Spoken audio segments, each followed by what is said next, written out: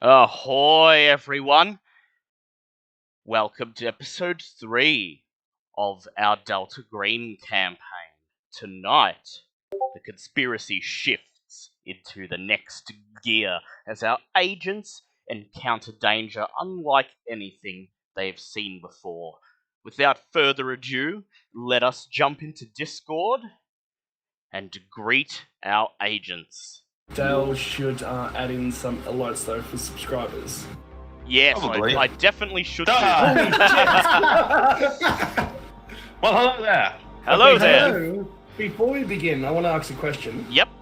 How often does the Star of Aldebaran come to pass? How do you even spell that? The Star of Aldebaran comes to pass, I think, once or twice a year, not very often.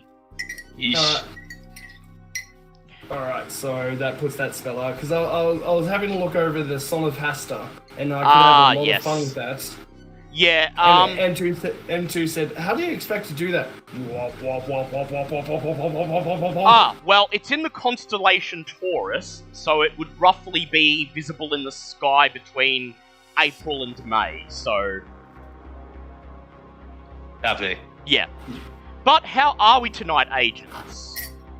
We are good. Ready to go insane. How is our keeper? The Keeper is good, and he's ready to send you on your next operation, Episode 3, A Victim And hello, of the Stone Art. family. A Victim of the Art. February 1st, 1999. The new year. It's already been several months since your nightmarish first operation for Delta Green, and the unfortunate death of Dr. Krillin Temporary. Things have been relatively quiet since then, and your life has returned to a facade of normality, save for the constant nightmares that you were plagued of. The Eye of Azathoth, of Krillin being torn limb from limb. So what has everyone been doing since that fateful operation? Nox Smolder, how have you spent the last few months? Shit. I That's the honestly thing we're thought supposed to do. Yeah, that's the thing we're supposed to do, isn't it? I thought you were going to start with other people, because I'm just now bringing up his character sheet. Because I know that gazing upon Azathoth and getting away with your sanity mostly intact granted you some forbidden knowledge. And so I assume you've spent the last few months in between your normal work as an FBI agent trying to make sense of the knowledge you gleaned from this unspeakable encounter. Yes, reading all the pros and cons of the spells, well, I guess, being haunted every night of, images of the blind idiot god. Yes, and knowing that even though you pierced the veil of reality, you still have no clue what happened to your brother. I will find out what happened to my baby brother. Next, we have, played by M2, Stanley Baird, the tech analyst. How have you spent the last few months since your first night at the opera? Stanley's just been mostly trying to bury himself in his work to try and get past the horrible and untimely death of his, well, I suppose he was sort of a friend. We worked in the same sort of area, but, yeah, seeing old Krillin Temporary bite the dust did not sit too well with him, so he's just trying to work on stuff, was signed on for this, for, like, alien spotting and whatnot, not so much the, eldritch abominations in different realities, but, you gotta try and work through, because we're kind of too deep now to go back. So he's just trawling internet message boards about just anything conspiracy you can find theories. related to these random nut jobs. Also been keeping a close eye on the reporter guys that, yes. people that the reporters that we came across last time. Yes, catching the odd episode of Phenomenex. And they seem to have not followed up much on what happened last time, but they do make references in a few episodes about FBI agents being involved in a shadowy cover-up, and they do seem to think, especially after last time, that they may be onto something. And Stanley, where are you up to in Pokemon? Of course, the most important question. Well, in his off time, he's been trying to grind up to deal with Sabrina, since Alakazam in Gen 1 is an absolute fucking nightmare. Much like every other aspect of his life at the moment. Yes. And finally, played by Smithy, our other surviving member of the original cell, Dr. H.G. King, our forensic anthropologist. What have you been doing since the previous operation? Well, since the other good doctor did not make it back, there was a lot of extra work that needed to be assessed in the lab, and continuing his hard work, trying to make sure that his death wasn't in vain. So, yes, you pretty much had a doubled workload in addition to your own research and reading about the occult and the supernatural. Yeah. Very well. So he's been very busy.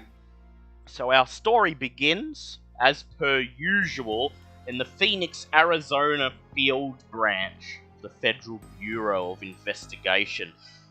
Things have been relatively quiet. The holiday period is finally over, and the slight uptick in crime that occurs over the Christmas and New Year period is starting to slowly taper away.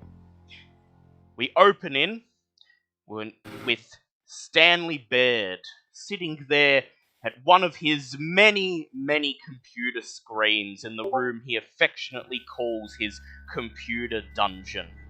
You're just lazily browsing through an Excel spreadsheet of various phone numbers, trying to get to the bottom of a quite boring, if I'm to be honest, case involving some fraudulent identity theft over the phone that has occurred in recent weeks. As you complete this, you're occasionally taking a break, picking up your Game Boy and grinding away in the patch of grass outside Saffron City. You've captured a Kadabra, and you've realised that the best way to fight Psychic is with Psychic. So you're just grinding it up, intending to brute force your way through Sabrina. You're also spending some time occasionally switching between the conspiracy theorist message boards and also a couple of online gaming message boards, as with the new year came news of a new Pokemon game with 100 new creatures to collect. And as you're browsing the pre-release photos of all of Gen 2's monsters, your computer goes ba-dum, and a little red icon appears above your email inbox. Here we go again. As soon as you see the icon, you have a feeling deep within your heart. It's almost as if you know what this email is going to contain. So, do you have anything to say as you click the icon and open the email? Oh, sorry, M2 didn't hear that. You have to say again. Yeah, I was gonna say, just very briefly, just takes glasses off, just drains his eyes, and just, oh boy, here we go again. Of course.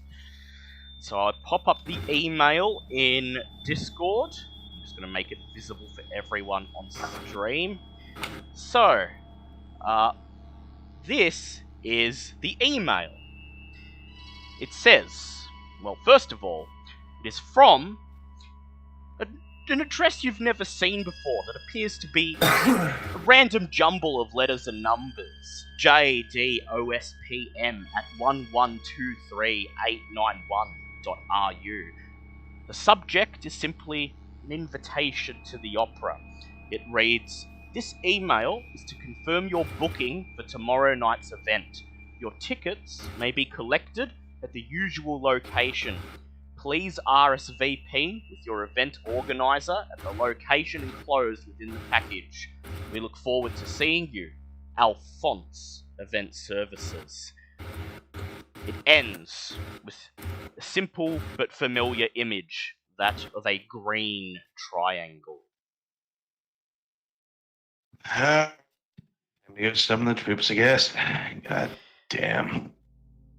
You quickly assemble the others, show them the email, and tell them that it appears you're once again being thrown straight into the fire. Nox Smolder, H.G. King, do you have any words or pertinent reactions to realizing that once again you're about to risk your lives? One step closer to finding my brother. HG just makes a bunch of notes and leaves them just since he's now seen one of the doctors already go, so he's left notes for anyone else to continue the work. Good idea. Should he not make it? Good idea. You've compiled a list of notes of what to do. You leave this in your lab in the event that you do not return. And so, Stanley, the email mentioned that your tickets may be collected at the usual location. I'd like you to make an intelligence check to try to remember what this place may be. Intelligence. What are my D10s at? That's gonna be just a regular pass. 47 to start the night off. Usual location. You've only been on one prior operation, but there is only one place that it could be. That old run-down post office on the edge of downtown Phoenix, in that small, badly maintained post box, the green triangle etched on the door, with the broken security camera overlooking the shadowy alleyway. And so, you quickly tell the others that that's your destination. And so, as Special Agent Nox Smolder heads off to once again check out one of the Bureau's cars for the journey, what preparations do you guys make before you leave? During my time of like these guys getting ready, I come to a moment of realization. Yep. And it won't be revealed till later, but I have picked my spell. So the forbidden knowledge has finally coalesced within your mind and become clear. And you smile as you realize you may just have an opportunity to put it to the test. Wait, I'm gonna say what it is. I'm gonna use one of the alternate names, but only Dale will know what it is. Yep. The Rite of Desolation. Ooh, lovely. That just sounds like it's gonna end well. H.G. King and Stanley, as you get ready for another night of the opera, what preparations do you make? What do you bring along? Is there anything you requisition or purchase in the last minute? So obviously the field analysis kit sort of thing. So if we do find anything, or if we can't get back, and also the triage kit. So you never know. That's a good idea. And do you have a first aid kit, Dr. King? I've got the triage kit that I got. And yes, that's still got supplies in it, so that's fine. Yeah, hasn't been used yet. Hasn't been used yet. And Stanley, anything in particular you would like to bring along aside from your usual? Apart from my usual kit, there is one addition to my supplies. I may have taken a leaf out of my former colleague's and gotten myself a taser, just in the off chance. I mean, it would have been nice to have tried to grab his, but you know, it's kind of been lost in an alternate dimension, so Yes. kind of makes that one hard to get a hand on. And with the generous op bonuses that Delta Green gives, you had more than enough money to purchase that. So, Hey, do we get paid again? you got paid last time. You got a handful of money. Oh yeah, that's right. I'm looking at my Yes. cash now. Yes. Taser still counts as a handgun, right? Yeah, Taser still uses the Yes, handgun. the proper, yeah. Firearms. Yeah, that's what I figured. Just need to quickly check what the damage and range is on that one. Sorry, I should have done this before time, before we Yes. start tonight, but... So Nox Smolder, was there any, in addition to your new knowledge, were there any items you'd like to requisition or purchase? See, oh crap! I can't believe I haven't got this sooner. I would like to get because we can do this now. Yep. Proper night vision goggles. A set of night vision goggles. A very useful purchase, and I would like you to. Oh, I should have done that. I would like you to please make. Let me work out what check would be good for that. I would like you to please make a. We shall say. That's military hardware. So I would like you to please make a law check to try to requisition some goggles through military channels. Alright, that is a 20, which is a pass. Lovely. So there's a legal loophole for FBI agents that you're aware of that allows you to access hardware that isn't really available to civilians as long as you can justify its use on an operation. You are able to do this, and you may purchase a pair of night vision goggles for $250. Can I get a backup battery for it? Very well. So the goggles plus an additional battery will cost $350 altogether. Easy done. Lovely.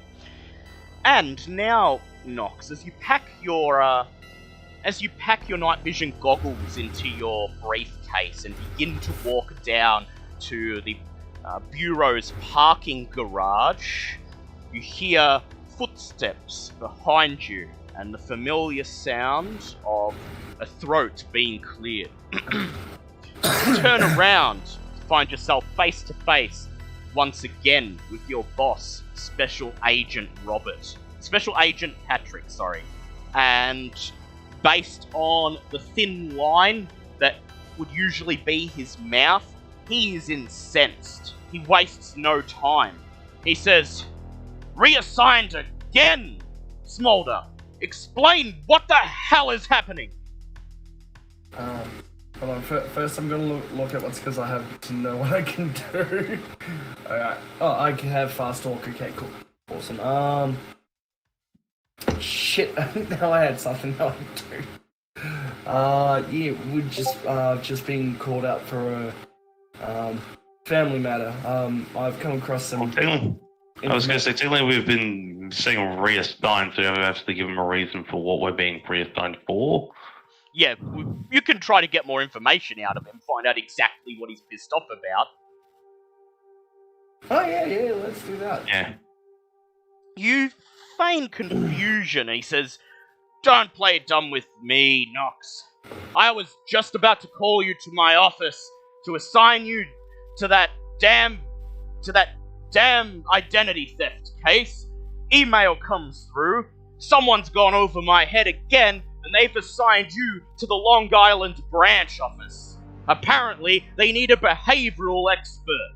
First I hear about it, and you told me last time that it wouldn't be happening again." He folds his arms, leans up against the grey brick wall, and he says, "You want to explain to me what's really going on?" Well, boss, what can I say? I'm just really good at what I do, and they haven't got any other agents that they can rely on. Make a fast talk check, please. Like that. That is a 18, which is a hard pass. He frowns and shakes his head, and he says, "Last time this happened, we damn lost one of the lab techs." He says, "Somebody seems to want to continuously put you and the tech analyst and our best coroner in dangerous situations." I don't know what to tell you, boss. They seem to like us, and we're really good at what we do. And someone's got to keep these knuckleheads in line. Make an appearance check with advantage, please. Ooh, that I can do. Do I have? Fancy. What's my appearance sitting at? 17. That is. Oh, thank God. That's with advantage. That was 77. 77. And that is 26. So Yep. that's a hard Lovely. appearance pass. He thinks for a moment, makes a tisk tisk tisk sound, and mutters something under his breath. Then he slams his fist behind him smashing it against the brick wall. He just looks at you, shakes his head, and he says, "Something tells me this ain't gonna end well." And then he, without another word, he just turns his back to you, storms away down the hallway towards the cafeteria. Oh, we got away with it again. You can't help but think, however, that the more this happens, the more questions he asks, the more of a problem he's going to become. You think about how you'll deal with him later.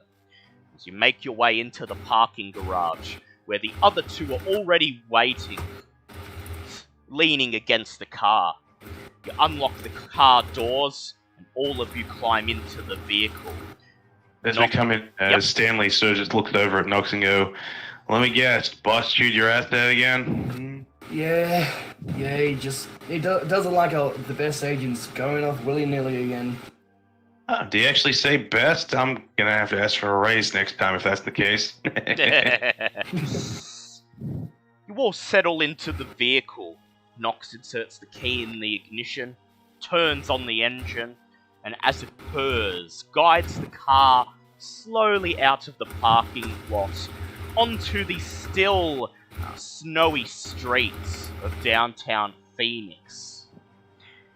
Driving the car through the last remaining dregs of ice and slush that still litter the ground in this late winter month.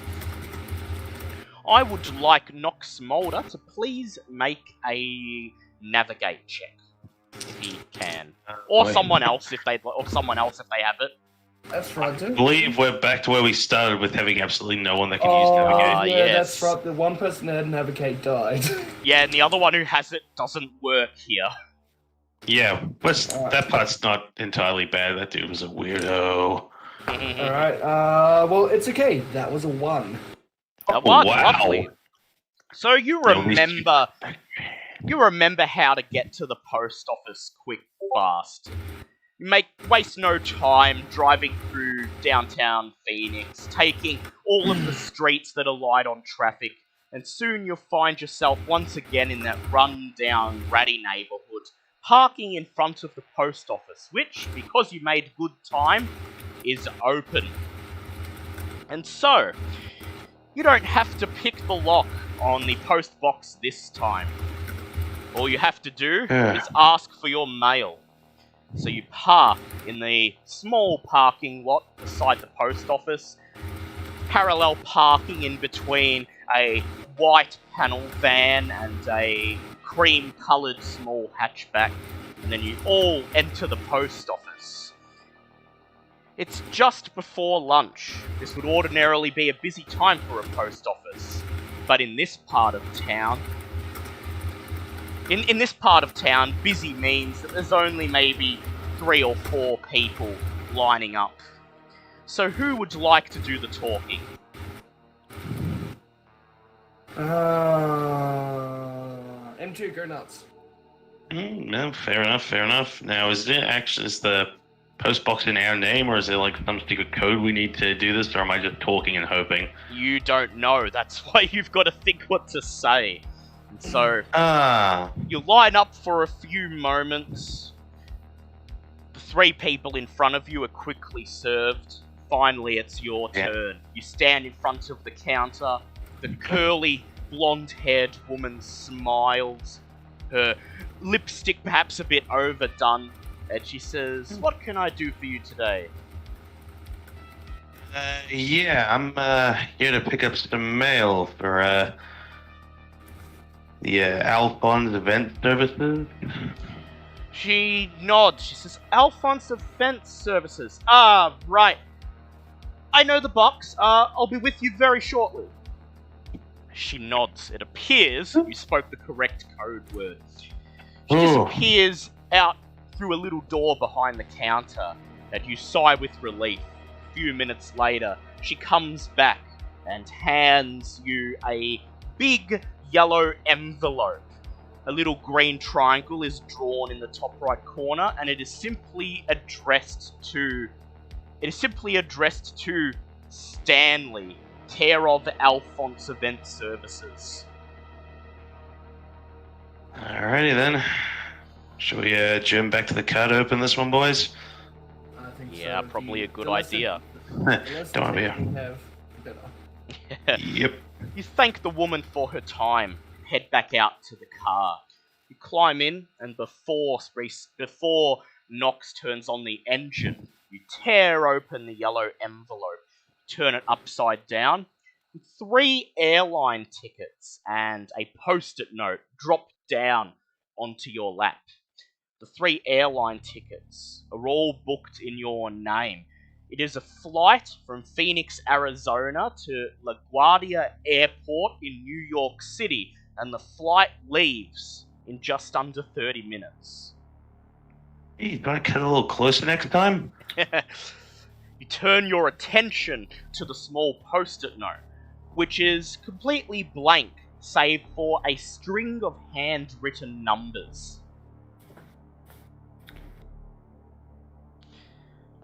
I'd like everyone to please make intelligence checks. Can I push that? Yes, you can. That's a pass for me. That's a 19, which I believe is just a hard pass. Pass for me, 36. So you all recognize the numbers fairly easily. It's a set of coordinates. Presumably this is the location where you were supposed to RSVP with your event coordinator. You could look it up when you get to your destination, or if you think it might save time now, feel free to get Stanley to pull out his laptop and look up these coordinates. Do we want to just do that on the way to the airport, or? Yeah, you could do that. Yeah, that'll probably be. Alright. You grab your laptop, Stanley, you unfold it and place it on your lap. You reach into your bag of kit and pull out what those in the modern day would recognize as a USB dongle, but in 1999, it is a cutting-edge piece of tech. It allows you to pick up an internet connection anywhere that's covered by a cell tower. And although it is extremely slow, as Wi-Fi hasn't been invented yet, it will do what you need it to do. So you plug it in, log into your internet account, and begin to search up the coordinates. Please make a computer use check. Oh, yeah. That's something he can do. Oh, absolutely. Come on, happy days. That's a 29, which, according to my numbers, is a hard pass. Hard pass? The search Clearly, it's just driving right. I was going to say, clearly we're driving right next to a cell tower as I make this call. Yep. The search only takes about 10 minutes. Most of this 10 minutes is just getting the internet site to load up. But you quickly determine that these coordinates are pointing you to the FBI branch office in Long Island, New York. And, of course, now that you know where it is, this will definitely save some time when you get there. I would like Nox Smolder to please make a drive check to see if you can get to the airport on time. Jesus Christ, I don't even have a drive. I think I might have to put some skill points Sit to into drive this. later. Yep. Yeah, that is a... Can I spend 6 lucky points to make that You a pass? sure That's can. 26. Oh my god. You know where the airport is, it's just a matter of whether or not you'll get stuck in traffic. Luckily, you appear to have chosen the correct streets and byways today, as you make quick time and arrive in the airport terminal with 10 minutes to spare. You quickly check yourselves in, hand over your tickets, are ushered through customs, and 10 minutes later, you are in the air. 6 hours later, you are climbing out of a rental car in the parking lot of the Long Island Regional FBI office. You take a look at your surroundings. This FBI office is smaller than the one in Phoenix. It is only a simple 2-story brick building that would be almost unremarkable were it not for the tall iron fence enclosing around the parking lot and the big white sign hanging from the gates with the Bureau's logo on it. The surrounding streets are quiet and rural, and snow-covered trees cast ominous shadows over the parking lot. You walk in to reception, and you hear a bell ring as the door shuts behind you. A female agent brushes a lock of black hair out of her face as she looks up from the computer behind the reception desk. She smiles, and she immediately offers assistance. Special Agents Smolder, Baird, and King, I take it? That'd be us. She nods. She says, yes, you're listed right here as being expected, 10 minutes ago, actually. You've made quite good time. Everyone's already waiting for you. Briefing room 2, if you please. She points towards a hallway to the right leading off the lobby, and at the end of it you could see a glass door with a large number 2 imprinted on it right at the end. Alright, shall we game faces on? Let's get this done. Yep, don't want to ask her any questions about what you're about to walk into, or you're just gonna put game faces on and play it as it comes? Good question. Does anyone else have any questions? Because I got nothing. Yeah, we'll take it as it comes. Very well. You nod to her in thanks. You make your way down the hallway, passing a couple of shut office doors with nameplates on them, indicating that the agents here specialize in primarily serial murder and unsolved disappearances. And then you reach the door to briefing room number 2. You can see through the glass door. The room on the other side is a wide open conference room, primarily taken up by a wooden marbled wall and a large glass window that runs parallel to the table. You can see at least 3 people waiting inside. One of them you already recognize. A dark-skinned African-American woman, her hair in tidy dreadlocks. You know her as Miss Green. The other 2 you've not seen before. middle-aged looking man in a suit and sunglasses, and very old looking man, maybe in his 70s or 80s, with wiry grey and white hair, in a wheelchair, with a machine connected to him that helps him breathe, making a loud Darth Vader-esque with each I was breath gonna he say, takes. Stanley sees this and just says, okay, no Star Wars jokes, but leave it at the door. You push open the door and file into the briefing room. All three of the agents look at you. Miss Green smiles and she gestures towards the table, inviting you to take a seat. Won't you gentlemen have a seat? Yes. Sure. Sure. Take seats. You take your seats and wait for the briefing to begin. Do any of you say anything, or are you waiting for them to speak first? HG just has a look around the room and just tries to get a bit of a judge of what, like, the characters of the different people. I'd like HG to make a psychology check, please. Sure thing. Can I push that? Yes, you can. Honestly, sounded like he just yeeted your dice at the desk. That is a fail. Look around at the three people. It's hard to get a read on them. Miss Green seems as mysterious and stoic as usual. The standing agent, the one with the sunglasses, seems as if he's almost fidgety or something. And the old man in the wheelchair just seems to be sizing the three of you up with a look of vague curiosity on his face. Miss Green clears her throat. She says, "Thank you for coming, and we do appreciate you being on time." Well, I'd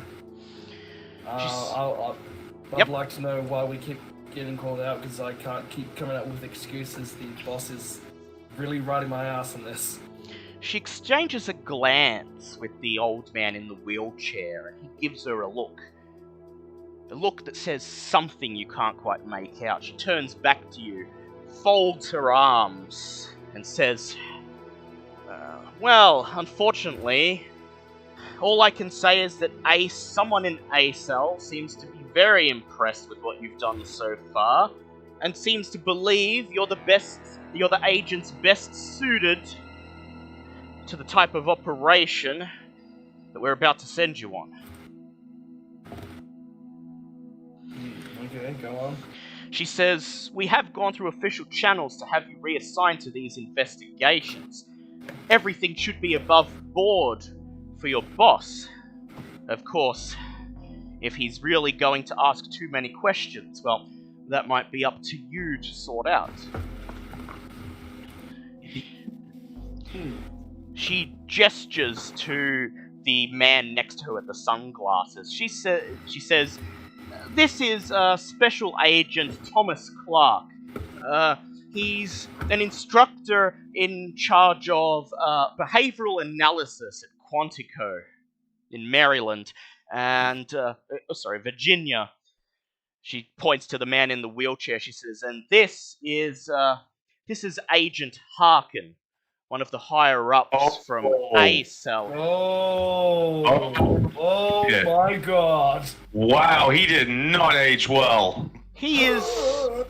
She says, well, he's curious to see how you handle this operation after he heard several factors that might be involved. She looks over at him. He merely nods and takes a deep breath.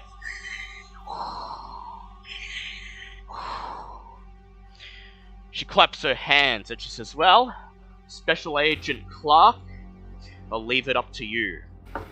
Clark steps forwards. He clears his throat. He says, "Yes, as Miss Green already said, I'm Special Agent Clark. I'm a friendly with Delta Green. I've been involved in 6 operations over the years. And, well, this case essentially fell into my lap. Originally started as an investigation headed by the local police. They got stumped, called in the FBI for help. Local FBI found themselves just as stumped, and then it ended up in the database over at Quantico. I noticed some things didn't quite add up, and I decided to get the group involved. He pulls out from his coat a little black remote control, and he presses a button on it. There's a click, and a projector on the end of the table right in front of him whirs to life, projecting onto the wall behind him the image of a smiling, grey-haired man with thick, scholarly glasses. He says, "This is Carl Moretti, local dentist of the town of Glenridge. He was found murdered approximately 30 days ago. It was the first murder in 5 years in the town of Glenridge, and it seems to have started quite a stir. The victim was identified as Carl Moretti through dental analysis and fingerprints. He was found in a culvert near the edge of the Great Peconic Bay, just inside a small park. His body was found extensively mutilated, and the exact cause of death could not be pinned down by the medical examiner. Moretti's spine had been forcibly removed from his torso and was never recovered. The head was found..." Fuck. Yeah, exactly. Sorry. I was gonna say sorry. It didn't mean to that's just interrupt Stanley's. mid-stray, but just stand under his breath. It's just like, what the fuck? His head was found a small distance from the scene, missing its lower jaw. Moretti was a family man, a professional with no enemies. Despite an investigation, the Glenridge Police Department came up empty-handed. He surveys the room for a moment, and then presses the button on the controller. There is another click, and Moretti's photo is replaced by a picture of a woman with shoulder-length brown hair. The wrinkles on her face betray her age as being roughly early 40s. He says the second murder occurred 10 days later. This time, the victim was a local librarian at Glenridge High School, Vanessa Hatton. Her body was discovered by groundskeepers early in the morning, hanging from the branches of an oak tree at the school. The mutilation of her body resembled that of Dr. Moretti. Hatton's spine had also been removed, as had her head. This time, however, the head was not recovered. The Glenridge PD did what they could to keep the murder's details from the press, but somehow the details became public knowledge that 2 murders with similar circumstances had occurred, and rumblings quickly began to pop up, suggesting a serial offender. I will say the physical evidence was strange, to say the least. He pauses for a moment, frowns, and then he says, "No typical samples of the perpetrator's hair, skin, blood, saliva, or bite indentations could be found on the victims. Samples of tissue taken from underneath fingernails proved to be a pulpy grey substance which defied analysis. It's this substance which actually led to me alerting the organization to this case. The local medical examiner could only say that the substance was an unidentifiable, complex organic polymer, I believe the report said. The fact that Hatton's body was recovered 12 meters up a tree was also another strange consideration. It was clear to all the police involved in the investigation that the body had not been dragged up the tree. Photos of the crime scene indicated no evidence of blood or hair on the trunk beneath, and no evidence of rigging in the trees. Further examination, I'm told, revealed that the Moretti body had suffered great blunt force trauma consistent with a fall from a great height, just like the Hatton body. The local medical examiner wrote in his report that he hypothesizes the bodies are being dumped at night from some sort of aircraft. He pauses to give you a moment to ask any questions that may have formed. Would any of that have, like, being someone who examines like bodies, would that have sparked any remembering or anything from the past, or any? I'd like you to make an education check, please. So 003, that's just 3, is it? Yeah. Yep, so Be then an extreme pass, I believe. That's an extreme pass, yes. So, you, in your past, have actually examined bodies that were found slung in trees. In this case, it turned out that they'd been attacked by wild animals. Bears, to be precise, who had somehow flung the remains away and gotten them miraculously slung over a low-lying branch. And you immediately think of this, but 12 meters high up in a tree would be way too high for a bear to fling a body. And that's not usual behavior for bears anyway. Agent Clark clears his throat and continues. Well, the press has learned about these killings, and Glenridge has become kind of famous at the moment. Both the New York Post and the Daily News have sent at least one correspondent each to the town to keep tabs on the investigation, and and our favourite crackpots from Phenomenex have also been sighted in the area. Just an immediate groan from Smolder. Stanley's just sort of sitting there sweating at the moment, just all he gets in his head is just, just have like some sort of fucking nightmare Jack the Ripper type fuckhead going around tearing people's bloody spines out. What the actual shit? The press have apparently dubbed the killer the Glenridge chiropractor.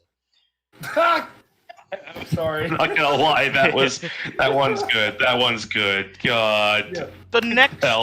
The next, and for the moment, the final murder occurred only 5 days ago. He clicks his remote control again, and what seems to be a school photo of a pretty teenage girl, short blonde hair, pearl white teeth, pretty smile, typical cheerleader type appears on the screen. Lauren Harrogate was a popular cheerleader at Glenridge High School. She was snatched from the second story of her house by an unknown assailant who burst through a French door from a balcony of her room, setting off an alarm and alerting the police. Her mother, the only witness to the incident, has been completely catatonic since the attack, incapable of communication. Mrs. Harrogate had suffered from depression before the incident. It is believed that the trauma of her daughter's death has pushed her over the edge. She's now been committed to the care of Swansea Psychiatric Institute near Montauk, Long Island. Lauren Harrogate's body was located early the next morning by police helicopters, hanging nearly 20 meters up on a large electrical tower near State Highway 31 in the north end of town. The mutilations matched the other two victims, and again, the strange grey polymer was found beneath her fingernails. Much like Miss Hatvan, Lauren Harrogate's head was not discovered. The Glenridge police asked the FBI for help, and that's where I came in. He smiles. He says, "Now, we appear to have two main objectives in this case. The first is to determine the true nature of these killings, determine whether or not it is supernatural, and if it is, to neutralize it. The second is to concoct a mundane explanation that will let the Glenridge police close this case without further exposure to the unnatural. Miss Green and I, and Agent Harkin here," he looks over at Agent Harkin, who replies with another deep breath, "will be here to assist. However, you may only contact us over the phone to discuss legitimate FBI matters.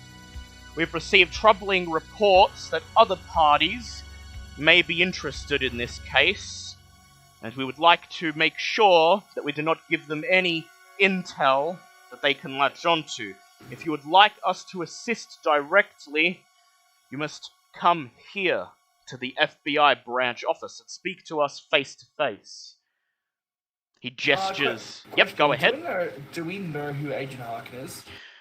Miss Green vaguely mentioned him as being someone who helped grow the agency when she recruited you, but aside from that, you don't know who he is, and don't know any of his particular accomplishments. Miss This is a Green... complete mystery.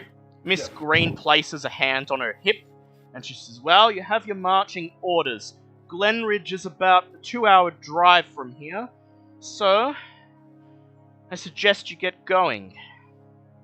Unless there are any final questions you would like to field. She looks over the room.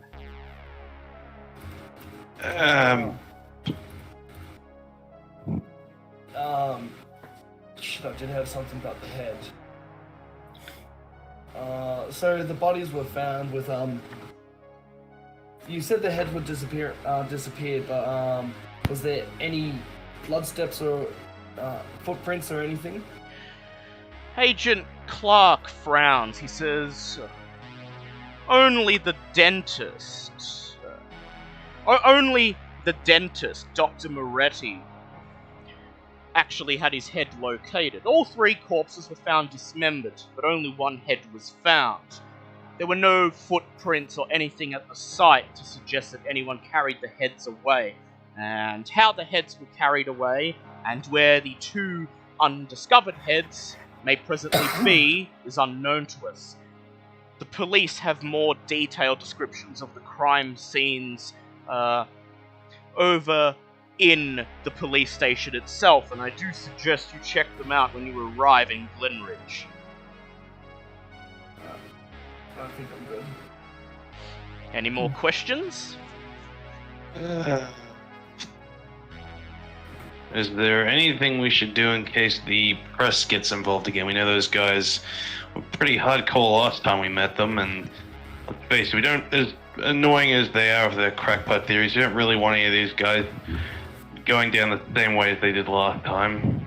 They both look at Agent Harkin, who shoots them a strange look that seems to say something once again. Miss Green bites her lower lip, and she says, unless they approach you directly, try to ignore them. After what happened last time, they probably won't be very willing to talk to you. They'll probably try to keep things on the down low. That said, we suspect somebody is feeding them information, and if you have to take drastic measures to limit their exposure to the unnatural, then Agent Harkin has given you clearance. Fantastic. Well, the last thing I want to do is have some more unnecessary deaths in my hand. The agents frown, and then both Clark and Miss Green wish you good luck as Agent Harkin simply looks on from his wheelchair, that look of curiosity still written on his face. You leave the briefing room, shut the door behind you, and leave the small branch office, walking once again across the shade-covered parking lot to begin the 2-hour journey to Glenridge. You arrive in Glenridge at about 4 in the afternoon on February 1st. As you roll into the small rural town, you can't help but feel a strange sense of dread set over you. The town itself looks boring, sleepy, the sort of town where everyone knows each other's name, and the local police force numbers less than 10 officers. As you drive down the main street of the town, where would you like to go first?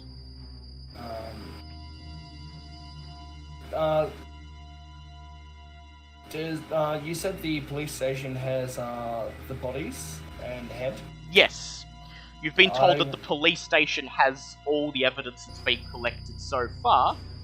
Though, if you think there are any other places that might prove interesting in town that you might like to check out, such as you know that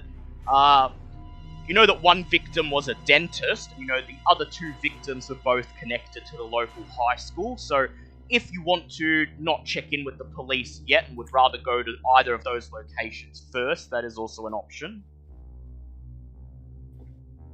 Well, I think this is a good time because it's just beginning to split up and divide and conquer 3 ways. Alright, so who wants to go where? Well, my skills are better suited for the evidence and the bodies. So you'll go to Fair the enough. police station. Where would Stanley like to go? Alright, so I have my choice of the university. What was the other one? So there's the local high school campus high school, sure. and the dentist's Yeah. office. Huh.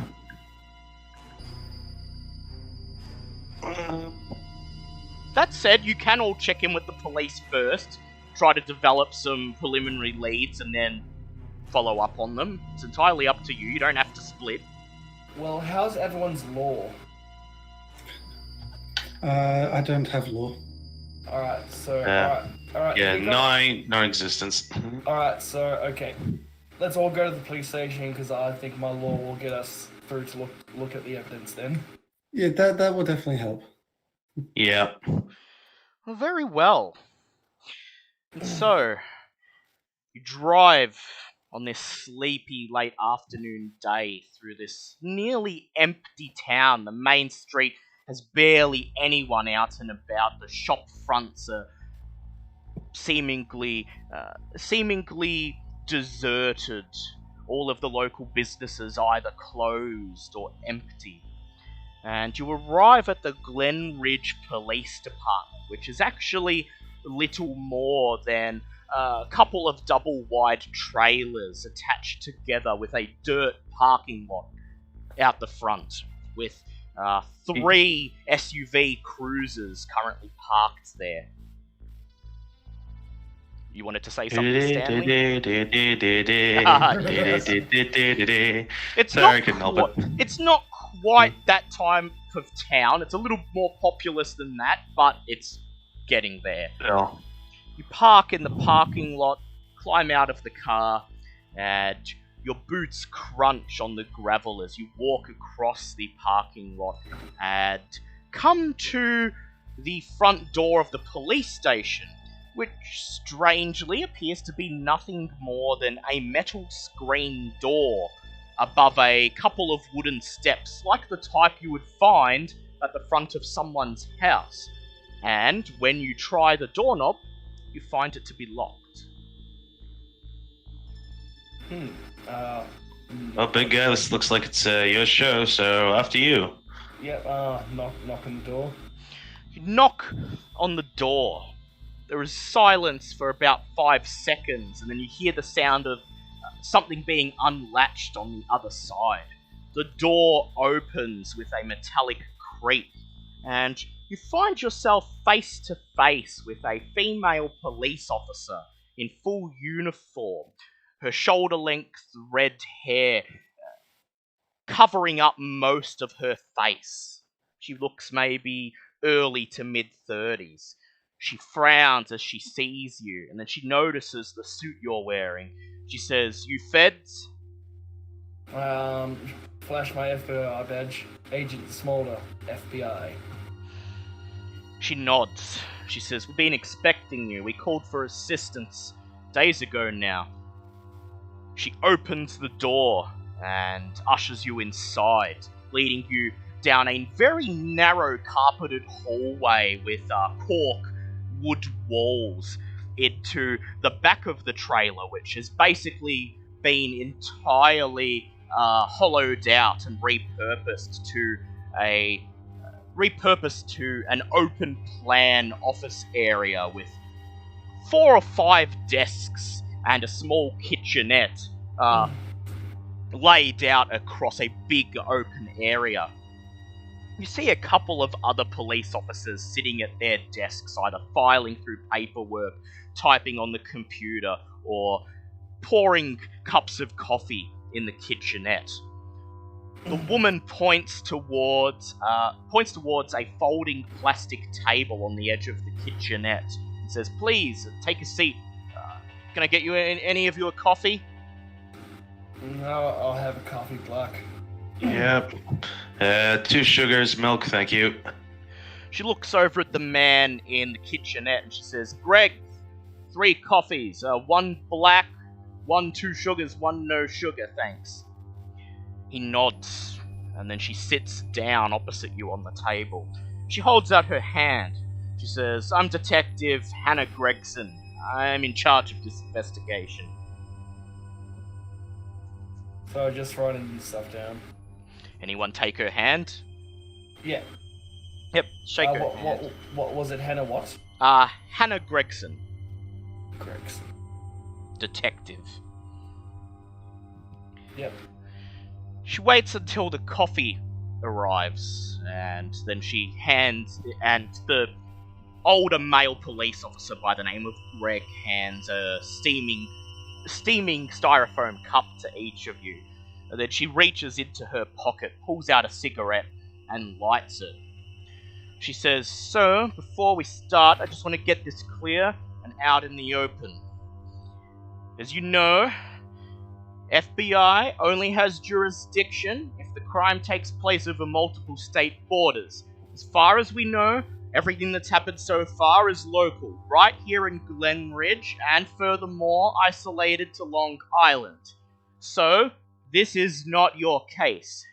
You're merely assisting us and helping us conduct the investigation. Am I clear?" We're just trying to keep things by the books and find out everything that we can. She says, "Right. Now, we do appreciate your assistance. I do like to consider myself a good detective and how we've got some good folks here in Glenridge, but we only have 6 police officers in the department, and to be frank, we're just not used to this kind of crime." She says, "So, anything you'd like to know before we begin?" Can you tell us more about this chiropractor killer that I heard about? She frowns and she says, "Yeah, Glenridge chiropractor, as the press are calling him." She clearly has some disdain for the name. She says, so far, 3 victims, 2 of them found strung up very high locations. School librarian, the top of a pine tree, 12 meters above the ground. Young cheerleader, 20 meters above ground over an electrical tower by the highway. The first victim, the local dentist, was not found in a high location, but the coroner did say that his body showed signs suggesting damage from falling from a great height. She says, "We've run background checks on all 3 of the victims, and for the life of us, we can't find anything that would indicate they have any enemies or that they've run afoul of anyone who would wish to do them harm. For the most part, they are all normal people living normal lives. Anything we found..." Go ahead, Stanley. I was gonna say maybe this was less of a targeted hunt and more of just a random pick a person on a dartboard. Who knows with this lot? I mean, the case itself's crazy enough. It makes sense that the guy whoever's behind it be crazy as well. She nods and she says, "Yeah, psychopath like this, no doubt it's some completely random thing that set him off." Whereabouts did you say the dentist was found again? She says the dentist was found in a local park, a local football field, simply lying there in the grass. His head was found a couple meters away. There isn't any trees or towers, anything like that in close proximity. to indicate where he might have fallen, but his body did indicate signs of having fallen from a great height anyway. Any Yep. rope marks or anything like that? Any signs or forms that something was constricting his body? She says, well, we've called you in to assist, and everything we found so far has been compiled in the reports. She gestures to the desk closest to the kitchenette, where there are several cardboard boxes filled with piles of paper. She says, all 3 bodies are actually preserved in the morgue right now, about a block away from here down the main street. And given that you're open to assisting with the investigation, I'm sure Dr. Santorini would be happy to let you take a look at the bodies yourself and divulge any of his findings. Sounds like a job for me. Be greatly appreciated. We've got HG King, one of our top agents here, who can look at the bodies. She smiles and she says, fantastic. Oh, and I have a feeling that this investigation might take more than just one night to resolve. So sometimes some of the officers here have to pull all-nighters. She points to a small, a tiny room off in the corner, opposite the kitchenette on the other side of the office area, with wood-panelled walls and a wooden door. She says, there's a couple of fold-out mattresses in there that you can crash on if you need to. Much appreciated. She nods and she says, well, I've got a press conference. I got to meet with the local press, try to keep them happy without telling them anything about this case. So I'll be attending to that, or you get a head start on the investigation. One thing before you go, I'd like it if you could keep the public as far as away from the park and the other places where the bodies were found. The less public interaction, the better. She nods and she says, very well. I'll have some of the other officers put out an order. And if you find anything or need my help, she reaches into her pocket and hands you a business card. It has her name on it, Detective Hannah Gregson, and her phone number. She says, I've pretty much always got my cell on me. If I can't answer, I'll get back to you as soon as I can. Well, I think we got our leads. If we find out anything, if you find out anything, let us know.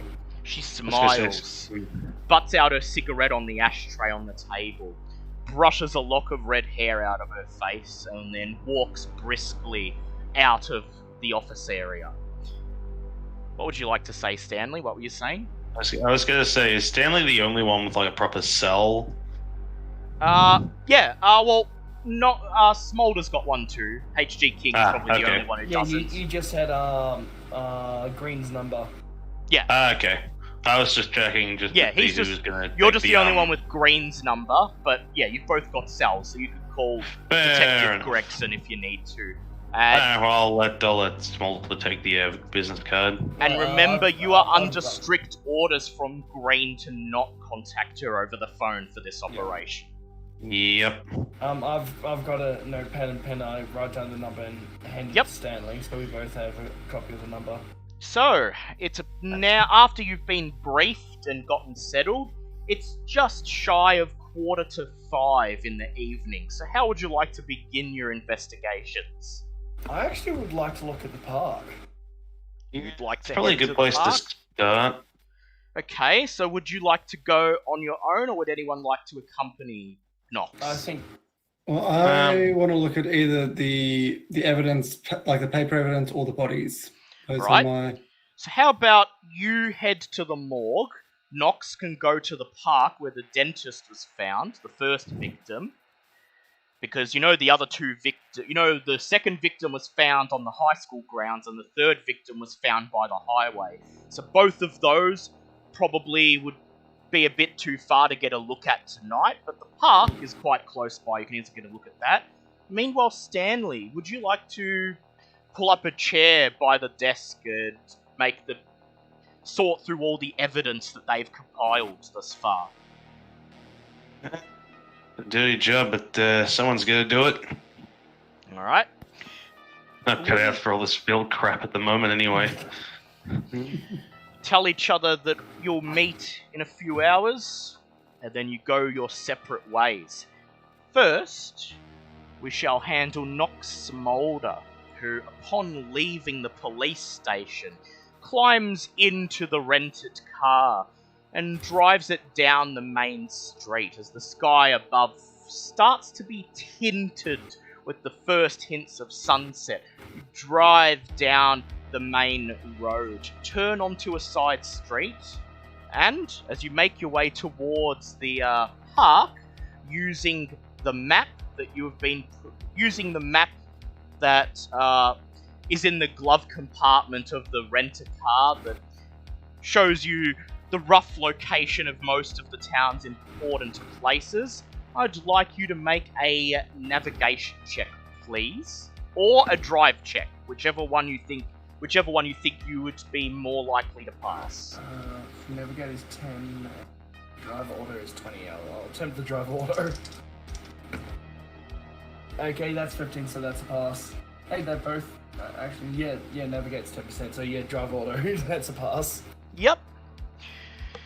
So you grab the map, unfold it, pinpoint the police station and the local football field in the what's called the Central City Park, even though the map shows it's only a tiny little thing about the size of one plot of land, and quickly plot a route between them, and you manage to get there taking only 10 minutes, with plenty of daylight still to burn as you conduct your investigations.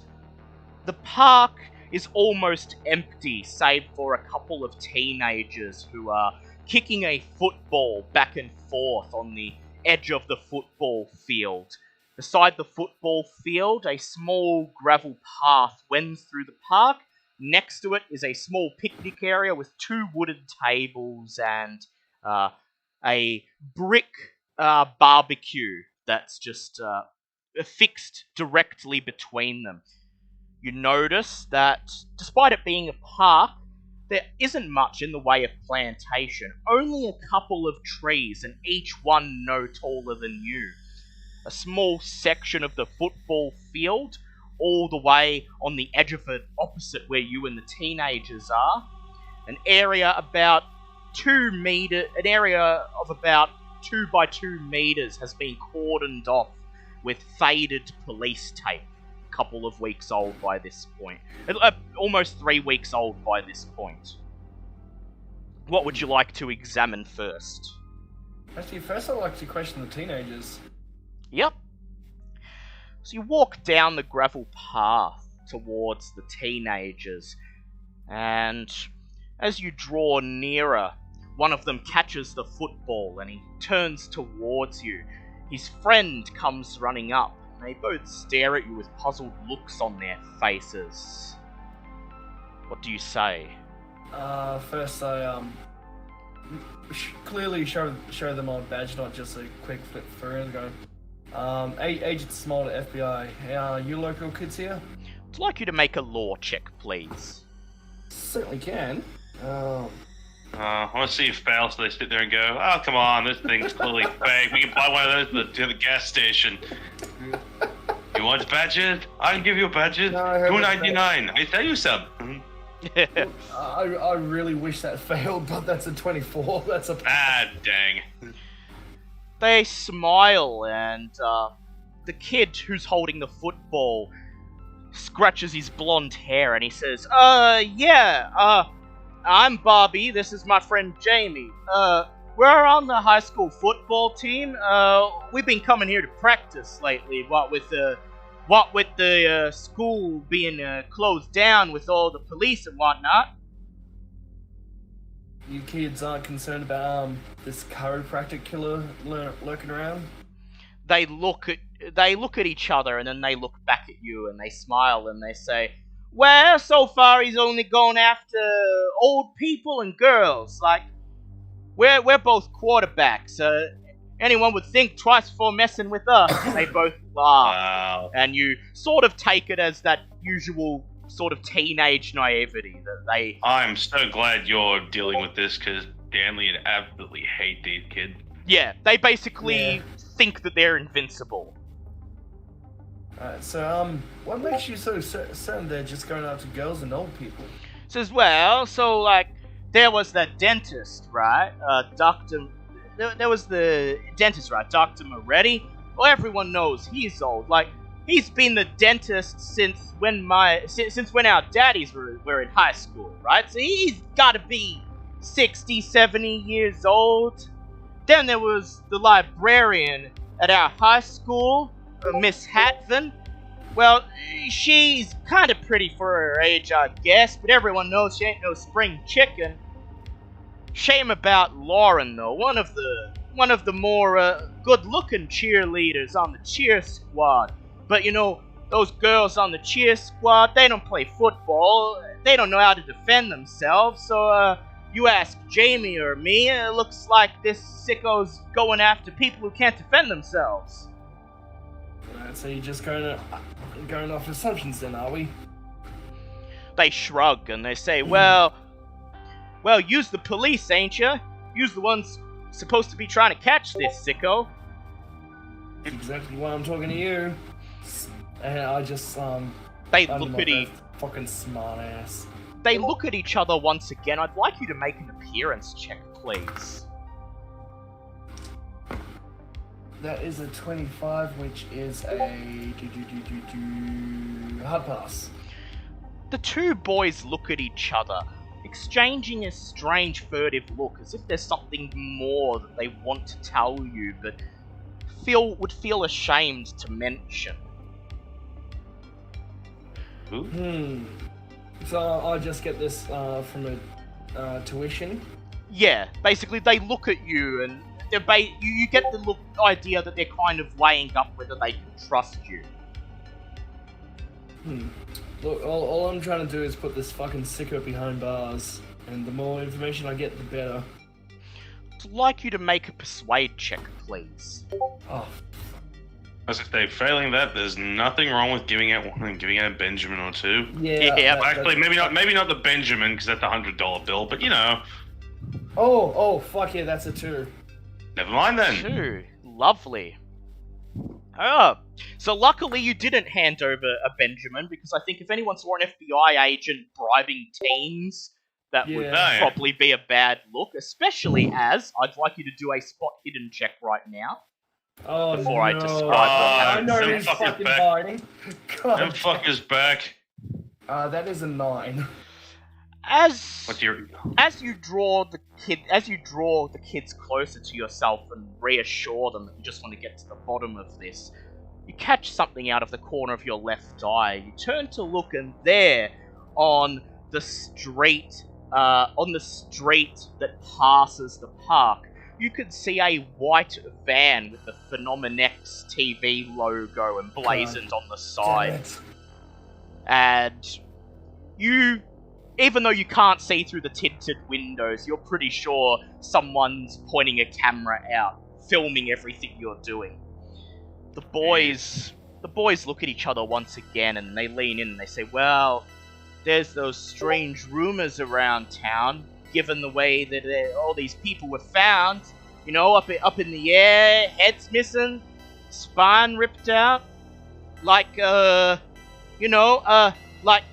spoke to one of those reporters who's been snooping around town the last couple of weeks, and he said that, there's a monster on the loose.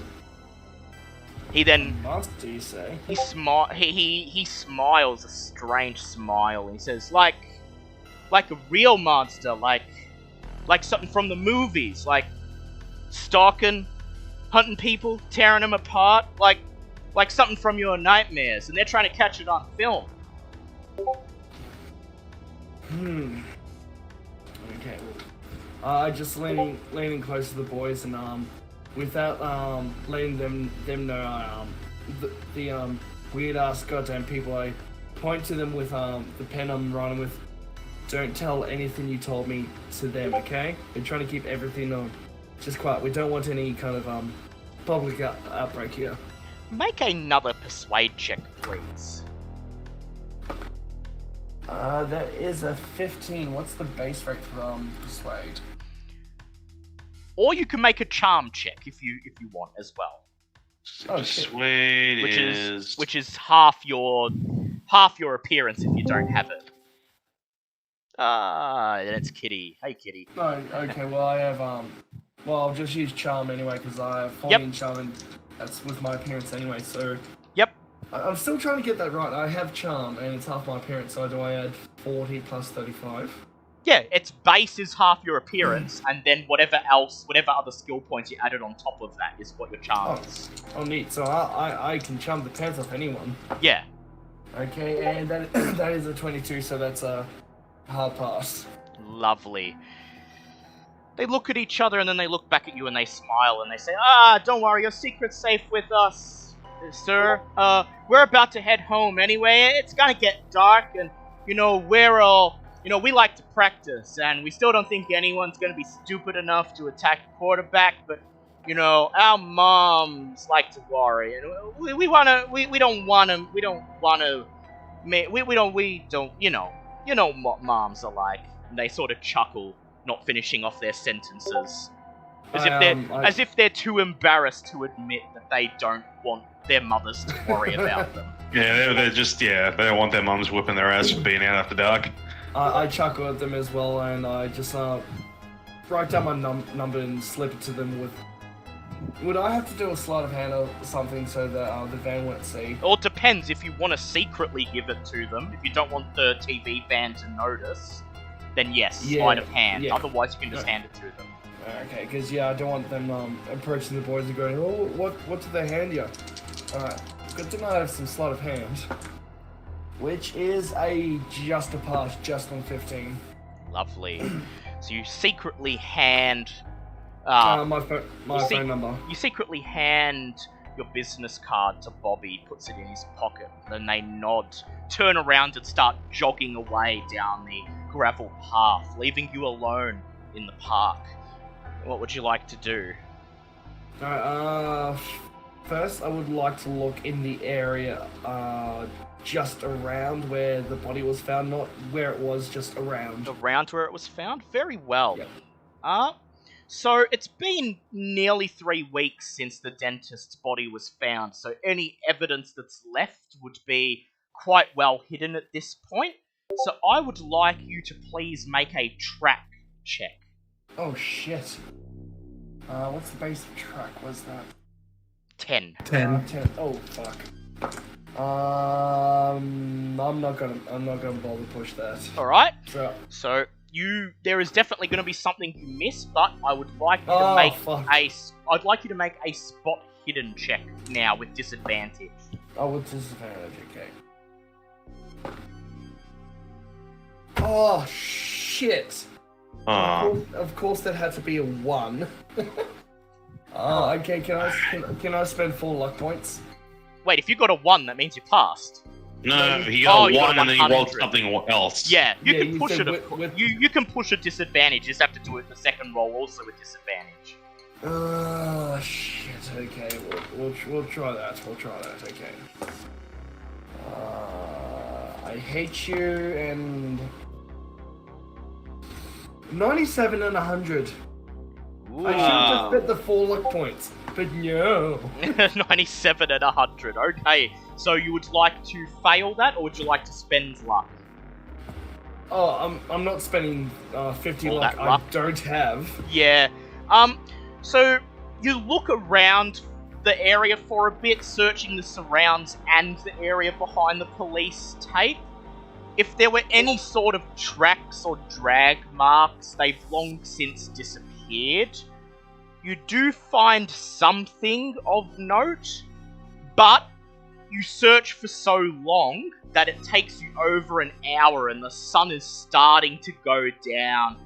The area is starting to turn purple as dusk rolls in by the time you find it. And that is about a meter behind the police line, presumably the place where the body was found, you see you see a large brown stain in the grass that you quickly identify as dried blood. It's a very, very large pool of blood, and in the very center of it, there's a small indentation in the dirt, as if something was just dropped here. It fell from such a height that it slammed into the ground, making an indentation, and pretty much exploded, resulting in this copious amount of blood pooling around the area.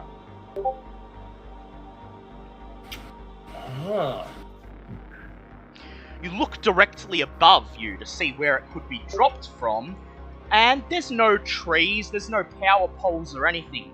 Directly above you, there is nothing but the purple early night sky. Dark blue clouds rolling in and a couple of stars already twinkling. This looks like the job for night vision goggles.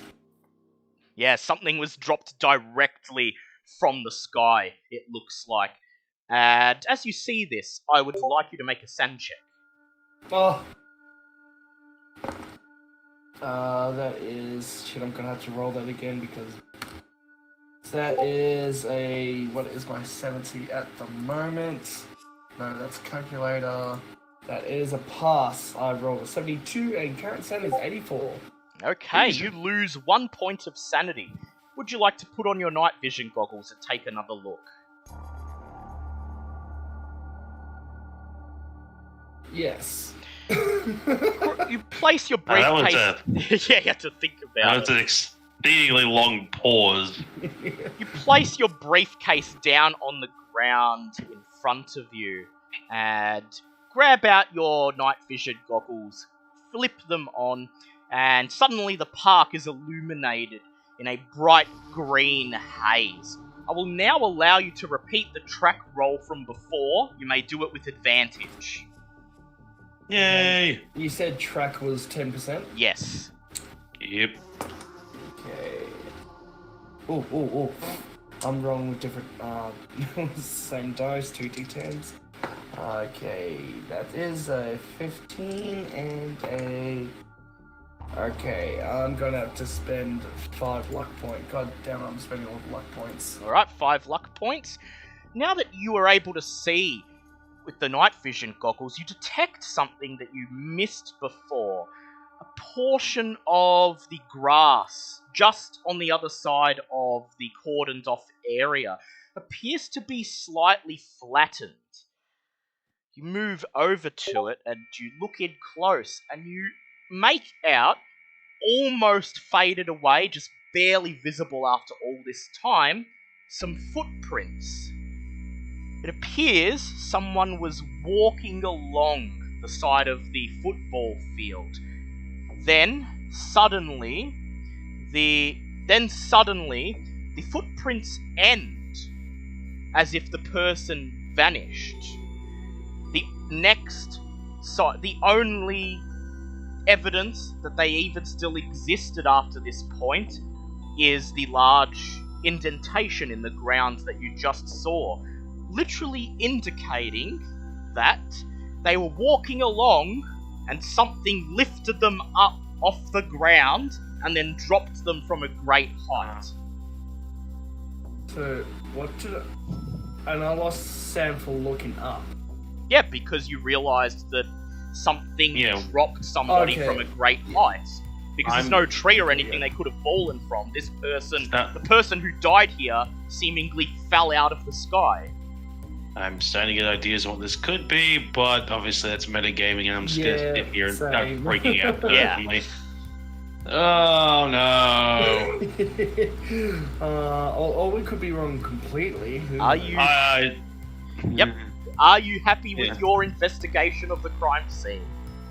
Are there any fragments of the body that hasn't been found? Like, because as you said, it was dropped from great heights. I'm assuming bits and pieces of the skull would have gone everywhere.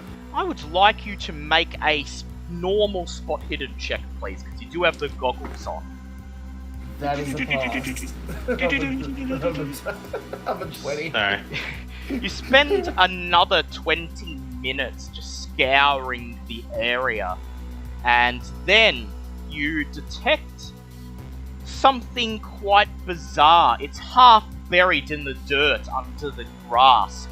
Obviously missed by the local police, and you don't blame them. If you didn't have your goggles on, you would not have been able to differentiate it from the grass and the dirt. It appears to be the top half of an index finger, just snapped off and discarded in the grass. And as you see it, I'd like you to make a sand check, please. Fair enough. Yeah, no, that's a finger. That's a pass. So you lose another 1 point of sand, and you grab the index finger out and drop it in an evidence bag. And the skin is leathery and grey and covered in maggots by this point. You'll be lucky to get any fingerprints or DNA off it, but you can always try. And based on the jagged shard of bone sticking out from the tip of it, it was just violently wrenched off its owner's hand with a great force. Eesh. Yeah, okay, I'll think I'll return now. Yep. That said, you believe you found enough at the crime scene, and so as the dark shadows slowly turn from purple to dark blue to black, you walk across the gravel path, footfalls echoing in the darkness, and just as you climb into your car and turn on the headlights, you still make out the shape of the white van, parked in the same spot. It had been watching you the whole time. We cross to H.G. King, who travels to the morgue about a block away from the police station. H.G. King, the morgue is not much to be excited about. The front of it appears to be a normal doctor's clinic.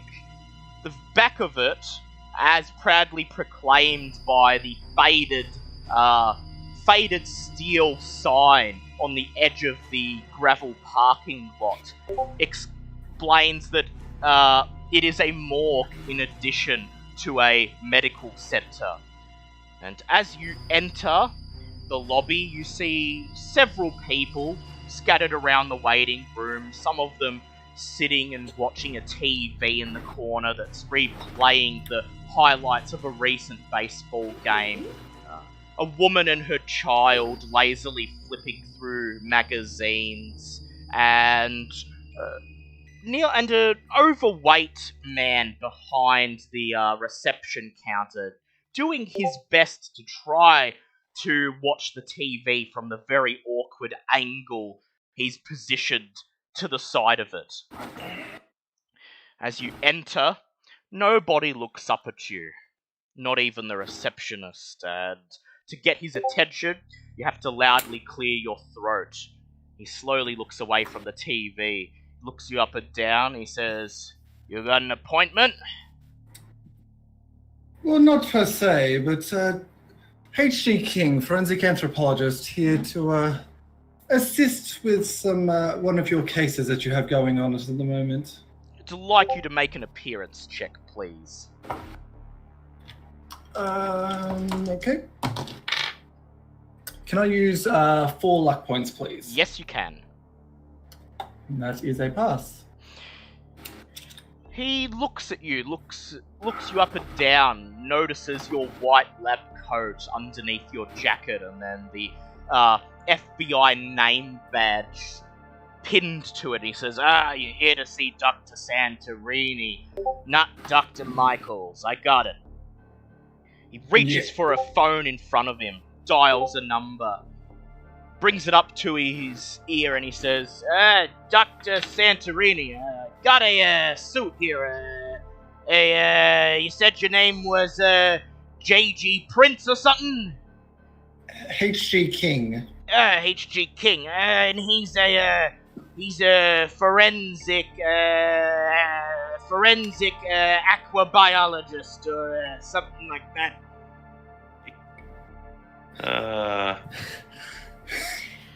He nods, he puts down the receiver, he says, yeah, Dr. Santorini said you could go through.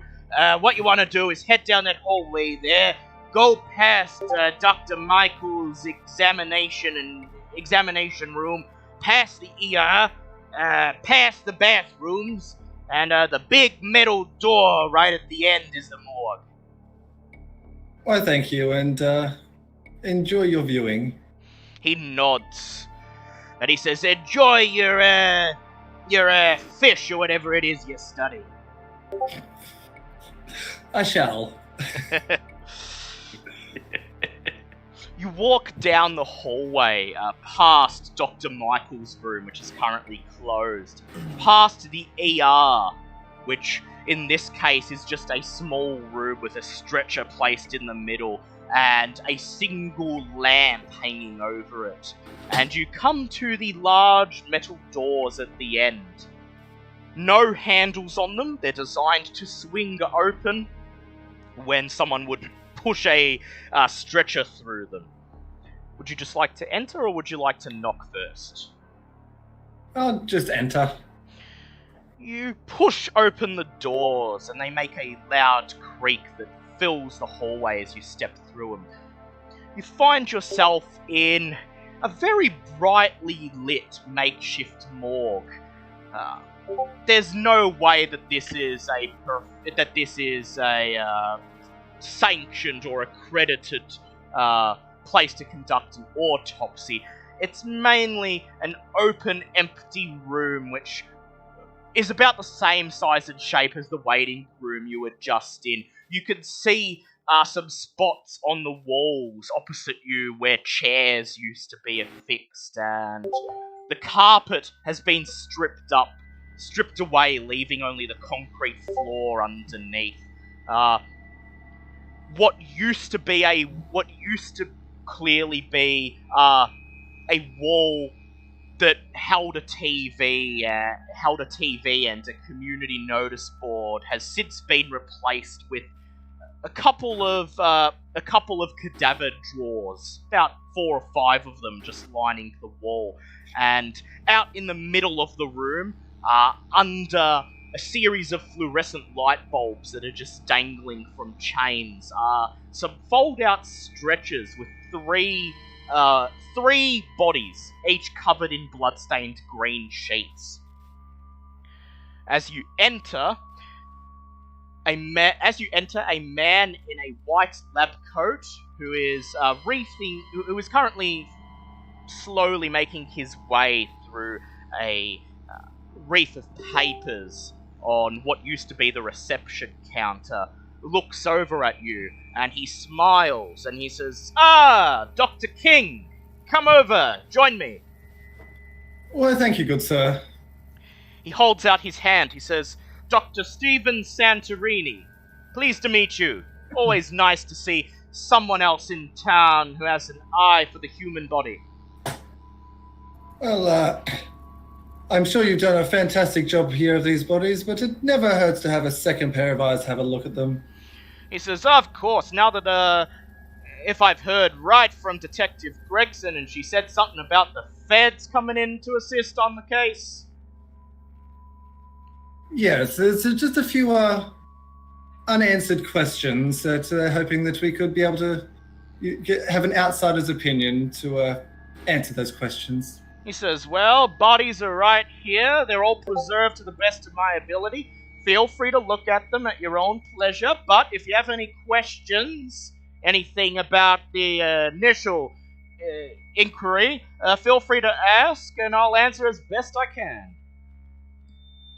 Well, so for what I've found, these bodies seem to have been dropped from some height, but not sure what dropped them or how. Is that correct?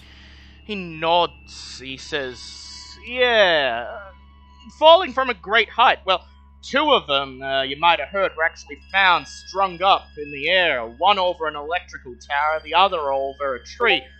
Poor dentist. Poor old Dr. Moretti was found just as if he'd been dropped out of the sky. Look, between me and you, this case is the oddest I've ever seen. I've been working as the coroner for Suffolk County for some 15 years now. I worked with the FBI, the Army, the Coast Guard, but I ain't ever seen anything like this. Look, I'm not above admitting that the oddities in the case outweigh any evidence that the post-mortem may have produced. Now, these the bodies that look like they were strung up, were they just look like they'd fallen, that's just where they landed, or were they actually strung up in the tree and over the wires properly? He says, well, see, that's the thing I couldn't figure out at first, because the way they were draped over, one was draped over the tower, the other over the tree. My first thought was that someone had gone to great lengths to string them up there, but then when I noticed the blunt trauma on the dentist, well, look, I'm torn between the two, but I'm leaning ever so slightly to the fact that they were dropped out of the air and just coincidentally landed where they did. And there was no sign of the heads for these other two? He says, unfortunately, they haven't been found. Which makes me believe that perhaps they weren't dropped and just landed there. Maybe whoever did this after the first killing is putting in a concerted effort to maybe clean up after themselves. Got to perhaps a bit more effort to conceal the heads. So you think this killer is evolving his techniques? He says, well, look, I don't claim to know anything about the mind of a psycho like this, but it's possible he may be learning, maybe getting more daring, better at what he does. He shudders at the thought. And how long between attacks was it? Says, well, so the dentist was 20 days ago now. Librarian was 10 days after that, and the poor young girl was only a few days ago. So roughly a week, give or take, between attacks. Right. He says, I'm not sure what to think of it because there isn't any exact time frame. He says, well, you ready to look at the bodies? I think that'll be best. He smiles a grim smile and he says, brace yourself please, Dr. King. Let's do this. You walk over to the bodies together, and then with a nod, Dr. Santorini flings the sheet one by one off the corpses. I'd like you to make a sand check, please. Here we go. That is a fail. So that's going to be 1d4 sand loss. Please just be a 1. Hey, that's just a 1. Lovely! Lovely. Okay. So as you look at the corpses, you find that the severe trauma in the hips, shoulders, and rib cages have rendered the bodies horrific to look at.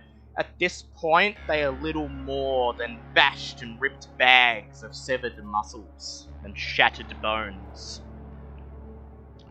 Go ahead and make a forensics check, please. Or a medicine check, or... Yeah, actually, we'll do all three in succession. So first, start with a forensics check. That is a 7. Hey. That's an extreme, which means I get a 1d3 send back.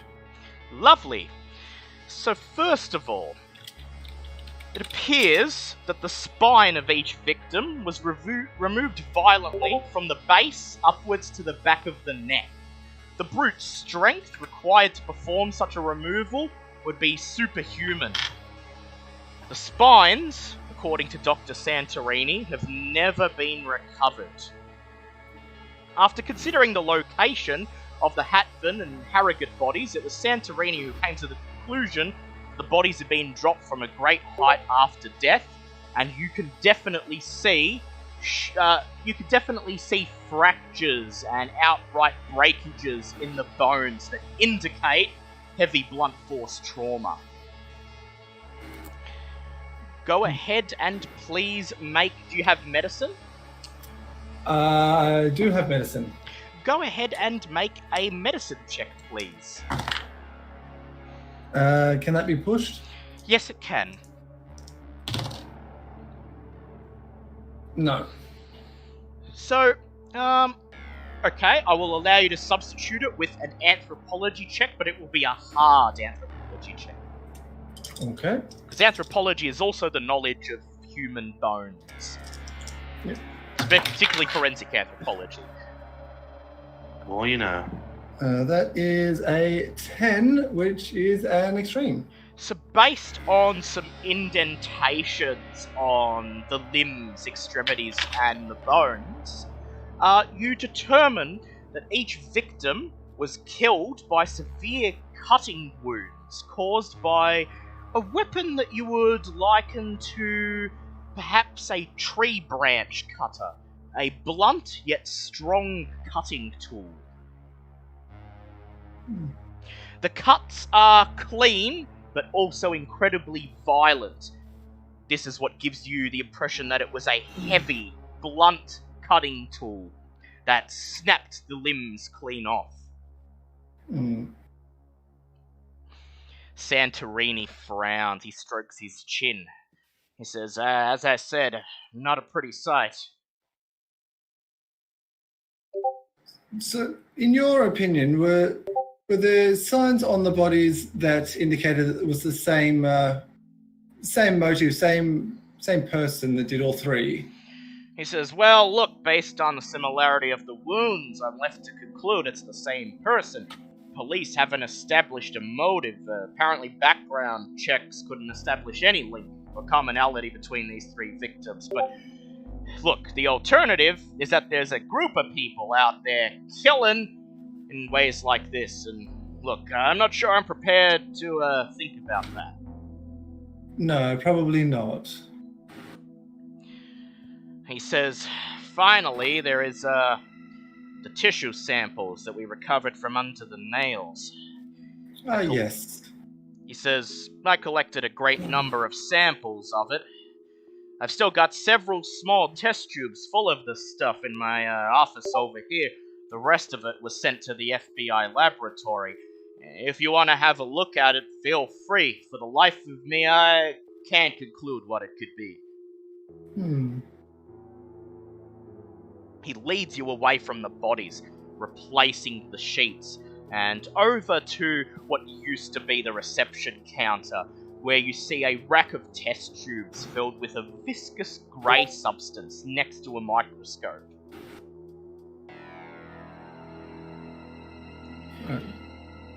So these were found under the nails, you say? He says, yeah, all of it under the nails, as if, you know, the victims were struggling, scraping at their assailant, and got this stuff under their fingernails. Look, I'm not sure what it is, but I gotta say it's the oddest evidence on a body I've ever found in my whole career. Well then, we best have a look, see if it's the oddest that I've experienced. You set up a couple of microscope slides, inserting drops of the substance between the glass plates, and then you place them in the microscope and take a close look at what's underneath. I'd like you to make a hard forensic check, please. That is a 15, so yes, that is a hard pass. So the substance recovered from the fingernails of the victims could not be clearly identified.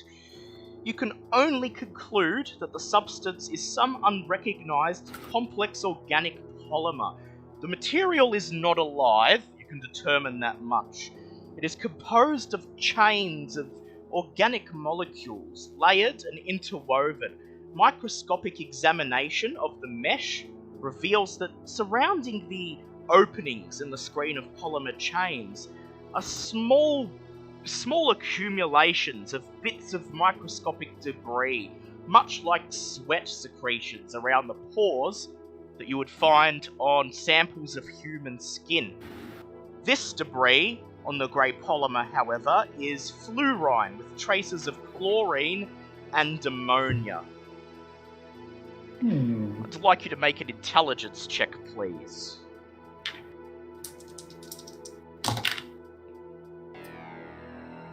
Can I use 3 luck points, please? Yes, you can.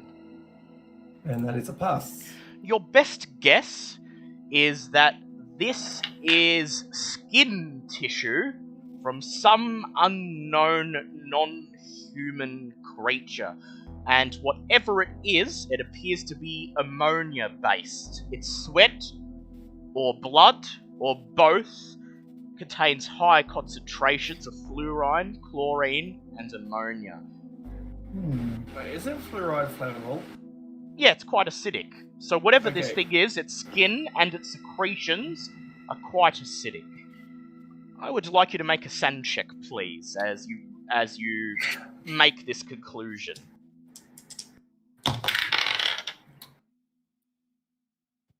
No. That is a SAN loss of 1d3.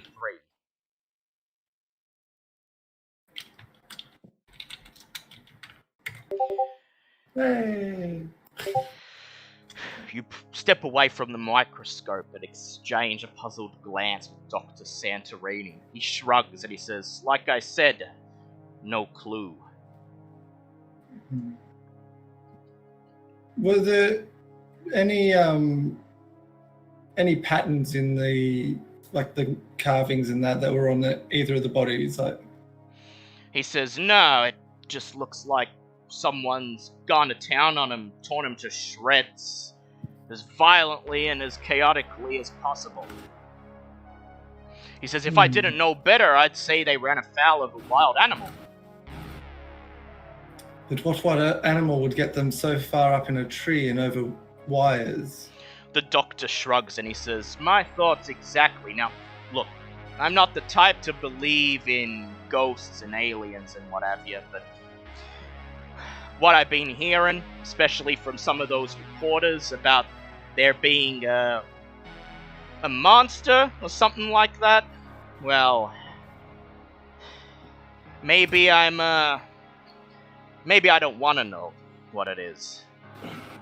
That quite possibly could be a wise decision, but let's just be safe. And if anyone does approach you about the findings, just keep it on the lowdown and say that they're still under investigation. So we don't want any unwanted eyes peeping around.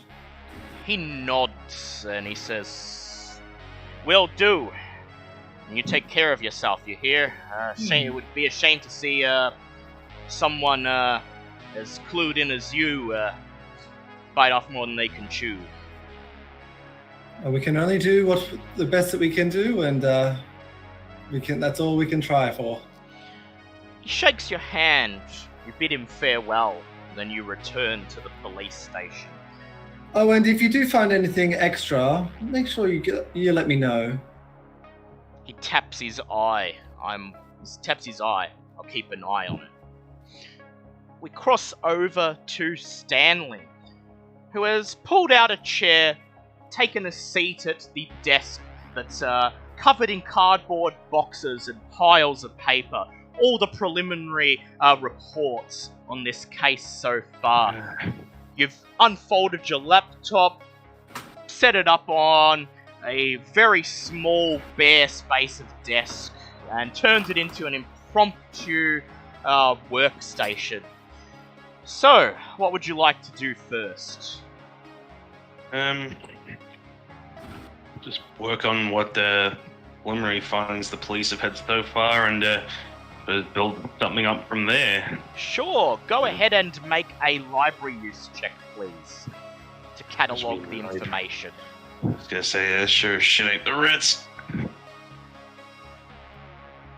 So, no, push that a little bit, if you don't mind, umpire. I spend 5 luck points for that. Yes, you can. Okay, so it's as it's all just been compiled over the last few weeks. It hasn't been particularly well organized, so it takes you the better part of an hour to go through all the cardboard boxes, separate the piles of paper into piles that represent each of the 3 victims, and you can't help but wish more people would learn to use computers, because if they did all this in a database, it would have been a lot easier for you. I was going to say, get to like about 5 minutes into the job and just go, I suppose I could get an extra cup of coffee, could you?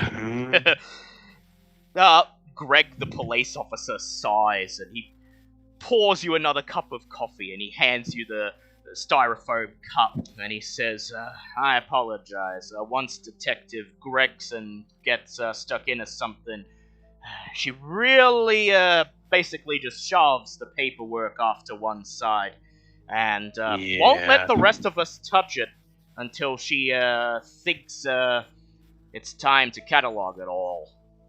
Yeah, well, yeah, you guys, look, I know it's a little expensive, but you ever think about getting into a computer, man? I swear, it really frees the desk up. He says, hey, you're preaching to the choir here, but try explaining that to Detective Gregson. Oh, no, trust me, I get those guys down at the office. And some of those guys, oh yeah, they can bench press twice their weight, but you put them in front of a computer screen and they're more likely to put their fist through it than actually work one out. So he actually seems to take a liking to you, and he grabs one of the chairs from the kitchenette, drags it over to your desk, and actually helps you scan through the materials, meaning you can get it done a fair bit quicker. So I would like you to make an own language check with advantage, please, with Officer Greg Michelson helping you. Hey, and that's the 1. Holy shit! This dude, this guy needs a promotion. Yeah. So with Officer Greg Michelson helping you, you quickly scan through, read all of the reports, and quickly write up on your computer a summary of the pertinent facts. Checking into similarities in the backgrounds of the victims, which could indicate a motive for the killer, reveals little at first. Each victim led a seemingly mundane life with no known enemies and enjoyed at least an upper middle class existence. Their family members are as baffled as the police as to who could be responsible for such a horrible crime. The only possible exception is Lauren Harrogate's mother, who has been confined to a psychiatric facility and has been completely unresponsive.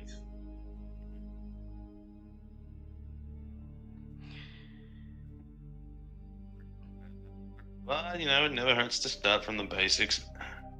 Yeah, I agree with you there.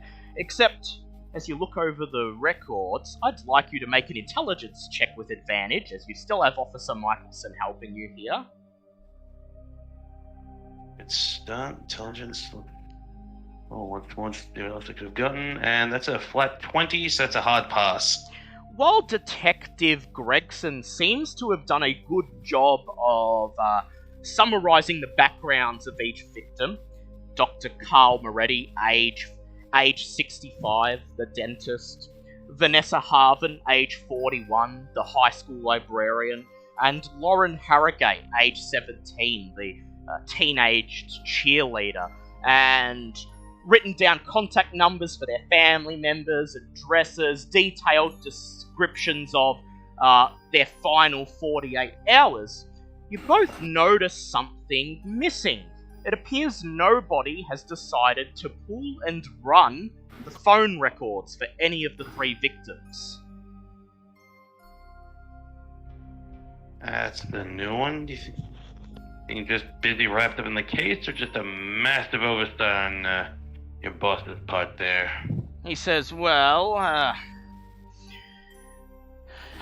there's a bit of bad blood between Hannah and the switchboard operators. They think she likes to pry too much. She thinks they're not as forthcoming as they should be with their information. So, if she can glean any information from other purposes, she'll do that and leave the phone records to last. He then looks at you, he says, but you're a Fed. Well, cracks knuckles and goes, alright, I don't suppose you got anything for me to pull here, or do I gotta go looking myself? He says, well, look, I'll put you through to the switchboard operator. He pushes a rotary phone across the desk towards you. He says, and, well, you, do whatever it is Feds do to, get a warrant or whatever, get us those phone records, and, you're good with computers. We can just get them sent right through via email, and hopefully they'll turn up something good. Alright then, you leave that with me. I'll work the magic, see what comes loose. He dials the number with his index finger and then hands the receiver to you. You put it to your right ear and you listen to the dial tone.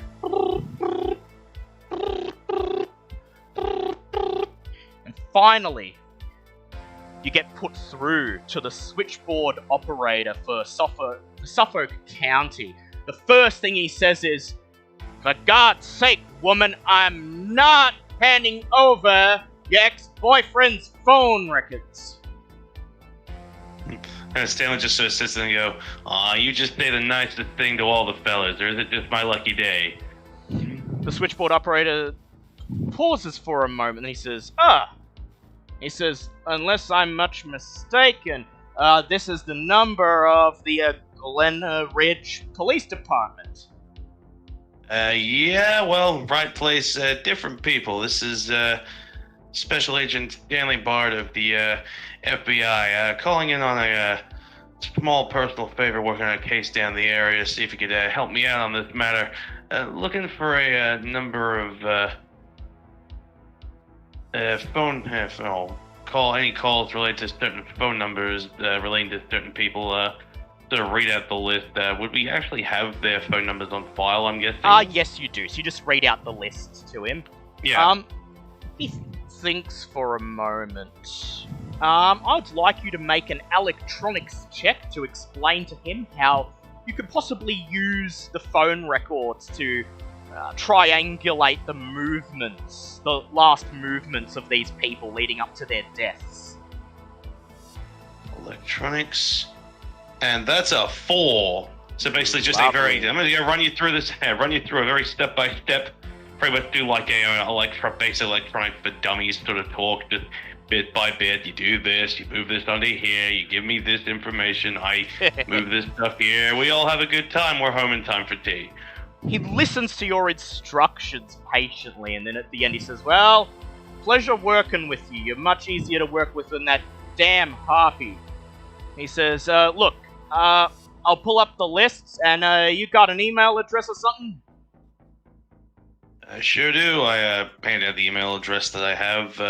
Now, obviously, if this is a small federal matter, I'm going to need those ASAP. Obviously, you're a busy guy, but I appreciate the timing on this one. He says, very well, I'll have him over to you immediately. Good luck, Agent Baird. And then he hangs up. Yeah, I was going to say good luck with the harpy business, but he hangs up immediately, then never mind. Yeah, and sure enough, a few seconds later, your computer goes boom, and the red icon appears above your inbox. You click it, and immediately a several megabyte big Excel spreadsheet fills the screen with hundreds and hundreds of phone numbers dating back the last 2 months to sort through. I would like you to either do a hard computer use check or a mathematics check. Alright. What's this before? What in the hell does mathematics fall under? Because it's not on the actual... It falls under science. It's a specialty of science.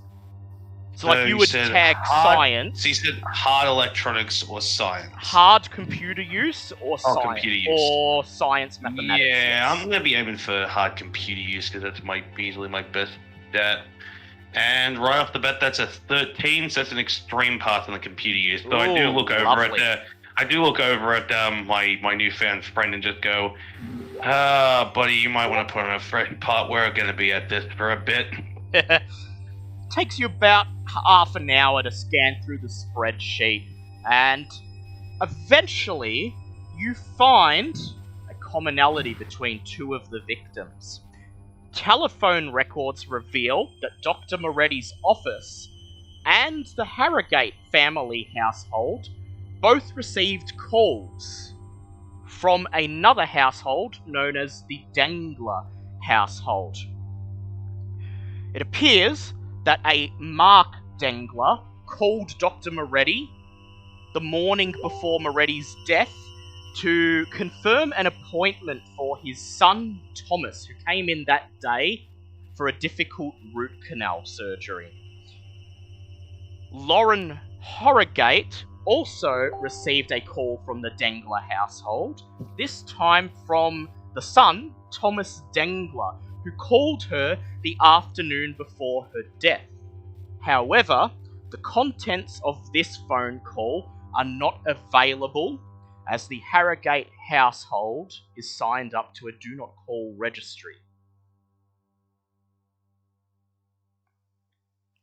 That's something. Just does like a quickly claps his hands, does like a is the chair I'm on like just a regular chair? Is it like a like swivel chair? It's a swivel. It's like a cheap swivel office chair. Yeah. So like just like a little quick like victory lap, just spins the chair and goes, and Dan the man digs up another fun brand. All right. So now I'd like you to make an intelligence check, please. Alrighty. I'm gonna have to push that. That's a 43, so that's gonna be a pass. So you run over what you just found in your head, and it appears that two of the victims, the cheerleader and the dentist, are indeed both linked, in that they both had recent contact with the Dangler household, in particular the son, Thomas Dangler. The librarian does not appear to have any link, at least in the phone records, but given that she was a librarian at the same high school as the cheerleader Lauren Harrogate, you are ready to talk. Yeah, you're ready to chalk that up as a link as well. Yeah, just sort of starts writing that down. Obviously, I'm not going to commandeer a whiteboard, but I'll definitely be writing that one down just to be perfectly safe.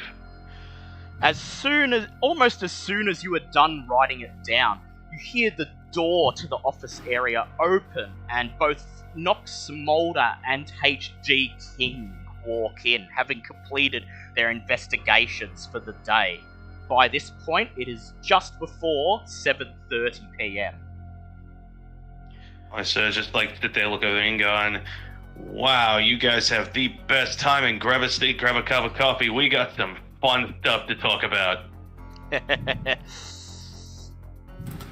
You spend the next 10 or 15 minutes drinking coffee and catching each other up on what you've found. And then when you're done, the door slams open once again, and Detective Gregson walks in, an angry look written on her face blushing a red that almost matches her hair. She sits down on the table next to you and slams her fist and says, "God fucking damn it!"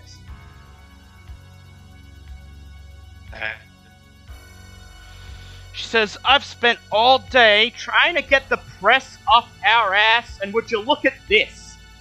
She reaches for the TV remote next to the coffee machine, points it at the TV hanging above the office area, and turns it on. The first thing you see is grainy nighttime footage of what appears to be Knox Mulder poking around the park with night vision goggles on. God damn it. Jeez, man. We left you alone for what? A few hours? I'm Georgia Hellaway from Phenomenex, and as you can see here, we have exclusive evidence of FBI agents investigating one of the crime scenes. This FBI... How the hell they know we're FBI if they weren't close enough to get a look at the badge? Exactly, Yeah. you don't know. And prior to the footage you see here, this FBI agent arrived on the scene and turned away 2 civilians from the crime scene. For what reason, we can only speculate, but we have yet more evidence that the case of the Glen Ridge chiropractor is in fact a government cover-up, as suggested by our anonymous sources within government agencies. The footage ends. Oh, fuck. The footage ends and Hannah turns off the TV. She looks at you all, her lips thin, and she says, "You mind explaining what the fuck that was?" I was gonna say Stan just sort of points at Mulder going, that would be his thing. I've been sitting on my ass stifling through your unregistered paperwork this whole time. By the way, you really gotta give that boy of yours, what was his name? Greg Michelson. That buddy Michelson there a nice promotion. He is absolutely fantastic. If I didn't have a computer, he would have been my absolute saving grade. She listens to what you say, and then she just sort of sighs. She lights a cigarette, takes a puff. She says, "So, well, press knows the feds are involved now, so, She leans back, takes another puff of her cigarette. "What have you found out? I hope it was worth it. Lay it on me." Well, I found something that they surely haven't, and I pull out the finger from my coat pocket and throw it at her. You pull out I really hope you wrapped that in. You pull out the Oh no, I'm decomposed... finger attack! You pull out the decomposed finger and slide it across the table. Her eyes immediately go wide and her red face pales. She says, "That what I fucking think it is?" Nah, it's a fucking candy cane. She leans in and she Sister. goes... Not enough to my wiener. She leans in and she goes, "Oh god, that's a fucking index finger." She says, "Quite old by the looks of it." She says, "And you found this at the crime scene?" Oh yeah, something you boys must have missed. She says, "Well, in this case, I'm kind of glad I did." She looks over at H.G. King and Stanley. She says, "What about you guys?" I saw a gesture for King to go first on his. Well, the bodies seemed to follow the pattern of what your coroner had said, but there were some very interesting details which make me think that this wasn't exactly human, so to speak. She frowns and she says, "Not human? Oh, for fuck's sake, don't tell me you're buying the same theory as those damn reporters." Well, the reporters may report on what might get them ratings. I follow the evidence.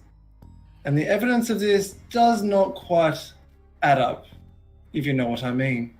She sighs and she says, "Look, I brought the FBI in to solve this, and I'm not sure what to think. Alright, look, let's say you're telling the truth. I'll go along with it for now. What's your next move?" Well, once I confer with my colleagues here, then we'll know for sure what we are dealing with. She nods. She finishes her smoke, butts it out in the ashtray, and she stands up and she says, "Well, I'm gonna go debrief with some of the other officers. And if you're about to go out, question anyone, I want to be along. Make sure you don't forget to let me know."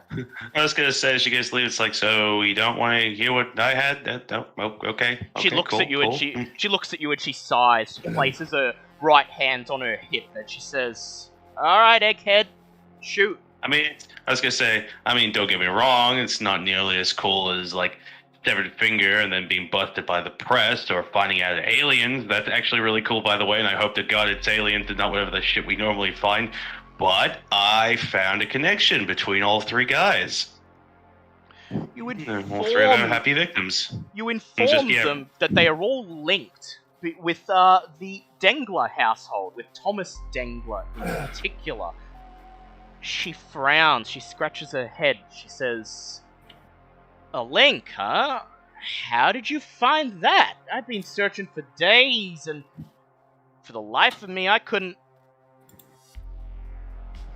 Made a few inquiries with the local operator of the county. Got the last phone calls, which, by the way, you might have missed when you were doing your... I glanced over at the table where I was going filing, and all of them, 2 out of 3 had connections with the Dengler family, and number 3, while she was on the do not call list, is a librarian at the school. So you do the math, bing bada boom, we got ourselves a lead. She shakes her head and she says, "Well, I'm not going to comment on the phone records, but... well, I think that's an important lead." She immediately sits back down at the table and lights up another cigarette. She says, "So, what's your plan? We hitting this Dengler household tonight, or you want to wait till tomorrow? Head in when they're probably not expecting it." To the other two going, what do you guys think? Think we hit this one first thing in the morning, or? I think strike with the iron's heart and try to get as much as we can out of the way with those goddamn reporters. Alright, so we have Smolder voting to go now. It's, just up about 7:45 now, so... And how does our forensic boy feel about this one? Well, if we do happen to find anything, it's always the freshest bits of evidence that give you the most results. That is true. I am so glad I've had about 4 cups of coffee in the last couple hours. Take one for the road.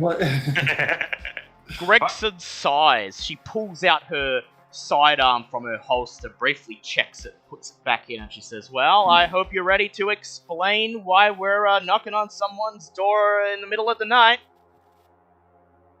Well, I guess we'll be going with my reasonings rather than the other two.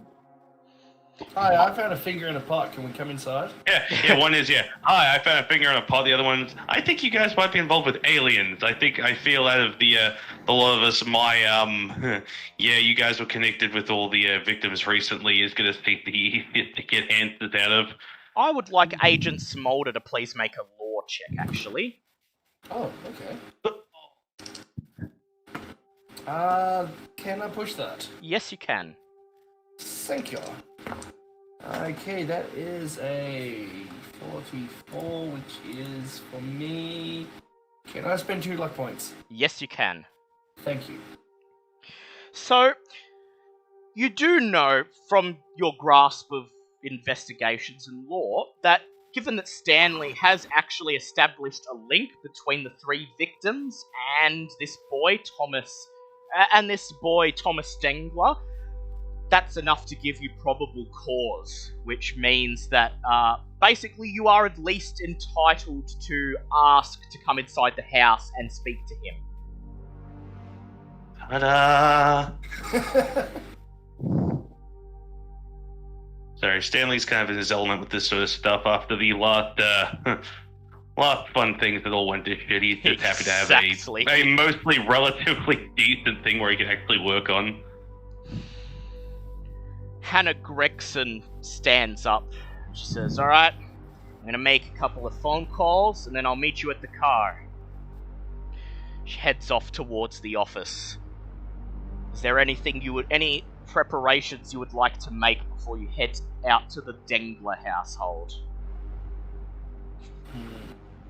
I vaguely remember you mentioning before that we had to work on trying to find a way to cover this up. What did that entail exactly?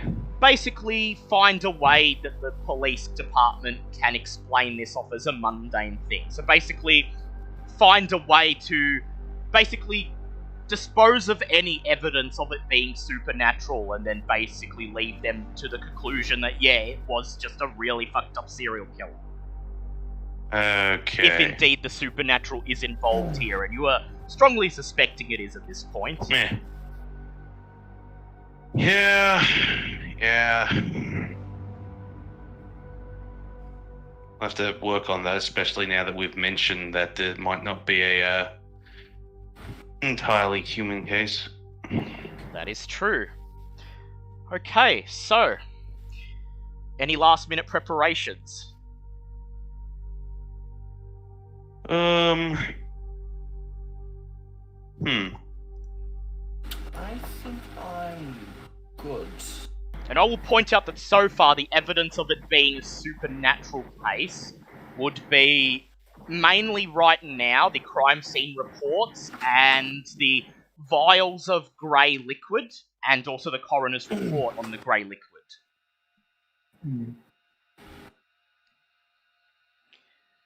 So HG King and Nox Smolder, any last minute preparations before you head out for this nighttime house call?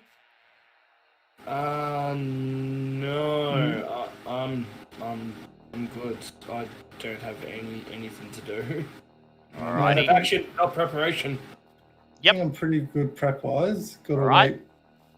got all my kit and I everything. was gonna say, could I roll like an intelligence idea check just to start working on an idea for the eventual alibi that we're gonna Yeah, need? sure. Go ahead and make an idea check. What's a 14, which I believe, if I check my intelligence, is one off an extreme, but it's a hard pass nonetheless. So what's that going to get me so far? As everyone else packs up their stuff, looks on the map to see where to go to get to the Dengler household, and prepares to leave, you quickly run some internet searches on strange unsolved crimes, excuse me, in this region, and you find that there seems to be kind of an unhealthy fascination with ritualistic cults in this area. There is also, of course, the unsolved, decades-old case of the Long Island serial killer. And you realize that you could probably grab both these angles. Yeah, easily go and say that like a copycat taking homage to that and a sort of ritualistic style murders.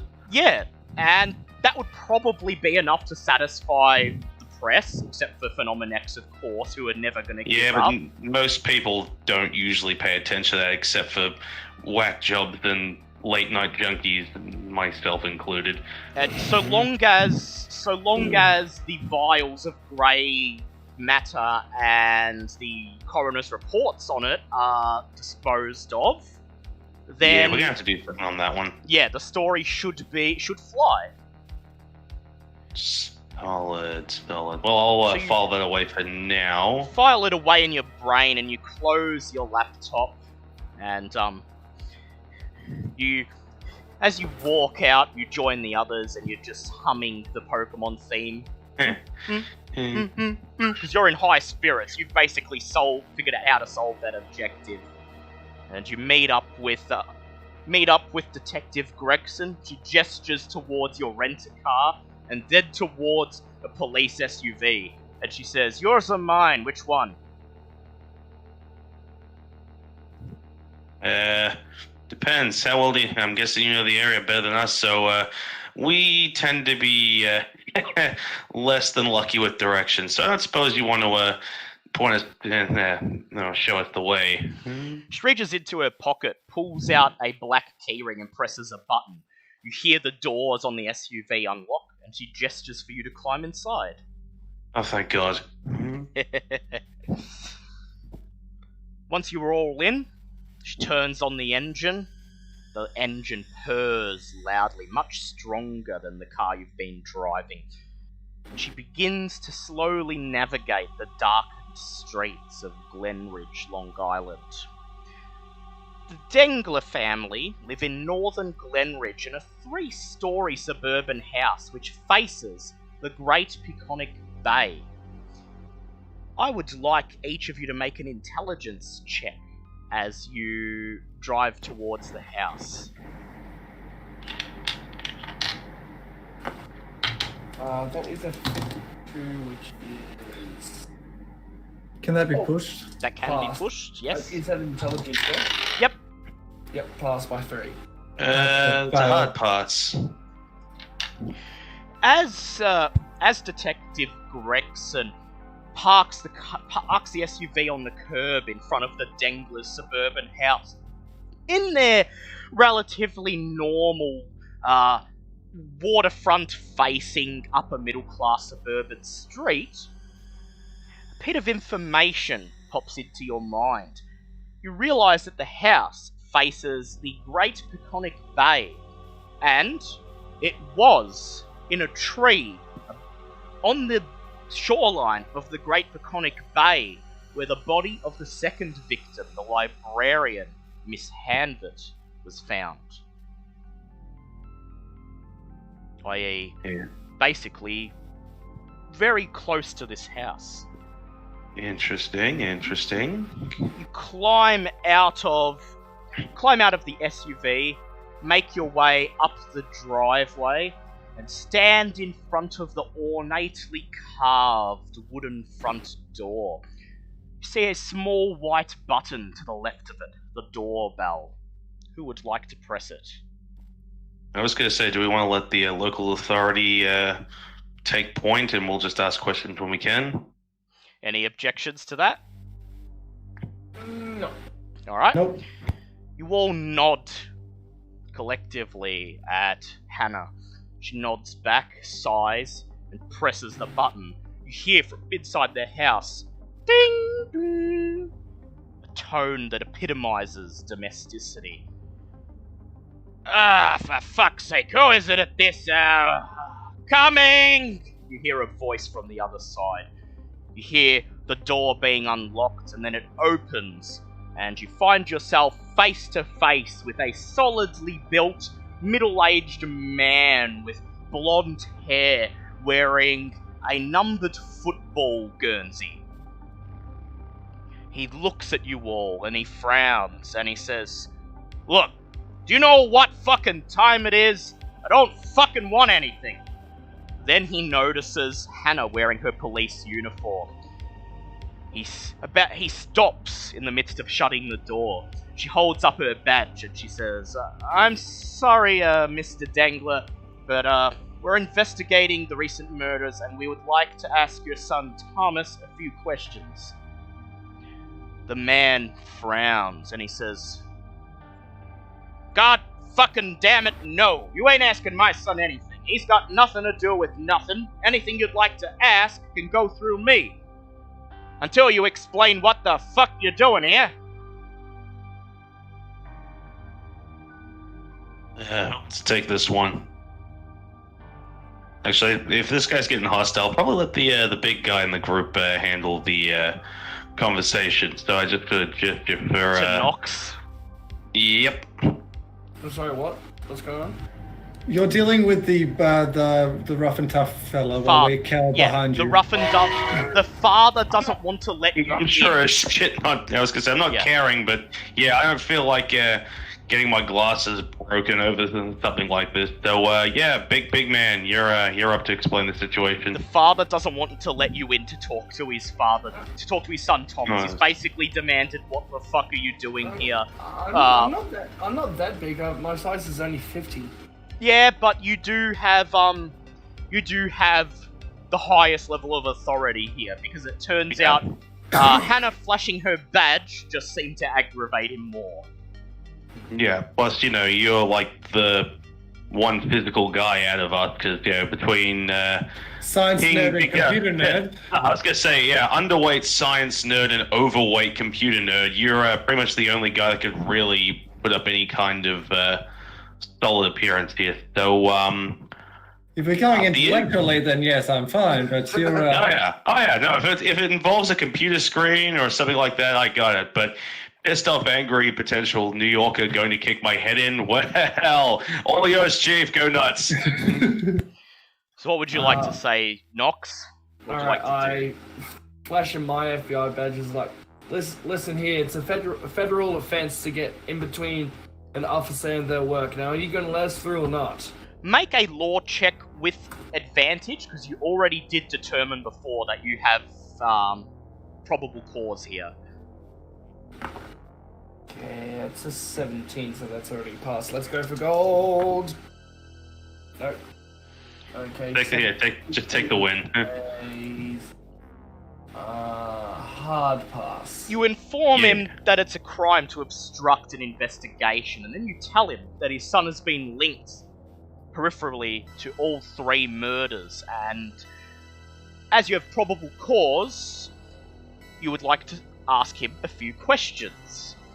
He sighs and he says, "Alright, come the fuck inside. But my wife and I will be in the room while you ask your questions. Understand? Just don't get in the way of the police business. I ain't gonna let you talk my son into admitting he's responsible for something he didn't do. Look, I know what you guys are like." I don't know what you've seen on TV, but we don't play like things. Play like that here. He just goes, pfft, and shakes his head, and lets you into the house. I will hold you in contempt. You are led into a rather nicely decorated entrance hall with a staircase leading upstairs and a small sort of sitting room / lounge filling up the other half of it with some plastic covered recliners and a sofa chair and a TV that's turned off. You can hear the sound of a sports game playing on a TV in another room down the hallway, and Mr. Dengler slowly leads you down towards this room. As you approach it, he shouts out, "Eloise, got some cops here, they want to talk to Tom."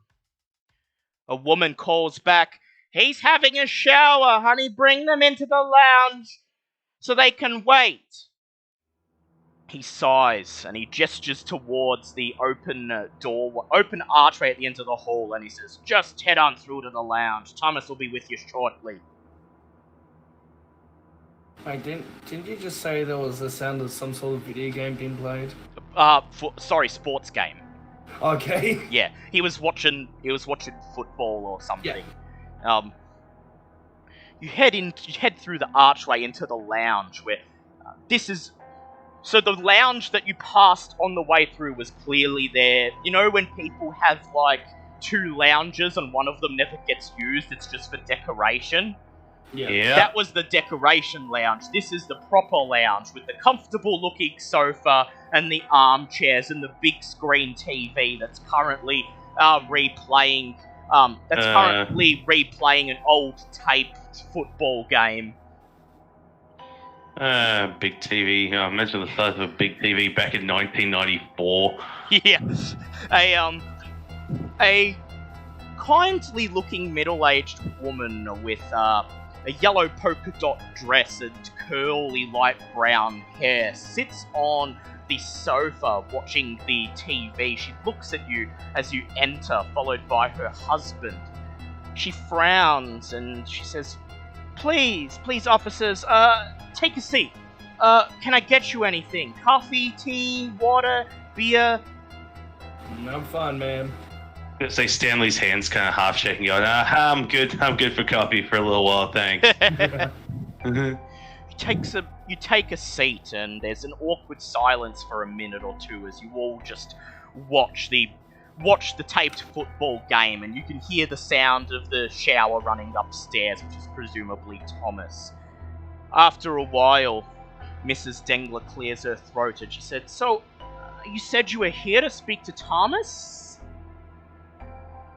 Alright, you take it, Stan. You know all about it. I was gonna say, yeah, we looking into evidence, we noticed that your kid had, the phone numbers seem to have your kid as most recently in contact before 2 of the victims, and we're not accusing. Well, I'd like to point out we are not accusing your kid of anything. We're just trying to follow all possible leads, and this is currently the best one we have.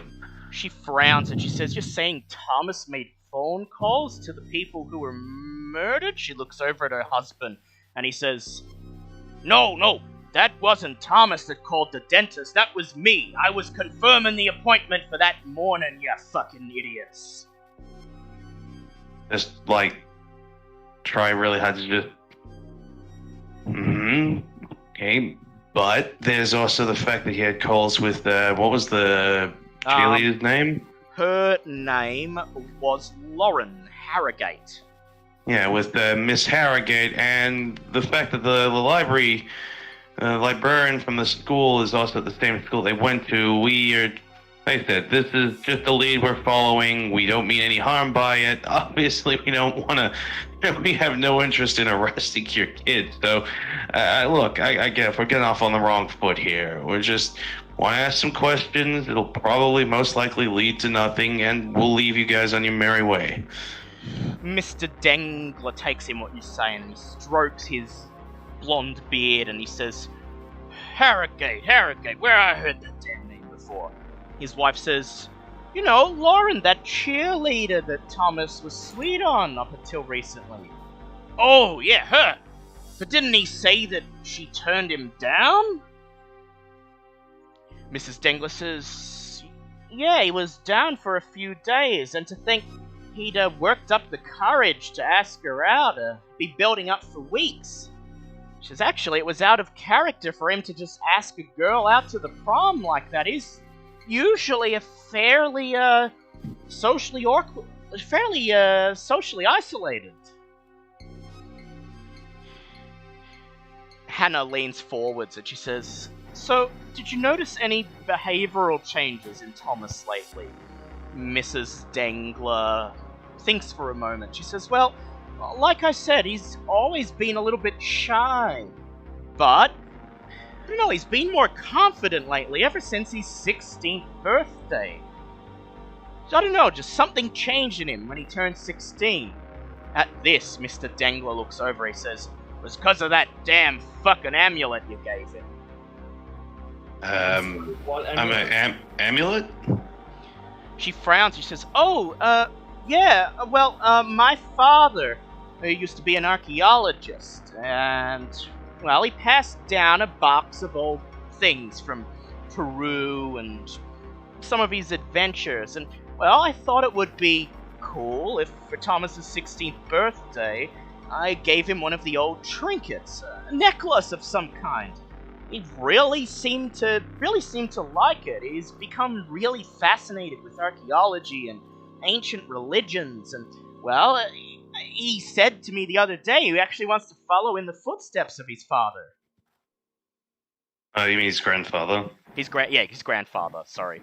What was your grandfather's name? Just out of curiosity. She says, my father was... I'm just gonna look him up, hang on. Max Powers. She says, my father was Dr. Derek Wheeler. My maiden name. I was Eloise Wheeler. I would like H.G. King to make an anthropology check, please. Anthropology. Or archaeology, whichever one is highest.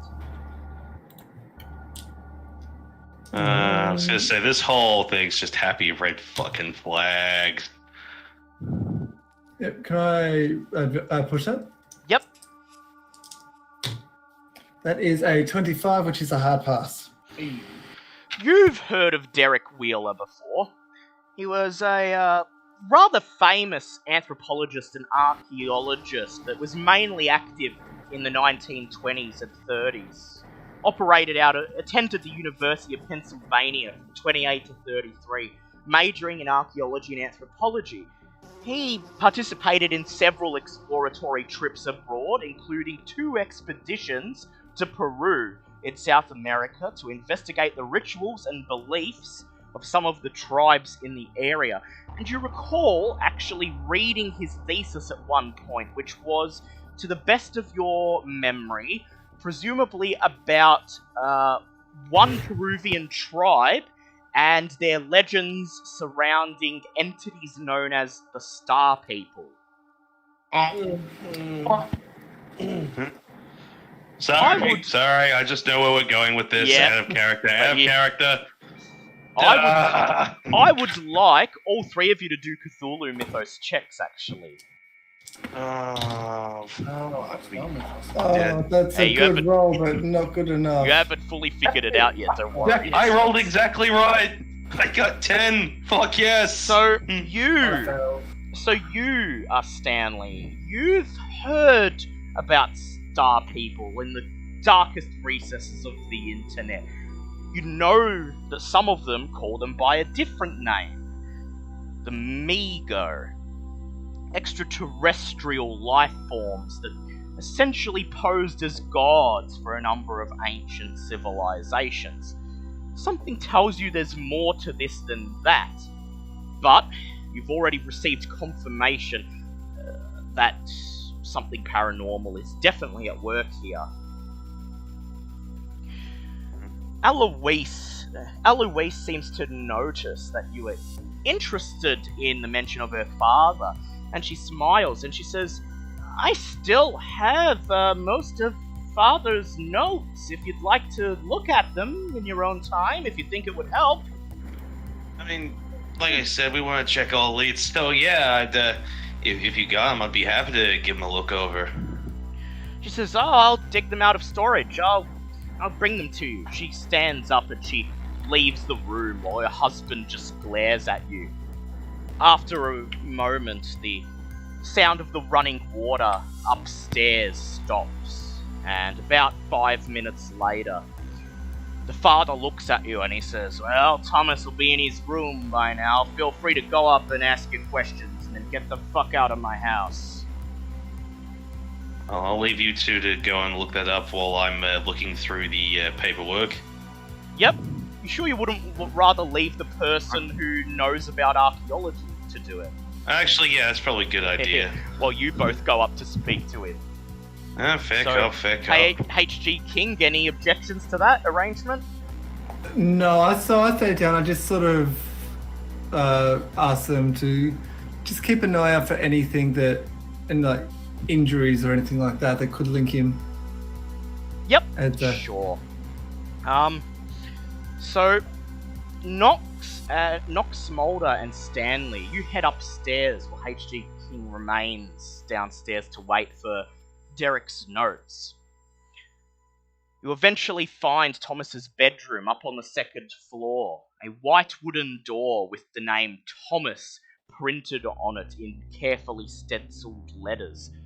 Do you knock on it, or do you just barge in? It's a, high school kid. You don't just barge into their room, man. Some protocols. You knock on the door and you hear a nasally voice shout, Hello? You hear a nasally voice shout, Mom, I'm busy! I'm about to finish this raid in EverQuest!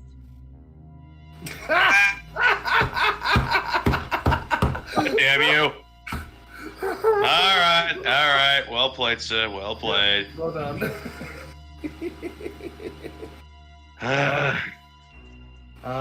It's not your mom, it's the FBI. Would like to speak to you a little while. Questions for me? Okay, well, come on in, but make it quick. I'm supposed to be tanking. Oh, bitch. You grab the doorknob and slowly push the door open. Stanley just understands all of this. You enter into Thomas's room, which is lit only by the fluorescent glare of his computer screen.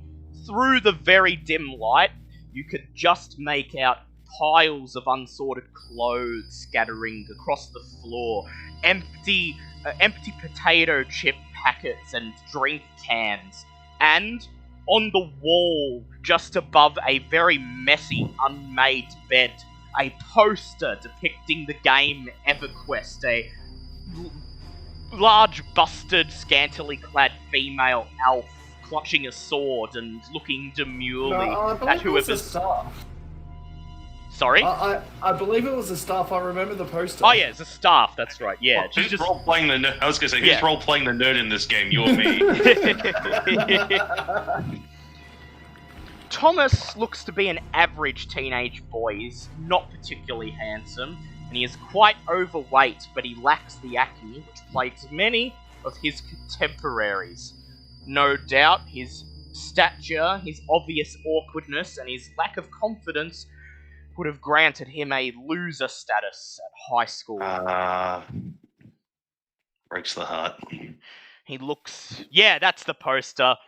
I'll just show that to everyone, in the stream. Yeah, That definitely gotta poster. share that one with everyone. So he turns around on a big leather office chair that's covered in drink stains and Cheetos dust. And as he turns to face you, I'd like you both to make spot hidden checks, please. Certainly. A 1. Ooh, Okay. 1. I was gonna say, years of living through the same experiences left me to know exactly what to look for in this room and see whatever doesn't fit in. And I got a 28, which is a normal pass. Lovely. You notice that somehow Thomas has managed to fit a cloth necklace around his rather generously sized neck. And on the end of it appears to be some sort of stone carving. Oh. Oh, that ain't good. I'll just show chat. It appears to be something vaguely South or Central American, something vaguely Aztec looking. And you can see that it depicts some sort of winged, horned creature. A bird or a reptile of some winged reptile of some description, or maybe perhaps even a demon.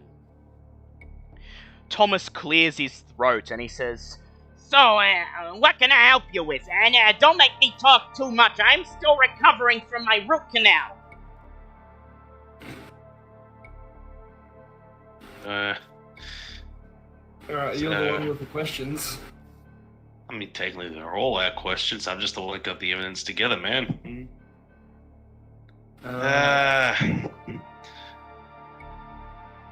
You want to talk to the nerd, or should I? Well, you could talk to him nerd to nerd. jargon. Yeah, you can talk to him nerd to nerd.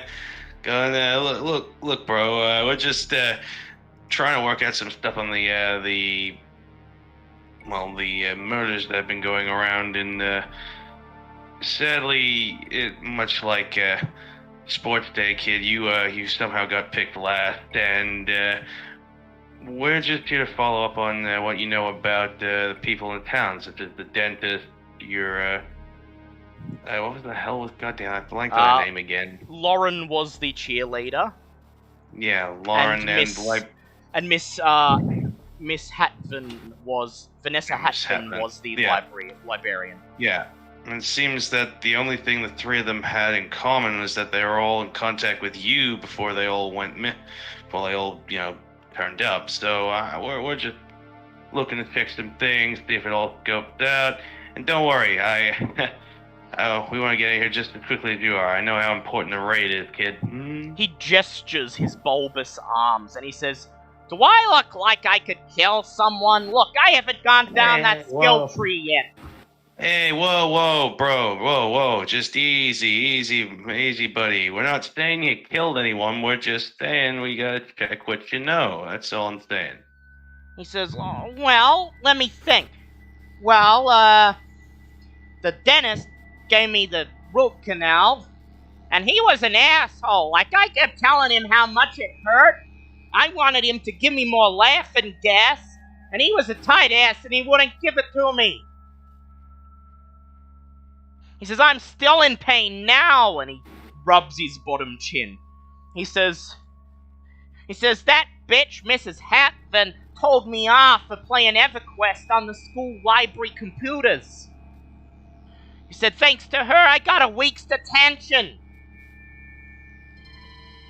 He says, and, well, he says, and don't get me started on Lauren. I called her up, asked her out to the prom, and she rejected me laughing. Pain, I know all too well, kid. Pain, I know all too well. But you don't think it's weird that you got angry at all these people and somehow they all turned up like this? He says, he thinks for a moment, and he says, nah, 'cause I didn't kill him. But I gotta say, whoever did kill him's got great taste.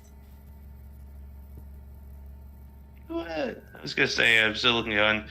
Gotta say, that's a funky looking necklace you got going on around your neck. You anything different about that when you were getting mad at any of this stuff? I know these are odd questions, but consider this like a side quest we're on at the moment, you know? I would like Stanley to please make a fast talk check with advantage. That's not gonna be necessary. I rolled a 10, which I believe. Oh wait, no shit. I need a 5 just to pass that because I actually have it. God damn it. Lovely. Yeah. Can I roll the 5? Can I just spend the 5 luck point for that? Yes, you can. I'm putting out of luck, but it doesn't matter. He holds the amulet in his hand and he looks at it and he says, oh, this? It's a gift from my grandpa. He told me it's an eye upper, whatever that is. I just think it's cool, and wearing it makes me feel really cool. Only thing is... Yeah, eye upper. Only thing is, ever since I started wearing it, I've been getting these strange nightmares. Alright, lay on me, man. Anything weird out of the ordinary? He says, well, I keep having these dreams that I'm like in some sort of dark place, right? Like some sort of, it's all gray and pointy mountains, and the sky is just this big swirling void of white. There are these things, they're like black with wings, and they don't have faces. And in the dream, they pledge themselves to me. They call me their master. Then they say they will do my bidding as the holder of the sacred key. And even though there's nothing too scary about the dream, aside from the fact that they don't got faces, I always wake up in a sweat.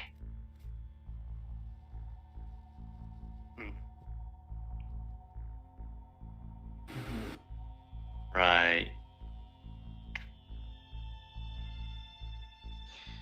What reaction do you have to that? Not gonna lie, that is some real trippy stuff, man. I gotta be honest. You gotta stop eating the Cheetos before bed. Trust me, I know how it goes. You start feeling okay, then you start getting the nightmares and stuff, and yeah, weird creatures from other places start calling you master. Did they give you any other names? Just seeing if I've heard this one before. He says no names, but they mention that their master calls them from the dreamland into the real world. It's like Nightmare on Elm Street.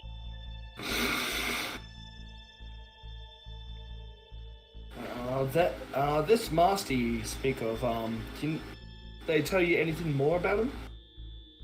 He says, no, I can never remember much of the dreams, aside from that. He says, but my grandpa, he knew all about this amulet. If it's got something to do with that, I'm sure he wrote it down somewhere. At this... Yep. Sorry. I was going to say, at this point, there's a loud beep from his computer. He turns and he picks up a plastic microphone and he barks down at, all right. Look, just keep healing. I'll be there in a second. And then he turns back.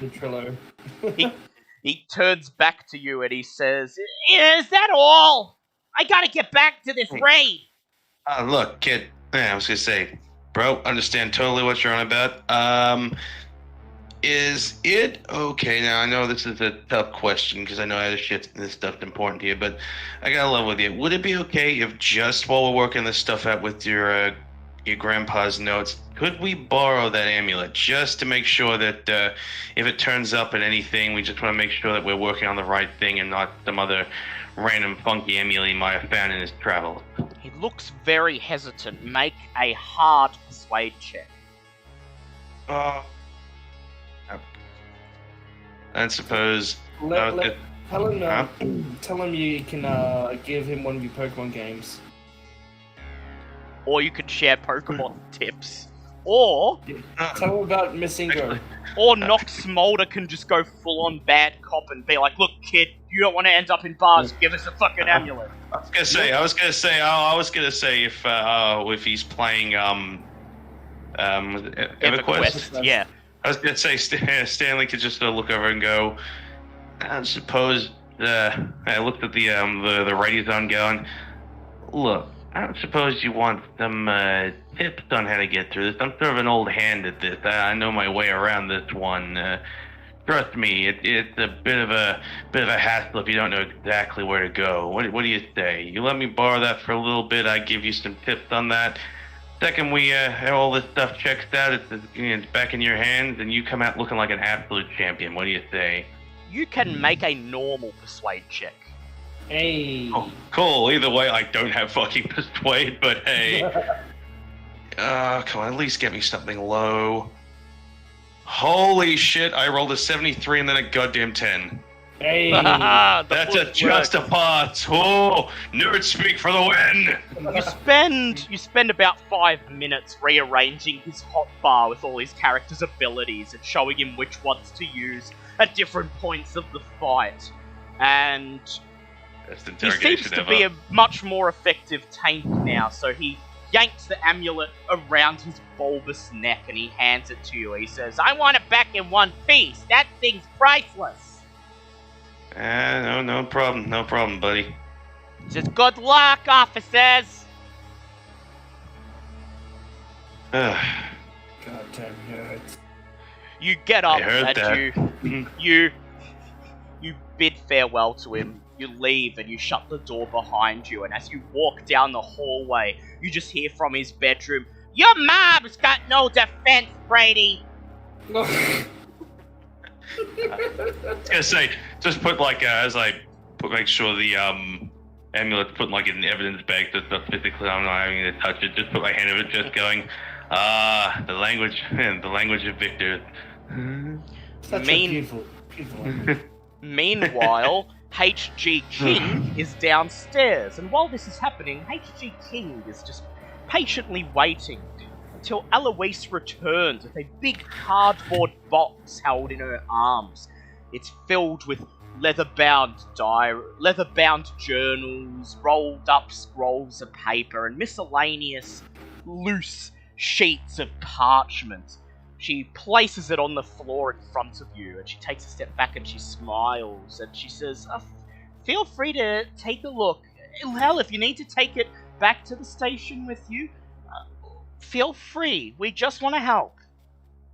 Well, that might be best. As soon as I'll have a bit of a look through it now, but don't want to overstay our welcome. So if it's all right with you, we will take what we need and we'll bring it back to you as soon as we have finished looking through it all.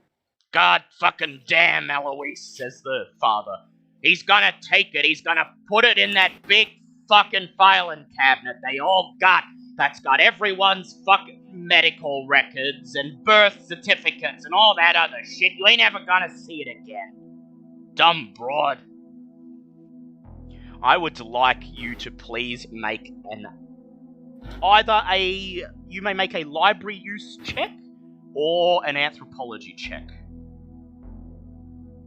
Those same things, so... Alright, so library use check then, please. That is a 45, so that is a pass. So while the others are interrogating the son, which takes about 20 minutes to half an hour, you and Hannah slowly go over all of Derek Wheeler's notes. It seems that Wheeler spent his last year in study abroad in Lima, Peru, compiling notes about the many ancient ruins which dot the grasslands leading up into the mountains. During this time, Wheeler collected local stories concerning the construction of the tiers of stonework which dot the mountainsides. He found an odd fact interlaced with the story of their creation. Many of the locals spoke of creatures known as the Star People, which served as their gods, and the warrior priests who would serve the Star People well would be rewarded with sacred keys that would allow them to call the Eye Upper spectral dream servants that lived in the dream world, that the priests could use to help build sanctuaries, hunt, or even to attack enemies of the tribe. It is said that the Eye Upper helped in great numbers to move the huge stones used to build the odd structures that Wheeler found on his expedition. The local religion and language clearly separates beasts of nature from creatures of fancy, however. So when these Eye Upper and these people of the Sky People were described as real creatures as opposed to fictional or mythical, Wheeler became intrigued. His obsessive pursuit of this odd fact led to him abandoning his thesis work, which in turn brought about his dismissal from the university in 1933. I would like you to now roll an anthropology check, please, to make sense of his less than organised post-university notes.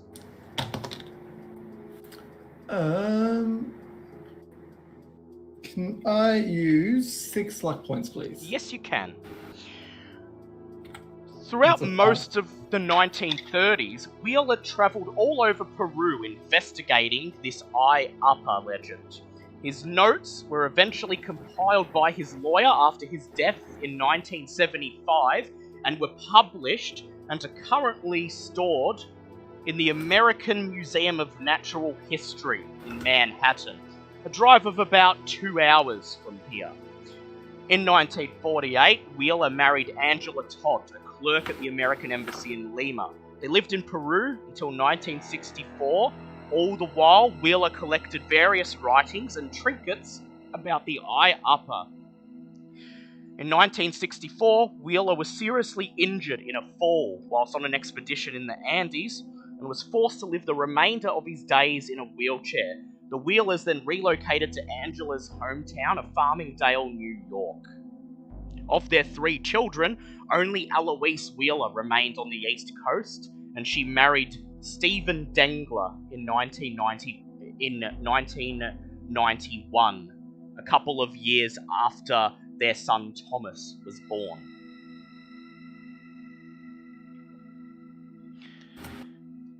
After you are done reading this, you fold up the notes and place them back into the box. And as you stand up, you see Stanley and Agent Smolder once again emerging into the room. At this point, Hannah stands up. She looks at the other 2 agents and she says, "So, boys say anything interesting?" It was all fucking nerd spork. Nerd speak to me, man. She shrugs. She says, "Look, we'll maybe make sense of it back at the station. Anything else we need to do here?"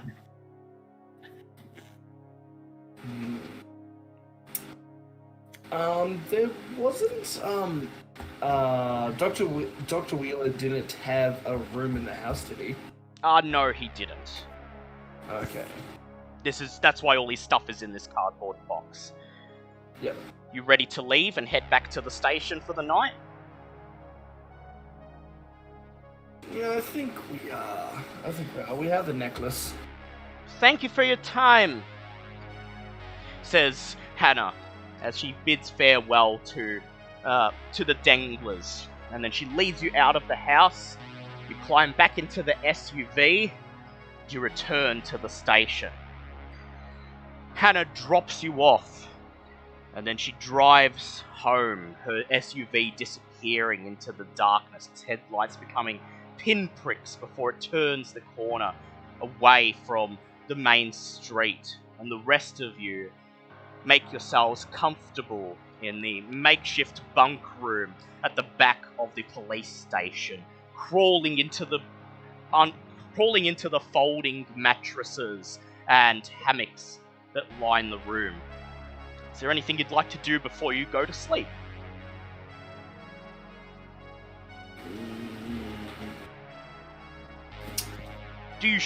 First of all, do you show the pendant to HG King? I would just like to examine the pendant first. Alright. Well, I'd like you to make a spot hidden check, please. That is a 21, which is a normal pass. Yes, normal pass. Yeah, so the stone appears to be quite old.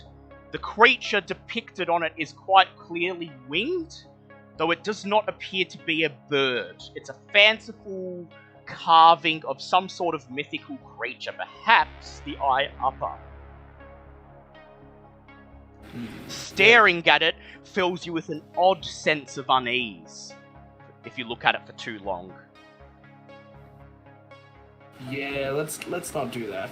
Would HG King like to quickly examine it? Does the symbol on the necklace, like, were there any symbols in the notes that match up?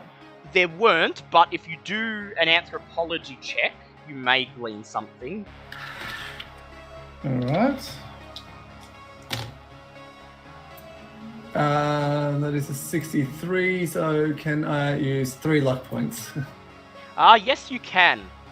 Yep. So that's a pass. So you take the amulet from Nox Smolder and turn it around in your hands and look at it under the light of the small lamp on the cabinet next to your sofa bed, and you determine that it is definitely Central American, specifically Aztec, and narrowing it down further, you recognize its manner of construction as being a hallmark of the Chavin people, a small tribe from central Peru that was subjugated by the Aztec Empire. And you know that the Chavin are the ones who primarily worshipped the Star People and the Eye Upper.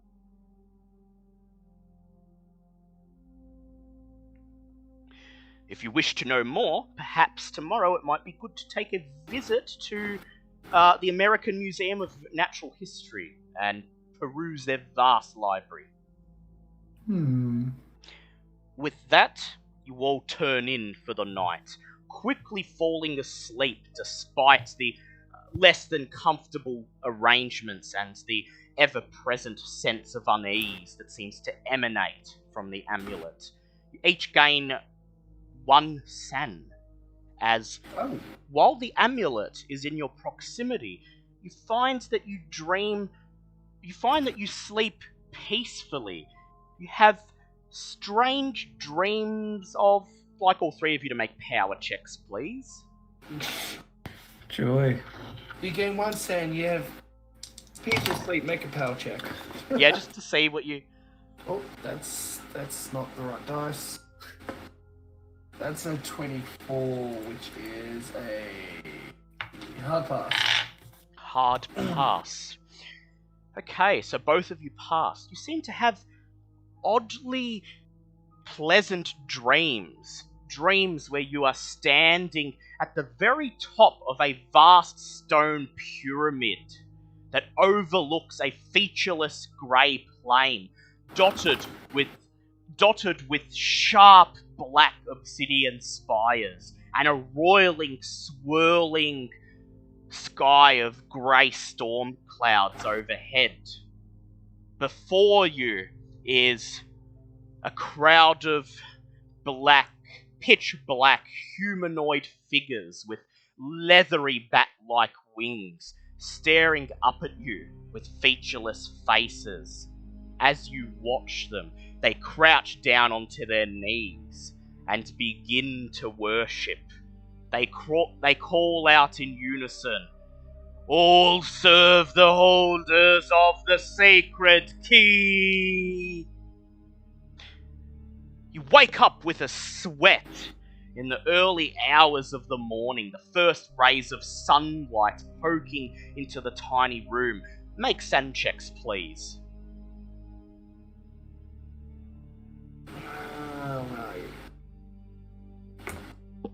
That's a pass. That is exactly my san. So, for passing, you gain 1 san. Holy shit. Yay! A san roll that actually worked for me. As you look around and recover from the dream you just had, you were jolted back to reality by the sound of 2 cell phones going off simultaneously. One of them is Stanley's, with its usual rendition of the Pokemon theme, echoing through the tiny room. The other one is the more generic of Nox Mulder's cell. You got the stocks, man. You hear breathing on the other end, and then you hear the familiar voice of Detective Gregson saying, "God fucking damn it, who went over our heads? Do you know anything about this?" Whoa, slow down. What exactly are you talking about? She said, "Look, I just got up. First thing out of bed, I get a phone call. Apparently, some assholes from the Army's Criminal Investigation Command have decided to take over the damn case. They're saying that all of the murders have been committed by some former Special Forces guy on the run. They're taking over everything. They're gonna turn up here later today, and they want me and you to hand over everything we fucking found so far." Fucking hell, what exactly have you told them that we have?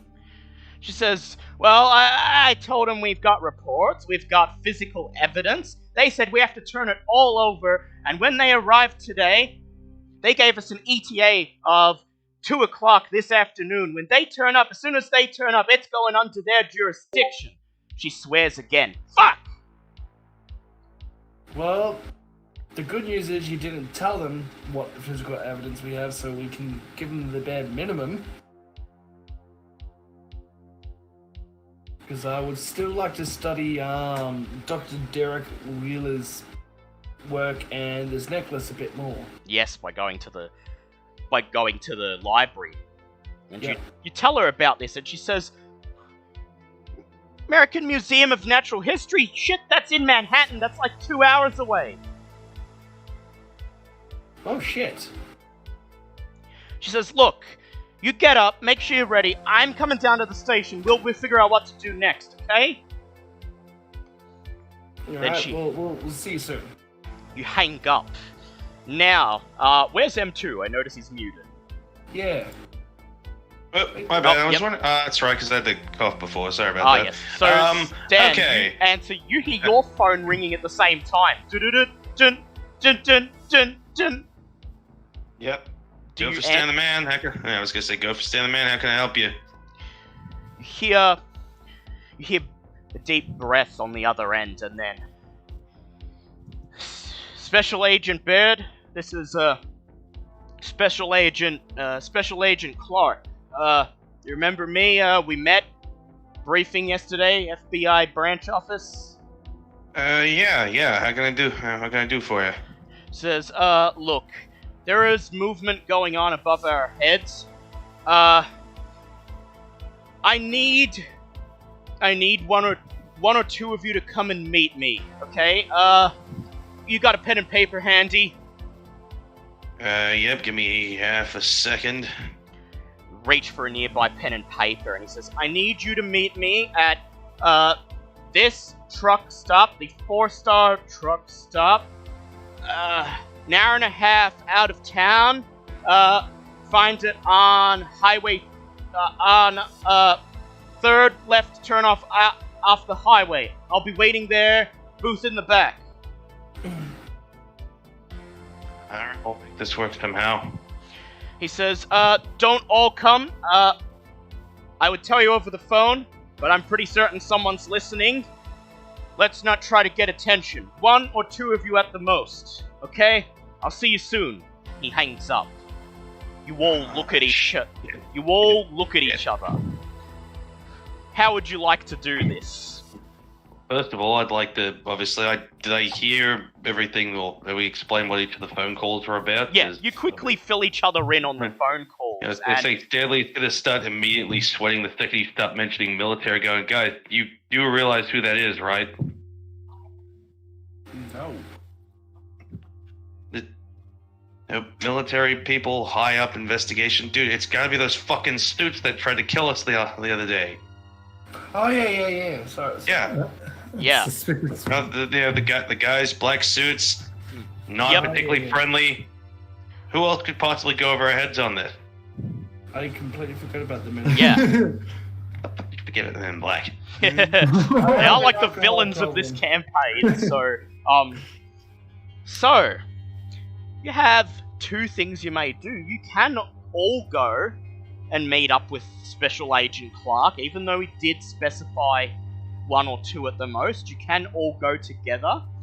There is also some more research that may be done about Derek Wheeler's amulet, if you think you would like to risk the 2 to 4 hours that would be required to get to the Museum of Natural History in Manhattan and back again.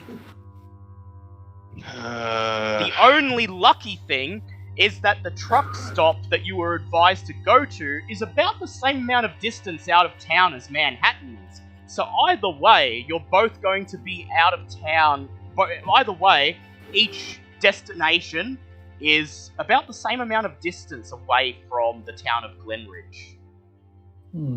Okay. So, how do we go about this? Because obviously, how long do we have until the other guys are back? You glance at the digital alarm clock next to your fold-out mattress. It says it is currently 9:10 in the morning. Okay, and how? And you've got until 2 in the afternoon. So that's how long exactly? So you've got 5 hours. Yeah, you've got about just enough time to get to one of these locations if you all go together, both if you split up, and maybe another extra hour to pick up the canisters of grey goo and the reports, which you could probably do on the way. Yeah, we're gonna have to do that shit. We might have to split up if we want to get all the evidence. Yeah, okay, well, I was gonna say, I'll go and meet with, the agent. Imagine probably King would probably be the best one to go and pick up the, evidence. Go to the library, pick up the evidence, because he's already got a rapport with that guy. Plus, he knows his way around the library, so... Yeah. And the doctor, the archaeologists. Yeah. So where would Knox like to go? What's left? So you can either go with Stanley to meet Agent Clark at the truck stop, or you can go with King to the History Museum and do some research on Wheeler's amulet. Whoever... Wait, is he going to the museum, or is he going to pick up, the evidence and stuff? Well, he's going to pick it up on the way, yeah. Hey, I'm just working realistically on how long I would imagine it would take me to go through the history of Natural History Museum. Yeah, because the morgue is just on the way. It's only going to take 10-15 minutes to ask the doctor and stuff. That's why I was confused. Yeah. When you were saying, well, what do you want to do? There was 3 things. Whoever you don't go with, Detective Gregson will go with them.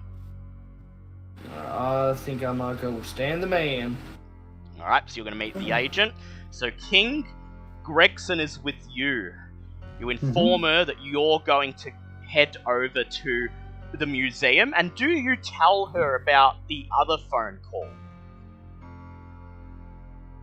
I mean, I could just sit there and say that it's just higher ups informing us of similar situation that she's been informed about. So you say you're going to go figure out what's going on with this order that's been handed down. She walks up to King.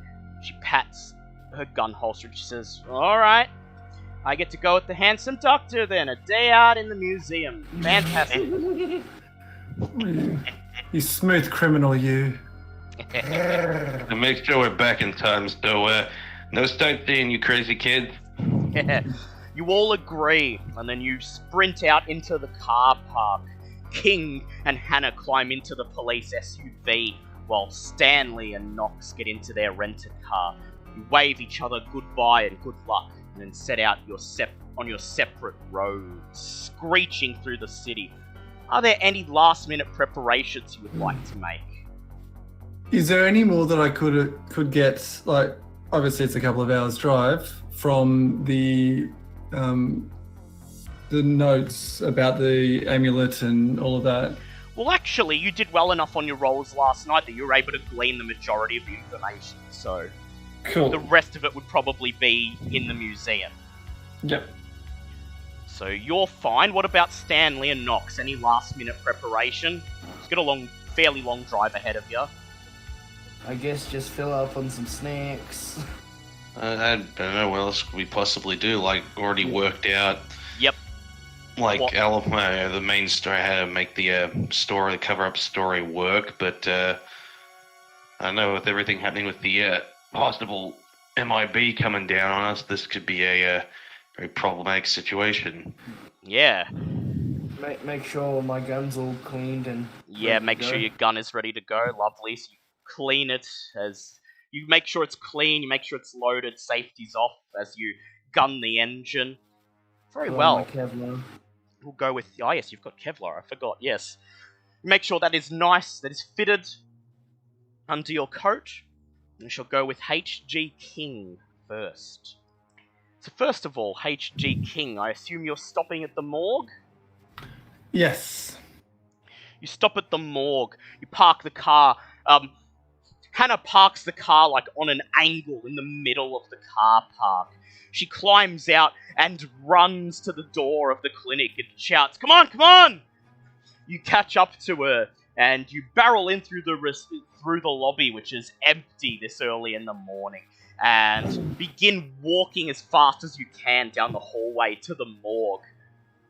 As you pass the staff room, you see the tired-looking receptionist. He sees you pass by. He waves and says, "Hey, Dr. Pred, good to see you again." you Just keep walking. You just keep walking, and then you push open the doors to the morgue.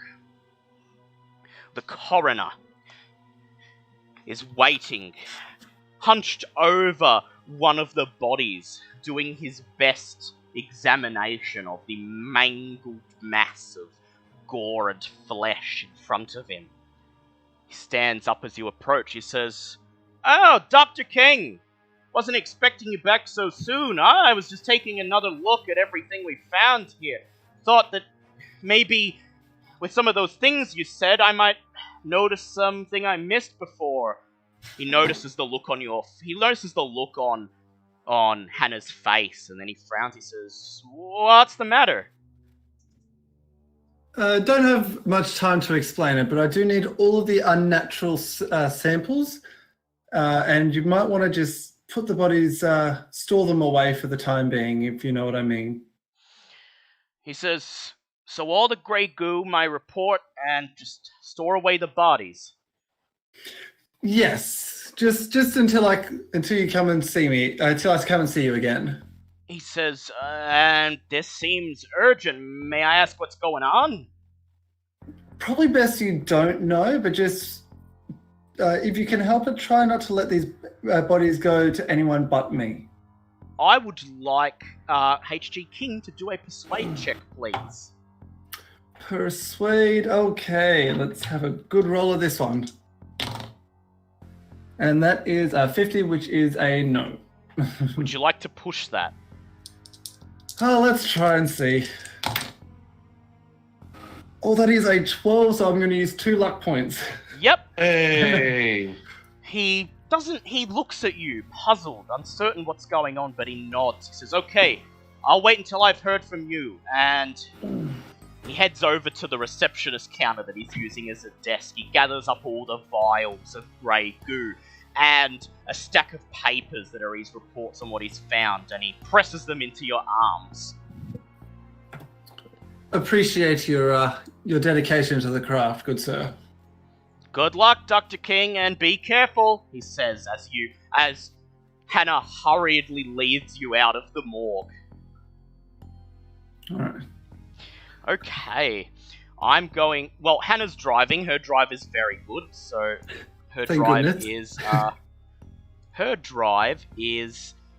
70, so, and that's fine. So she manages to drive you out of town, gets onto the highway, merges with the traffic, and soon you find yourselves crossing the bridge over the Hudson River into Manhattan proper, just shy of 11 a.m. She navigates the crowded streets of New York City like a native, and soon, before you know it, you are parked in the parking lot of the Museum of Natural History and walking through the marbled columns into the entrance. You agree? Yep. Before we head in, I just tell her to basically keep your eyes peeled for anyone acting suspiciously or like they're trying to keep their eye on us. She nods, and as you enter the museum, I'd like you to make a luck check, please.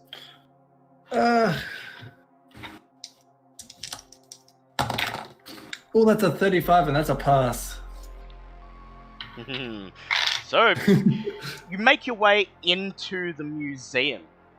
It's free entry today, so you blend in with the crowds of tourists, make your way through several exhibits, walk past the towering dinosaur skeletons, through the exhibit on ancient China, through a mock-up of a pyramid of Egypt, and all the while looking around, looking over your shoulder, keeping an eye out for anyone who seems suspicious.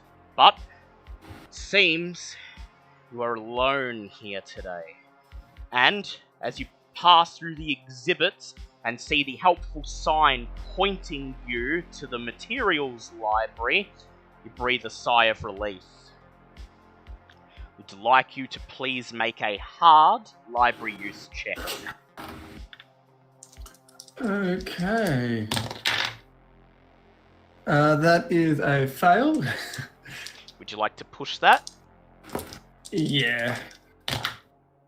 Oh, God, that's pretty much the same thing. So no, that's a fail. Look around and you browse all of the academic materials. You can't quite make sense of... They're just the way they're catalogued. It's completely foreign to you. The museum has a completely different cataloguing system than the academic standard. And it takes you the next 2 hours to find the materials you are looking for. Finally managed to find the books on ancient Aztec and Peruvian civilizations. You gather a whole stack of them, and then Hannah helps you carry them over to a reading table, and you begin to flick through them. Make an anthropology check, please.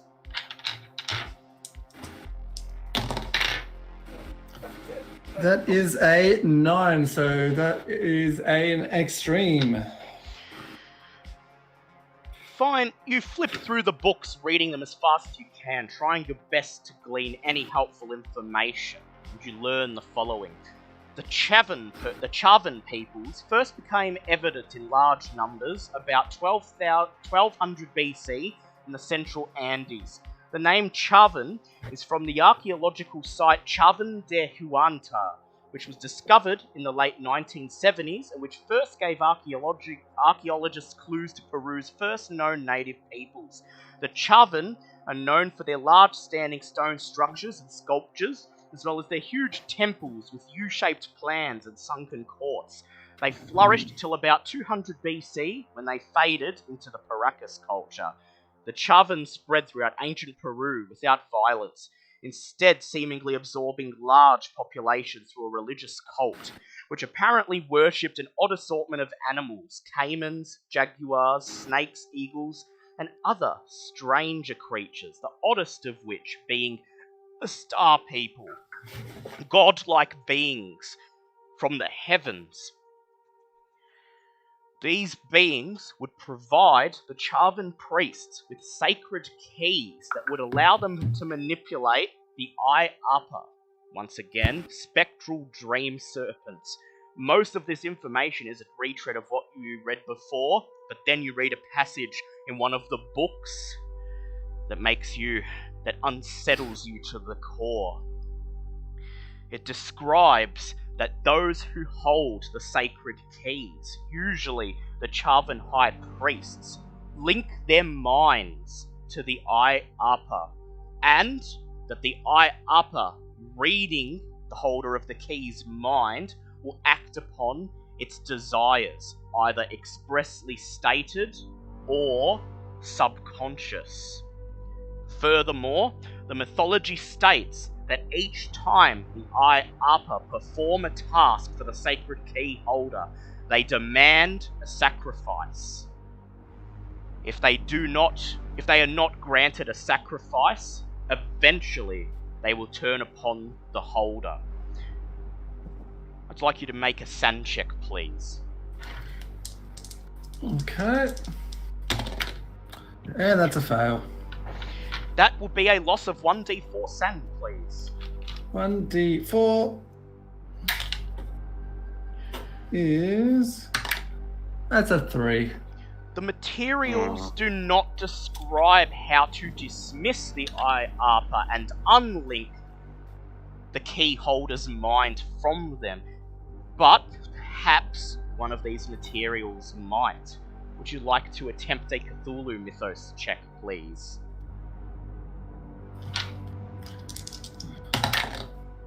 Yeah, nope. Would you like to push that? Yeah. It's very unlikely, but... Yeah, nope. Yeah, unfortunately you're unable to find any more information about the Eye Upper, but you think you've learned enough for now. That the holder of the key is linked with the Eye Upper. First, it was Thomas Dengler, and the Eye Upper were merely acting upon his subconscious desires, his hatred of the 3 people who died. Now, you, Smolder, and Stanley are the ones linked.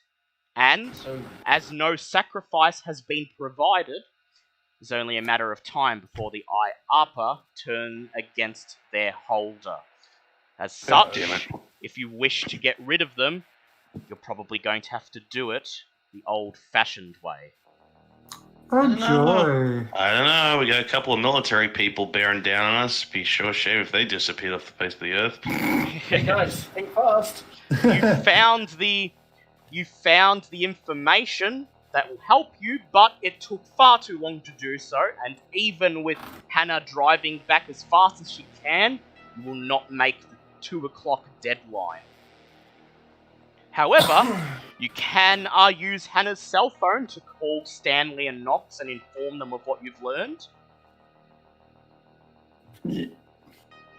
So as Hannah speeds once again through the streets of New York, she hands you her cell phone. You quickly dial Stanley's number, hoping he will answer. Stanley, Knox is driving his car, tearing down the highway leading out of town towards the truck stop.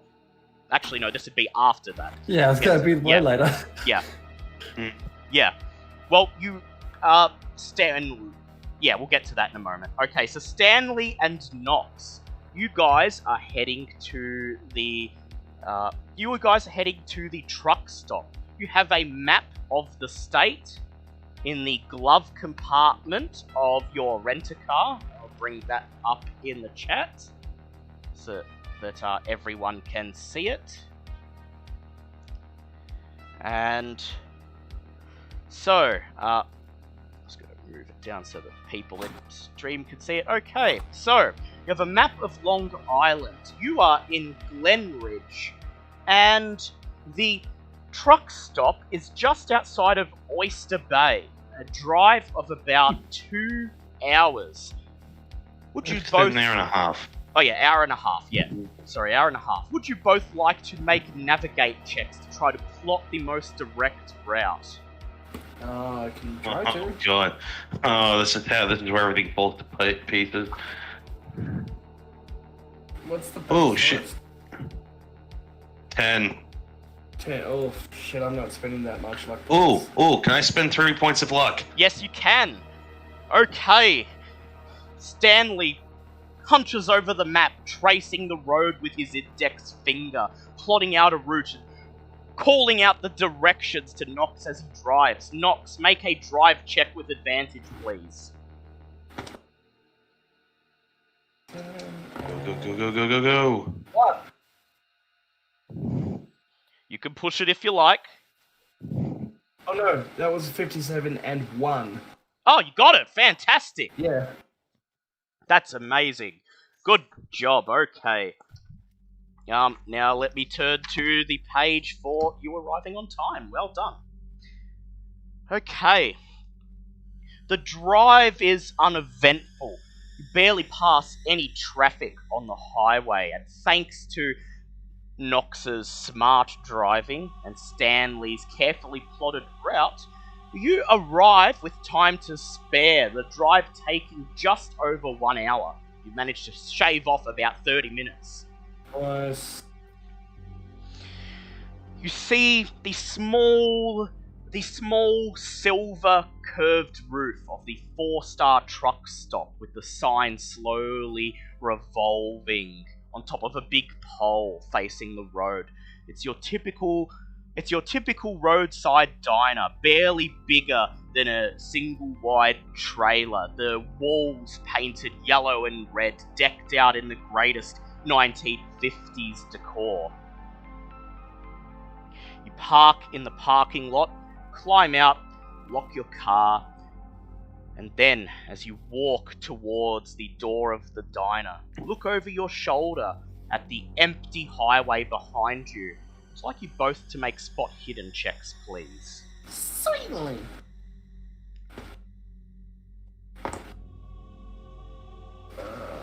Again? Push that. I got a pass. Yep, you got a pass, so yep, we'll just wait to see how... And that's a pass for me as well.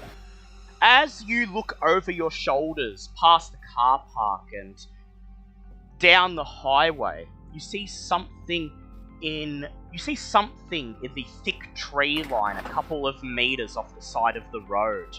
A large, dark shape parked just behind the massive tree trunks. A black van. Shit. What do Make you no do? sign. I was going to say, obviously, make no sign that we know they're there, because otherwise they might be called into action sooner. Just pretend they're not there and quickly head inside. Sure. You push open the door of the diner, a bell rings, and your ears are immediately filled with 1950s rock music. Dun dun dun dun dun dun dun. 1, 2, 3 o'clock, 4 o'clock, rock. 5, 6, 7 o'clock, 8 o'clock, rock. These happy days are yours and mine. You look around, taking in the plush red leather booths, the black and white checkered floor, the photos of Elvis Presley and other rock stars emblazoned across the walls. And there you see, past the booths filled with truckers and busy families on their way to or from vacation. The booth at the very back, Special Agent Clark, is sitting on his own. fiddling with a very greasy-looking cheeseburger. Suppose we'll, do we want to sit in the same booth with him, or do we want to sit in the booth, like, behind him so we can still talk, but without making it look like we're together? Do you think that's a good idea, Nox? Yeah, I think so. I'd like you to make a luck check, please, Stanley. Oh. See if that booth is free. Considering the amount of freaking luck I've spent today, you bastard. That's okay, it's a 19, so it's a pass. Lovely. Luckily, the booth directly in front of Clark is free. And so, you slide into it, the back of your chair facing the back of his. You hear him clear his throat. He simply asks, "Were you followed?" There's a black van outside. Unknown how many people are in it, but definitely think it's our friends in black, if you know what I mean. He makes the briefest head motion, glancing out the window at the tree line. He grunts. Yeah, majestic for sure. He says, "Okay, so here's what's going on. We don't know if we have a mole in the agency, or if someone else has informed Majestic of what's going on. Either way, they've caught wind of the fact there might be an extraterrestrial creature in rural Long Island, and a piece of technology that is able to control it. They're on the scene." I'd like to add him that add to him that a mole in the agency is quite possible because the news the report. Yeah, the news guys. Yeah, saying. Yeah, they said they had a source in the agency. Entirely possible that whoever this might be playing both sides of the field for as much for whatever they can get their hands on. He nods. "I'd heard about that from Miss Green. I saw that broadcast. Somebody has been feeding information to the press. Seems we have a leak. So, that's why I called you here in person rather than talking over the phone. Do you have any of the evidence of the unnatural with you?" I was gonna say, can we really hand over this if we haven't used it? You kind of broke up. Well, you sorry, can't hand over the amulet because you need to neutralize that first. But like you do, yeah, like he's referring to other evidence, so like the grey goo and stuff, which you don't have. He says, "That's a shame. Any leads about this quote-unquote technology that could control the creatures?" I was gonna say, I have the control device of sorts in question on me, but due to extenuating circumstances, it can't leave my person until it's been neutralized. He says, "Yeah." Unless we put more people at risk. He says, "ASAL would have our throats if we passed on something that's still volatile back to the agency. You've got to neutralize that first." He says, "Okay. So, Majestic has taken over the investigation under the guise of Army Criminal Investigation Command. Their cover story is that they're looking for a rogue Special Forces agent who is responsible for slicing and dicing the victims." He says that, speaking of cover stories, he says they've already provided one if you want to use it, but if you've concocted anything of your own, this might be the time to start putting in preparations to enact it. He says, "Either way, once you gather all remaining evidence, after you've neutralized that amulet, after you've neutralized that piece of technology, gathered all remaining evidence, reports, any physical evidence, I want you to pass them along to me. I will send you the coordinates to a secure drop-off location. It's known as a green box. You will leave it there for me, and I will collect it. I will make sure that the evidence gets back to Miss Green and Agent Harkin."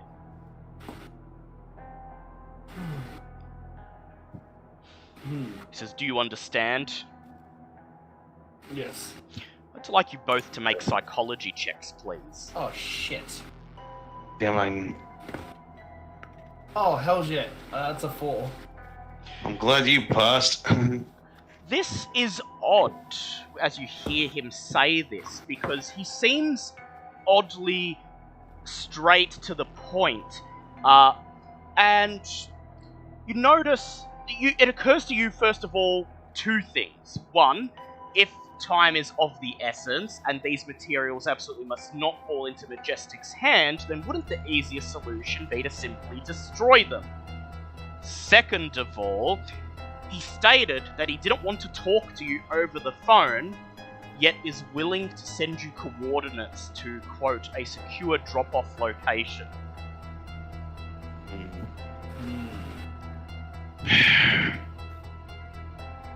Oh shit. Yeah, kind of reeks to high heavens. What would you like to say to him? Do we just want to tell him we understand and then maybe inform Miss Green herself about what's going on? You could I try know that. she said we can't. I know she said not to. Not to. You'd have to drive even further to the FBI headquarters. So looks like for the moment, this is entirely in your hands. Guess play along.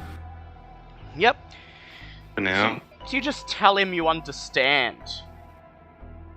He says, and so who's got the evidence currently? Agent King? The evidence being the amulet. Being Or the just everything? being the goo and the reports. Oh, the guru. Yeah, I believe he does. Yeah. He currently have them? He does. Yes. You know he went off Yes, to he collect does. them. Yeah. He says, And he's collecting as we speak. excellent. Inform him that you're to drop them off at the green box. I'll stay in touch. Be careful. You get up from your booth and begin to make your way out of the diner. As you do so, I would like you both please to make hard spot hidden checks. Actually, sorry, I'd like you to make listen checks, not spot hidden. Aww. Sure could. Wait, so hard spot hidden or regular spot hidden? Regular listen, please. I'll listen. Yeah. I need to spend 1 life point to make that a pass. Yep. And I passed mine. I got an 8. As you push open the diner door and step out into the sunlight, you see him out of the corner of his eye, raising a cell phone to his ear, and then you hear him. King has the evidence. They have the package. Intercept, eliminate. Shh. Oh shit. Okay. Does either him or oh god, I don't think either of them had any cell phones on, did they? They have, they do have, Hannah's, so... Okay, good. So yeah, we'll have to start heading back to town. I will be. Except they can't answer you currently, because Smithy failed his library use check and they are currently still pouring through the library. That's Yeah. right. Oh shit. You climb into your car, you start the engine, and pull out onto the road. So at least I'll still be trying to call them anyway, because Yeah, you're obviously trying I to. don't know whether You're just dialing the number, and it keeps going through to the dial tone, which rings for a few moments, and then is replaced by that omnipresent boop, boop, boop, boop. Begin making Yeah, I know your what the way. hell I know what go the hell they're doing, but we're in a world of shit right now. Make your way onto the highway. As you pass the black van in the tree line, you see its brake lights turn. You see its front indicator lights turn on, and it slowly begins to wend its way out of the tree line. What do you do? So the car is following us. It looks as if they're following you. Indeed, as you keep driving, you see in the rearview mirror you watch as they turn onto the highway and just drive behind you, following the same trajectory that you are. Alright, so they don't know where Kin is. They don't know exactly where King is, no. Alright, let's just drive around. You're gonna try to lose them? Just gonna try to lose them? I said again, I have to ask, do we want to try and contact Miss Green about this? Yeah, if it's an emergency. I'm thinking we have to. You contact Miss Green, I'm just gonna drive around taking every which way corner. Yep. Okay, first of all, I would like Nox Mulder to please do a drive check.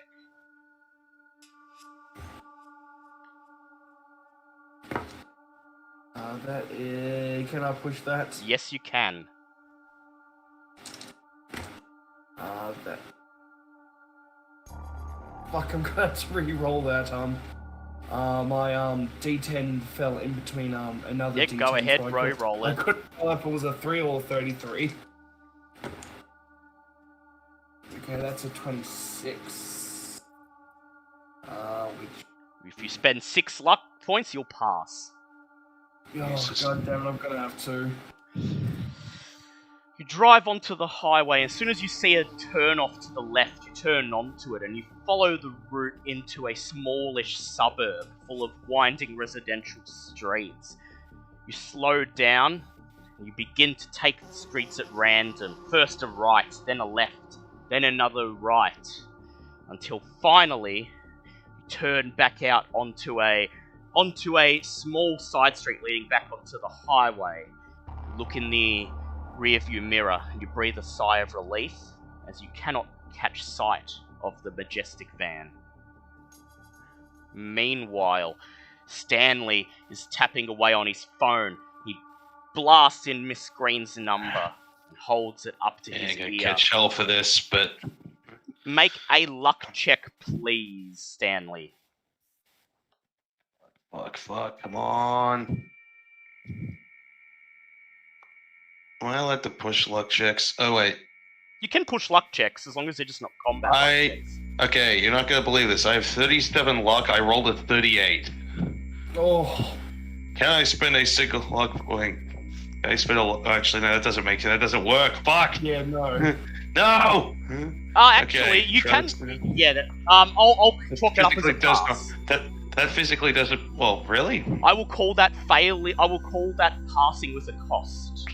If it makes you feel any better, the next roll I did was a 36. I literally okay, went so that's 38, fine. 30. Yep, that's fine. So you're fine. The phone rings.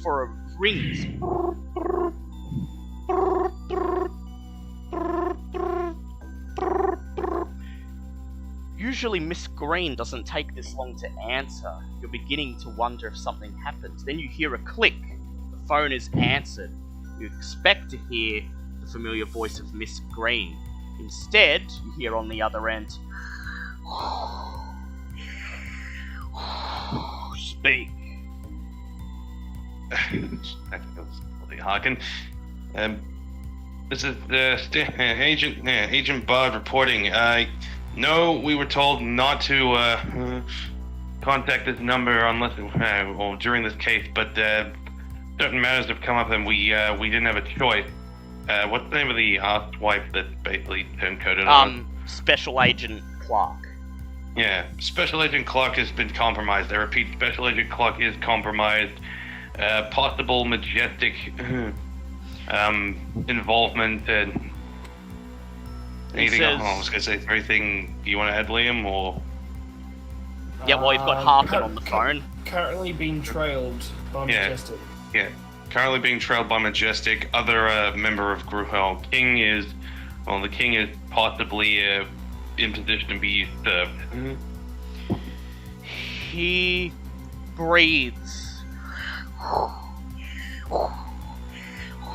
He says, very well. He says, have you identified the creature responsible for the killings? You do have the name IAPA that you can tell me. I said yes. Creature currently known as an IAPA. King was sent to exchange more information, but obviously separated at the moment and can't get in contact with him. He says, IAPA, yes, a flock of night gaunts. Oh no! He says, Fuck. He says, very well, your orders are as follows. Proceed to the coordinates you are about to receive. Allow Majestic to trail you there. Take the amulet there. Majestic will serve as the sacrifice. Dismiss the night gaunts any way you can. Best of luck. Okay. With that, there's a click, and he hangs up. Immediately, your phone's message tone rings out. And it's a list of coordinates. I'd like you to make a computer use check to look up these coordinates on your laptop. And so you can put a picture of this in the stream. Oh, I have a picture of a night gaunt, don't worry. It's 24, so that's a hard pass. Yep. Don't worry, I've got a picture of one. Oh yeah, there's that one, but I've got an even more frightening one that I'll show. Oh, please do. Just when you encounter them. Okay. Just as soon as you finish looking up the coordinates and determine them to be an abandoned farmhouse and field about 3 to 4 miles outside of the town of Glenridge, on the edge of a vast pine forest, your phone begins to ring. Dun-dun-dun-dun, dun-dun-dun-dun, dun-dun-dun-dun-dun. You want me to answer this? You look at the number. It appears to be Detective Gregson. Oh shit. Okay, yeah, I'm answering going. You got Special Agent Bard, what's up? What do you say, King? Are you secure? Thank God it's actually... thank God we got through to you. You need to... go into hiding, I don't know. Look, but long story short, everything's gone to shit. Clark is compromised.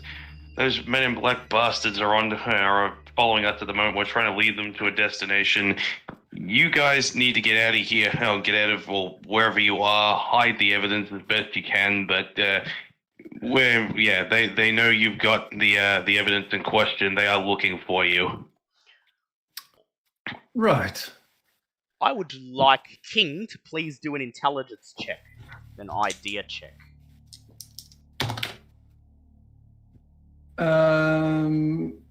That is just a pass. Oh, thank God.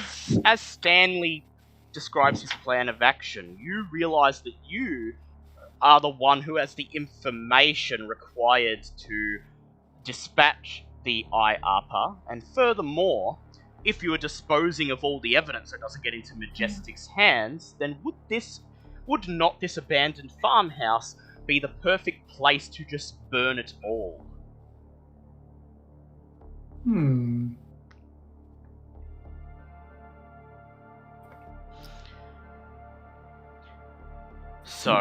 So would you like to follow Stanley's orders and get away, go somewhere safe and hide, or would you like to propose meeting up with him at the location? Well, I let him know the information about the IAPA needing the sacrifices, or they'll turn on us. And these, so I know how to get them off us. Is that Yes. And as soon as you say the word sacrifice to Stanley, Stanley understands. Majestic are the sacrifice.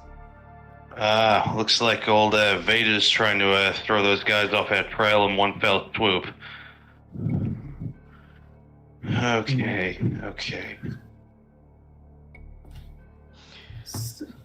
So you we wish could to... hide this. We could hide all this info, and risk them somehow knowing where to get it, or we can use what we've got and use this information to get rid of Majestic, save ourselves, and solve all the issues in one go. Yeah, it's basically you could travel to this if you meet up at this abandoned farmhouse, you could basically solve all your problems in one fell swoop. However, you have a bad feeling. Harkin seems like the type who wouldn't think twice about throwing away your lives if it suited him, and it is very likely that it won't be as neat and easy as it seems. Of course not. Look, we don't next to nothing. This Harkin dude's a ghost, but at the moment we're kind of short on options. Agent Smolder, what do you think? That we're fucked either way. True. In for a penny, in for a pound? Yeah, pretty much. Look, if you think you can get here without being captured, then by all means, but... That said, you have gathered a lot of information about the IAPA, enough that you have some idea of what you're dealing with. For one, they fly, they like to lift people up in the air and then drop them at a great height. They also like to tear limbs off, which suggests to you some sort of pack tactics, that they all gang up in a pack and tear people to shreds. Furthermore, from H.G. King's analysis of the grey goo, their bodies are highly acidic, or at least their blood is acid. I only got that much at least, but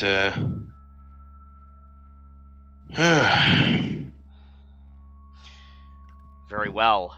Are you ready to enter the climax? You keep asking that, but we're never ready. yeah, you keep asking me, and I keep telling you no. No! The last time, no. Very well. Separately. Knox Smolder and Stanley in their car. H.G. King in Hannah Gregson's SUV with her in tow slowly converge upon the location indicated by Harkin, the abandoned farmhouse in the wilderness. A couple of times along the way, both of you see in your rearview mirrors black vans, black cars with tinted windows. You don't know if they're majestic or if it's just a coincidence, but each time you see one popping out from behind a building or turning away onto a road in front of you or popping out of a driveway and trailing you for a little bit, you can't help but feel paranoid. Eventually, you all arrive at the abandoned farmhouse. It's 3:30 in the afternoon. The sun is already starting to go down. It's an early sunset tonight. Step out of your vehicles, briefly exchange looks of relief as you see each other, see that you're all alive and in this together. Then, as you take stock of the environment, the run-down, dilapidated farmstead, windows boarded up, doors swinging idly in the wind, roof patched over and half collapsed, the field overrun with waist-high, out-of-control grass and twisted broken fencing and the thick, gnarled tree line at the edge of the property. Detective Gregson looks over at you with a frown on her face. She places a hand on her hip and she says, "Okay, does anyone want to explain what the fuck is going on?" Okay, who the fuck wants to try and explain this shit to her? 1, 2, 3, not it. You guys are the one who know that he's compromised. Clark is compromised, and look, if Well, I don't know she's not going to know who the fuck Clark is. Oh, yeah, that's right, yeah. It's just going to say, complications have arose. We need to dispose of what evidence we have to keep out of other, what's the word? Blanking here. Less than friendly parties? You basically, I would like all three of you to please make persuade checks. Yeah, we're basically just trying to get a very Yeah. abridged version of what the fuck we're doing. That's an 11. You need a 10 for persuade. Wait, do you have persuade? I do not. Then you would need to spend a luck point, sir. Then I will spend that luck point. Stanley's kind of freaking out right now, so naturally I failed mine. Yep. I found one. You do your best to explain to her the current situation, that you're not in fact members of the FBI, that you're part of a different organization, that you deal with things that people don't want to think about, and that you're compromised right now, and you're possibly going to have to fight off rival agents and something from her worst nightmare all in one go. I will roll a dice now and save the result for later. Oh, Oh no. You could probably guess what I'm rolling. Mm. There we go. So that was a 5 and a 51. What would Oh it be? dear. She listens to your explanation, which takes the better part of an hour. When you're done, she opens her mouth. She makes a series of stuttering noises, half-formed words. And then she just shuts her mouth. And she says, "Huh. What do you know? I get to be in the fucking X-Files." Yeah, well, let's save that sort of stuff for now, but right now we have a whole pile of fun stuff that we need to get rid of before we get in massive trouble. So, we have the stuff, let's get to it already, because this is going to go to shit otherwise. You make your way into the indicated field, the waist-high grass rubbing and chafing against you as you walk through. The point indicated by the coordinates is just beyond the tree line. Hidden behind some tree trunks in a patch of forest where there's not a lot of ground cover. The ground is for the most part dirt and rock. You'll be able to dig a pit here and light a fire without it catching on the grass and spreading further. And so, HG King, do you have the evidence? Yes. Do you... First of all, would you guys like to dig a hole? Who would like to do it? It'll be a strength check to dig a pit in the forest. Just gonna pat Smolder on the back and go, I think I know. Diggy, diggy hole, buddy. Alright, Smolder, strength check, that is a please. 31, and my strength is 40. Okay. Wow, you've got a lot less strength than I thought. Wow, that's I have a 50 underwhelming. That's underwhelming. And Yeah. how the fuck is the coroner got the most strength? That is underwhelming and disappointing. We left dead bodies. You I have to- grab a shovel from the back of Hannah's SUV, head just beyond the tree line, and begin to dig a shallow pit in the earth.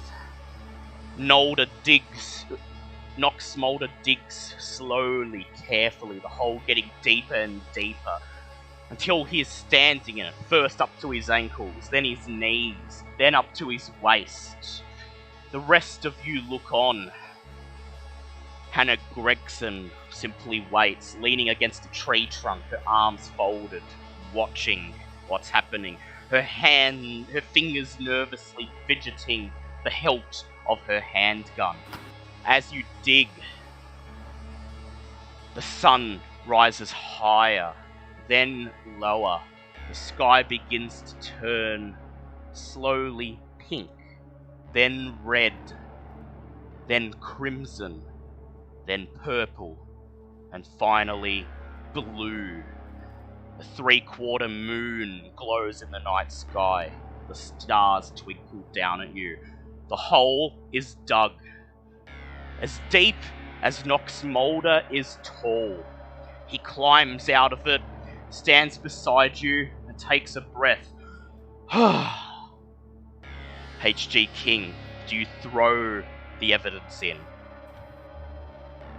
Yes. You grab the evidence, the vials of grey goo, the coroner's report, the severed finger, toss them into the deep pit. Then, you light a match and throw it in. The fire starts small, scattered embers on the piles of evidence. Then, it spreads, and within 10 minutes, there is a small bonfire burning at the bottom of the pit, a plume of black smoke snaking out into the night sky. "Raise your hands in the air," says a voice from behind you.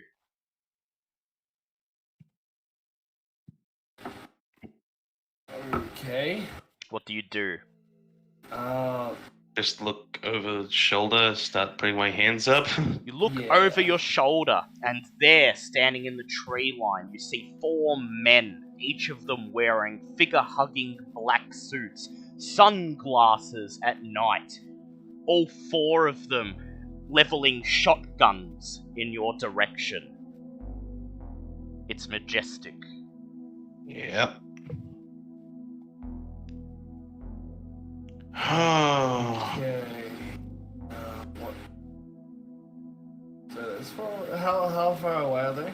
About 20 feet or so, just in the tree line. So just far enough that they all fired at once, we'd probably be pancaked against a wall in a hail of buckshot. Yep. And there's no cover. There's cover, there's trees and rocks, but you would have to run faster than they could shoot.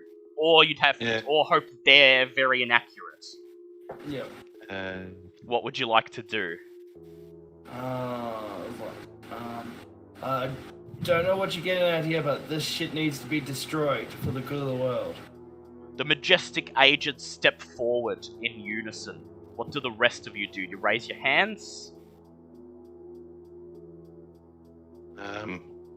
Like, are we trying to fight these guys, or It's up to you. I was gonna say, You remember that they are intended to be the sacrifice. yeah, I do have. I'm guessing I still have the amulet on my person. Yes. Yeah, You just don't. So I will. the rest I'm of the just gonna stuff. say my hand is going up, but I do have the amulet around one of my hands. I'm just thinking very quickly. Here are your sacrifices. Take them. You These don't these know. four- You don't know when the night courts will activate, but you know that all of the murders took place at night, and so you have a feeling you just have to stall for time. Yeah. Who wants to stall? You all raise your hands, just kneel down and follow along. Yeah. No, they didn't say anything about kneeling. They just said raise your hands. Yeah. Well, I was gonna Raise say I your really hand. have. Yeah. You raise Yeah, your hands and turn to them. One of the majestic agents nods and says, "Good, smart. We don't care about the things burning in that hole, but one of you has the amulet, correct?" Okay, we put the amulet in a safe place. The majestic agent frowns. He says, "It belongs to our partners. We need to take it back." It belongs Yeah. in Which? a I museum. was gonna say which partners are we talking about here? He Figure you guys smiles. at gunpoint. I figure you guys at gunpoint would at least deserve some answers. He smiles. He says, he shrugs. He says, "No harm in telling you. Not like you'll live long enough to act on it. This is the Greys, the Reticulans, little green men, whatever you'd like to call them." The fungi. Fucking knew it. Goddamn aliens exist. The truth is somewhere. And look at the truth's about to frickin' pancake us with shotguns, so. They take. I what try do you to do? I try to fast talk. By killing us, she won't find out where the amulet is. Make a hard fast talk check. Oh, and Rolls that is speak a well. 9. That is a 9. Damn! So that's an extreme. The majestic agent looks confused. confused. He looks at the other three. They look back at him. Raises his shotgun. He says, "Let's say I'm willing to take you at face value. Our mole said you had the package, and we've had essentially constant surveillance on you since then. You haven't had any time to dispose of the amulet, and if you have, it can't be too far away from here." And either way, you kill us, you won't know where it is. He nods. The only package we collected was the evidence we're currently burning, man. I would like Stanley to do a fast talk check with advantage, please. I shouldn't have said anything, but holy shit. That's a 9. I will spend 4 luck points to make this work. Alright. They look confused. One of the other agents raises his hand and says, "Maybe they stashed the package away. No, Delta Green, they have these green boxes, they call them." The agent who's been doing all the talking looks at him and says, we'll have to take that risk. I would like Stanley to make a power check, please. Okay. It's a 23, which is a hard pass. You feel in your pocket the amulet starting to subtly vibrate. It's not long now. Alright. Who wants Mr. Small to start making a very, very big distraction? Depends. Is this like a stall for time distraction, or I could potentially get us all killed if it goes to shit distraction? It's both, I'm getting the feeling. Yeah, Probably, I was going to say, I'm guessing it's going to be a stat of both. The only distractions I can do is numbers. Also, what are the size of the agents? They're normal-sized people. They're some of them. The guy who's been doing the talking is quite well built. The others are just like average weight and height. Well, with this, it's does damage per 15 size. So they would be 50. The bigger one would be 70 size. The others would be 50 size. All right, I look to the big one dead in the face. And as a Thoth's name, I curse you. Your flesh will drip. As soon as you invoke the name as a Thoth, one of them shouts,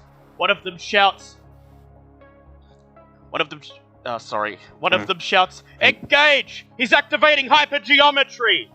They begin to scatter for the tree line, and one of them fires his shotgun. Boom! I would like Smolder to make a dodge check as you continue reciting the spell. Hindsight, probably could have muttered that one. Oh no, I have to say. Say it out loud? Say it out loud. Oh, fine. Fair deal. Do you guys want to know what the spell is? Maybe once you actually cast it? Mm-hmm. Oh, well, it's already casted. Oh, fine. And dodge. Yep. It was dodge, wasn't it? Yep. Where's my thingy? You can dodge because first thing they've done is scattered for the trees for cover, and then they've fired. So you get a dodge check. My dex is 42, so come on. And I can't push that, can I? No, you can't. I will now roll for the That's a fail then. lead's majestic agent, Oh, I should actually. and he hits. Oh, that's by 1. Yep. God damn it. Boom! You take so 7 points of damage. You take 7 points of damage through your armor as you're hit by a shotgun blast. The Kevlar vest takes most of it, and this saves your life. I would like you to make a con check, please. Alright, hold on. Write down that. That's a 12. That's a 12. You manage to stay conscious, but the blow knocks you off your feet. Make a luck check, please, to avoid falling into the fire pit. And that is a 30. Exactly, so Sprawl onto the ground, and as soon as you recover your movement and senses, you quickly crawl for a nearby tree stump. Okay. Oh, and also, Yep, I forgot. What is the spell? But first I forgot to actually use my MP. Yes, we're gonna get to that. What spell is it? Okay. Are you ready, guys? Yep. Melt flesh. Melt flesh. I had a feeling it was that. Okay. And also, because I was looking directly at him, Yep. in certain cases, such as where the face is targeted, the victim may become blind or lose the ability to hear, and possibly suffocate unless air vents are quickly created in the face. Yes. So, he is size 70, so that will cost 15, 30, 45. That will From cost living flesh, 5 points, 5 magic points per 15 size. So that will cost all of your magic points to set him on fire, plus 1d6 sand.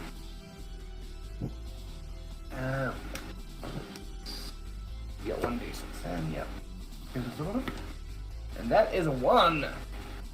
And, okay, you lost 1 sanity, and as you perch behind the tree stump, you place your back to it, and you continue reciting the spell's incantation, calling upon Azathoth for 4 more rounds until the spell goes off.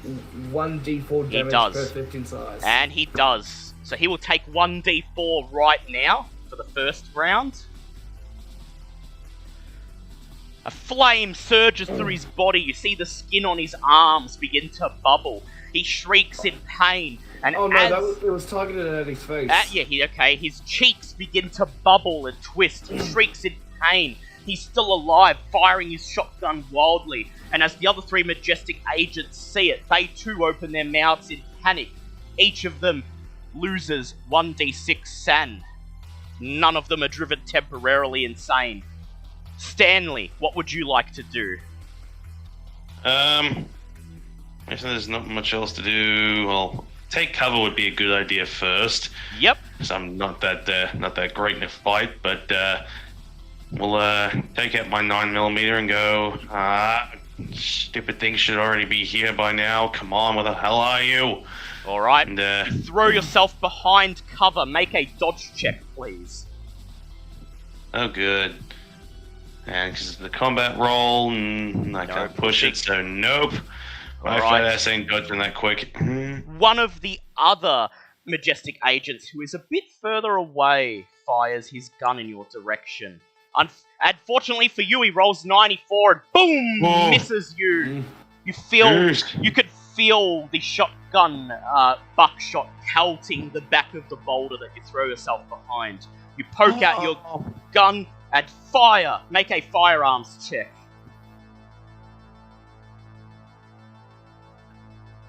Just barely failed, so my aim's just as good as his. Yep. Boom! He ducks behind a tree trunk at the last minute.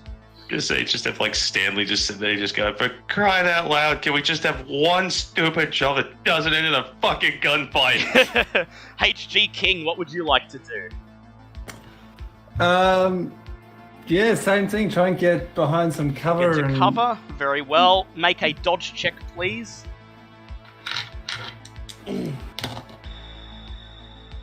That's a nope. It's a nope. What did you roll exactly? 90. 90. Oh. Okay. Another majestic agent fires at you. He hits 23, and he's far enough away that... Boom! He hits you for 12 points of damage. Oh no! Holy fuck. How much health do you have? 11. He's dead. No, he hasn't. He's dead. He hasn't taken a major wound. He's dying. I feel like taking 12 HP is enough for that. I actually clarified. I actually clarified in the rules because I wanted to see how it works. And apparently, the damage that quote unquote kills you cannot also give you a major wound. So you have to take a major wound, then fall low on HP. So boom. So HG King falls to the ground, clasps his hand to his chest, and begins gasping for breath as he bleeds out. Detective Gregson raises her Desert Eagle. She stands where she is and she fires at the majestic agent who just shot King. Let's say, damn, that's a fancy gun for someone who lives out in the stick. Boom! She hits him. for 7 points of damage, hitting him in the torso, and he passes out from the pain, his heavy body hitting the ground with a thud. The last remaining majestic agent turns his attention to her and starts blasting with his shotgun.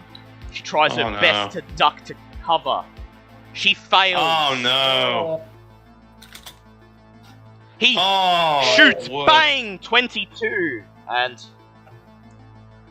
8 points of damage. Her Kevlar vest manages to take away 2. She takes 6 points of damage, and she falls unconscious, out like a light as she hits the ground.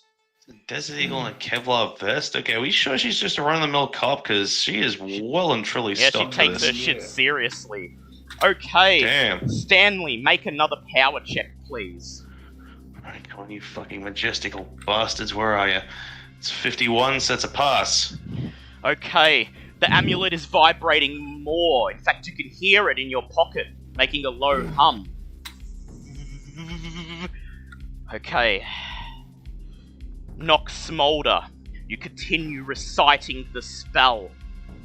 One of the lead majestic agent fires at you again. Make another dodge check.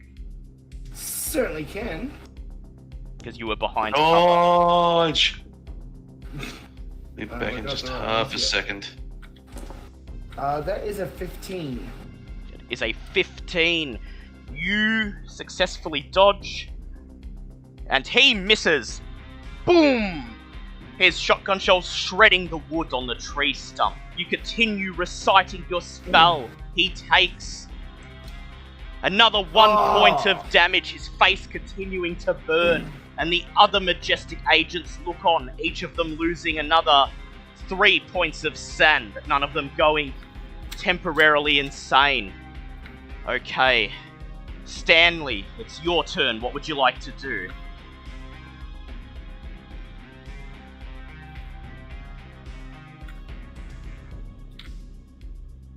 Oh, M2's muted. He'll be back in a second. Oh yeah, he'll be back. Okay, so, HG King, you are bleeding out and dying. I would like you to make a constitution check, please. That is a 45, and that is a pass. That is a pass. You do not bleed out this turn. You manage to cling to life desperately. We have to wait for Stanley. Stanley, your turn. Yep. What do you do? Alright, what's the HG King situation? We're still... HG King has managed to cling to life for another round. He does not bleed out Oh, this turn. hot damn. Well, that's good, because he's the only one with medkits home, so he can't I've got a Yes. Shh. I'm guessing all the agents are still up. Yep, they're all up. Well, one of them's Do unconscious. 3 of them are up. I was gonna say, do we need them alive to be sacrifices? Well, one of them's alive. He's just unconscious. So the others that's are what I mean. fair Like, game. do we need them to all be alive for the? You have the no sacrifices? idea. You have no idea because HG King was unable to glean that last bit of information. All right. Well, I'm gonna take a risk on that one and swap my revolver out for my taser, which I also have on me, Ooh, good. and try to tase one of the agents. Probably whichever one's nearest to me, because obviously this thing doesn't have the longest range. Okay, make a firearms check.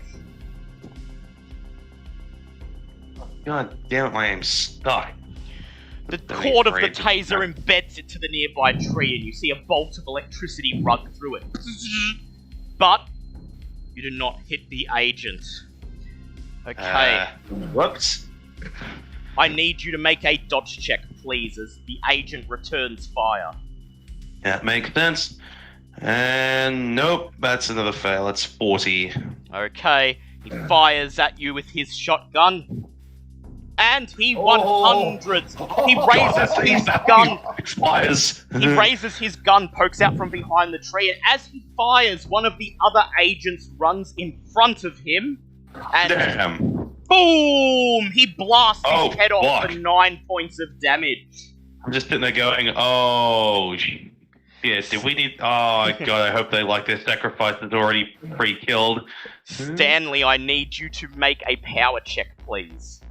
Oh, boy. That's a 3. That's a crit pass. The vibrating is getting louder. Yeah. Stop putting me on vibrate and answer the damn phone and get your asses down here already. Nox Smolder, you continue reciting the spell. The lead agent takes another 1 point of damage. This time, however, he's buckled over from the pain and he cannot fire back at you. The one remaining standing agent loses 3 points of san. He doesn't go temporarily insane. Okay. HG King, make a constitution check, please.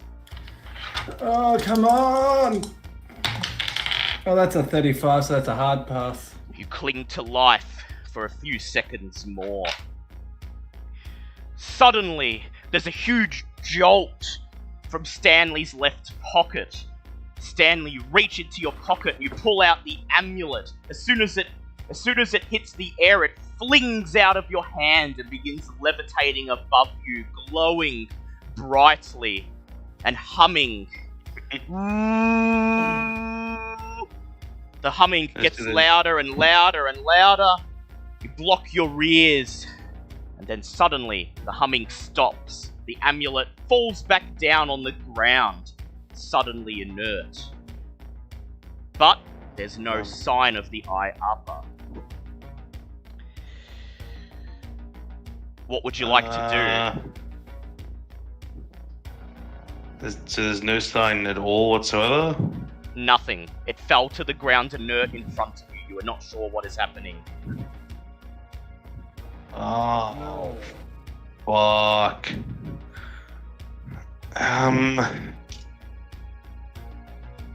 Would I be able to think of a reason why? I got no idea what the fuck's going on, obviously. You can make a Cthulhu Mythos check if you like. Yes, yeah, I can give it a go. No, I can't push these, can I? No, oh, actually, you can push this one, because this is not a combat roll. This is just a I'm trying to figure something out roll. Boy, I don't have nearly enough luck to try and cover that, so I'm just sitting there going... Yep, you have no clue what has happened. Yeah, just staring over at it going, hello? Okay. Okay. Nox, you continue reciting.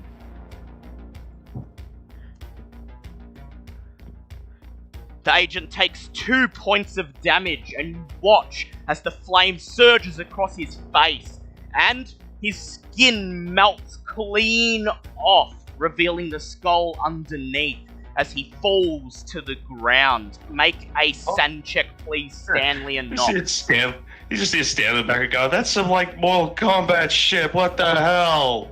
And I failed. Shit. Okay, and Nox, how did you go? Pass or fail? Okay, for passing, 1d3. For failing, 1d6, please. Oh, God, no. Well, big surprise. Seeing a guy's face melt clean off, but that didn't do good for me. That was a dick. 6, no. Very well. Make your intelligence check.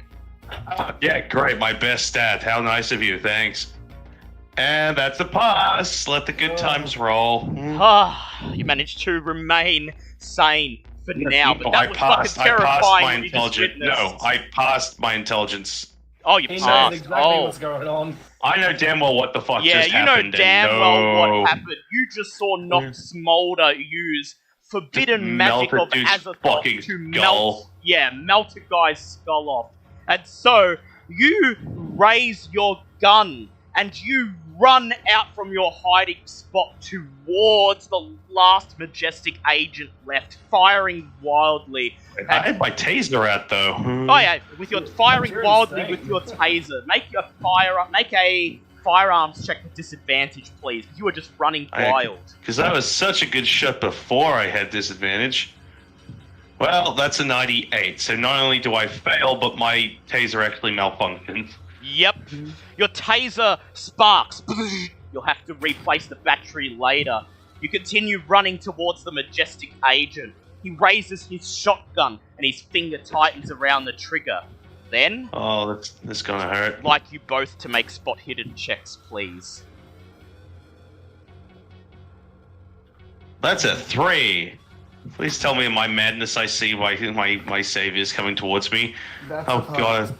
I'm gonna say, oh god, if I'm temporarily insane, what the fuck am I gonna see? So, Nox Smolder and HG King, who's just barely conscious, you both see in the tree line, in the blackness of the descending night, something moving. Something that seems like a shadow, but a shadow that is solid. Something more real. You turn, your gaze transfixed on it. And as the majestic agent's finger tightens on the trigger, these shadows burst from the tree line, one of them scooping him up into the air. And then you see them, the night gaunts, smooth black whale-like skin, long slender humanoid bodies, curving horns, leather bat-like wings, and a blank expanse of flesh where one would expect a face to be. I will put up the picture.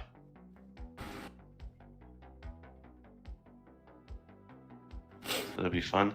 Oh boy. Lovely. So what the hell does I was gonna say? What the hell does Stanley see?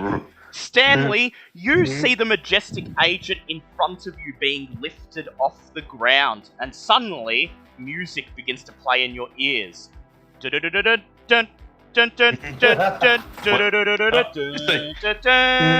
And you look up, and you see the majestic agent struggling and screaming as a giant bird of prey lifts him off the ground in its thin talons, turning to heckle him with its thin, sharp beak. However, I was gonna say this motherfucker getting attacked by a Firo. Yep. I would like Nox Smolder to please make a sand check, and HD King, you are exempt from sand checks at the moment because you're not coherent enough to understand what you're seeing. Oh boy! I was gonna say, this could be fun. Smolder sent Stanley insane. Stanley can send Smolder insane. Good times. And that's a pass for me. That's a 55. That's unless a of course you just 55. bring it. That will be 1d3 sun loss for seeing the night gaunt. The majestic agent screams, struggling. Ah! Meanwhile, I'm generally surprised you didn't go for a goal bat or something. He's using fly. Meanwhile, four more of the creatures burst from the tree line, each of them picking up a majestic agent off the ground, spreading their bat-like wings and lifting them into the night sky. 4 of them have found their sacrifice. The 5th one hovers in the air, flapping its wings. It looks around. No. I would like HG King to do a luck check, please. Oh no. How did I know you were going to say that? I'm surprised you didn't go for the guy ranting and raving. You may do it with advantage, I'm surprised you didn't go for way. the guy ranting and raving out in the open. Well, they prefer vulnerable targets is the thing, so... Did you say luck with advantage? Yes. Because you are linked to... You are technically the master of these night gaunts, so they're going to prefer other prey. That is a 6. It is a 6. Lovely. You remember the sacred key links your mind to the night gaunts. You are their master. And so, instead of picking up the raving lunatic or the bleeding out HG King, the final night gaunt flaps its wings, reaches out with its gangly limbs, and lifts Detective Gregson's unconscious body over its arms. No. Hey guys, good news that cleared up that little loophole, huh guys? Yeah. And then it spreads its wings and begins to fly into the night sky. What would you like to do? I mean, I'm still temporarily still insane. insane. So I'm just watching a shitload of flying type Pokemon fly off. I'm just sitting there going, woo! I am never saying a bad thing about Golbat ever again. So you see... Yeah, you're fine. You're not doing anything to stop them. But, Smolder, would you like to try to stop this one that's carrying Hannah away? Yes. Alright. As it carries her up into the sky, its spined, barbed tail begins to turn around and wrap around her, and as you watch, tiny little black barbs emerge from the skin and begin to pierce her orifices. Make a firearms check to hit the Night Gaunt. It sounds like she's already dead. She's not dead, she's just... They actually don't do damage with this attack. It's something that immobilizes the victim. Yeah, she's not dead. She's just really, really, really hurt. Yeah. Alright, well, I'm going to try go for a cold shot with my Desert Eagle, so I need a 33. Yep. Go ahead, Hold 33. What do you okay. I'm going to take a picture of what I just rolled. Go ahead. Please do. Please do. This ought to be amazing. Oh, it will be. It will be. Camera. Please hold. Meanwhile, Stanley is still just raving in the middle of this fucking farmyard. Yep. Chasing after the that's what I just rolled. Oh, wow. lovely. That's okay. insane. You may roll your damage and double it. That is definitely an impale. So that is a D. Where's my D10? D10 plus D6 plus 3. So that is a 6 plus 5. That's 11 plus 13. 13 plus 13. 13 26. plus 13. 26. Bang! You hit it. It shrieks in pain and falls to the ground, dropping the unconscious detective. She rolls on the dirt, opens her mouth, and begins to scream an ear-piercing, blood-curdling scream before she passes out once again and goes deathly quiet. Then, you hear something you didn't mean to. You heard something you hoped you would not have to hear. The Night Gaunts were your servants.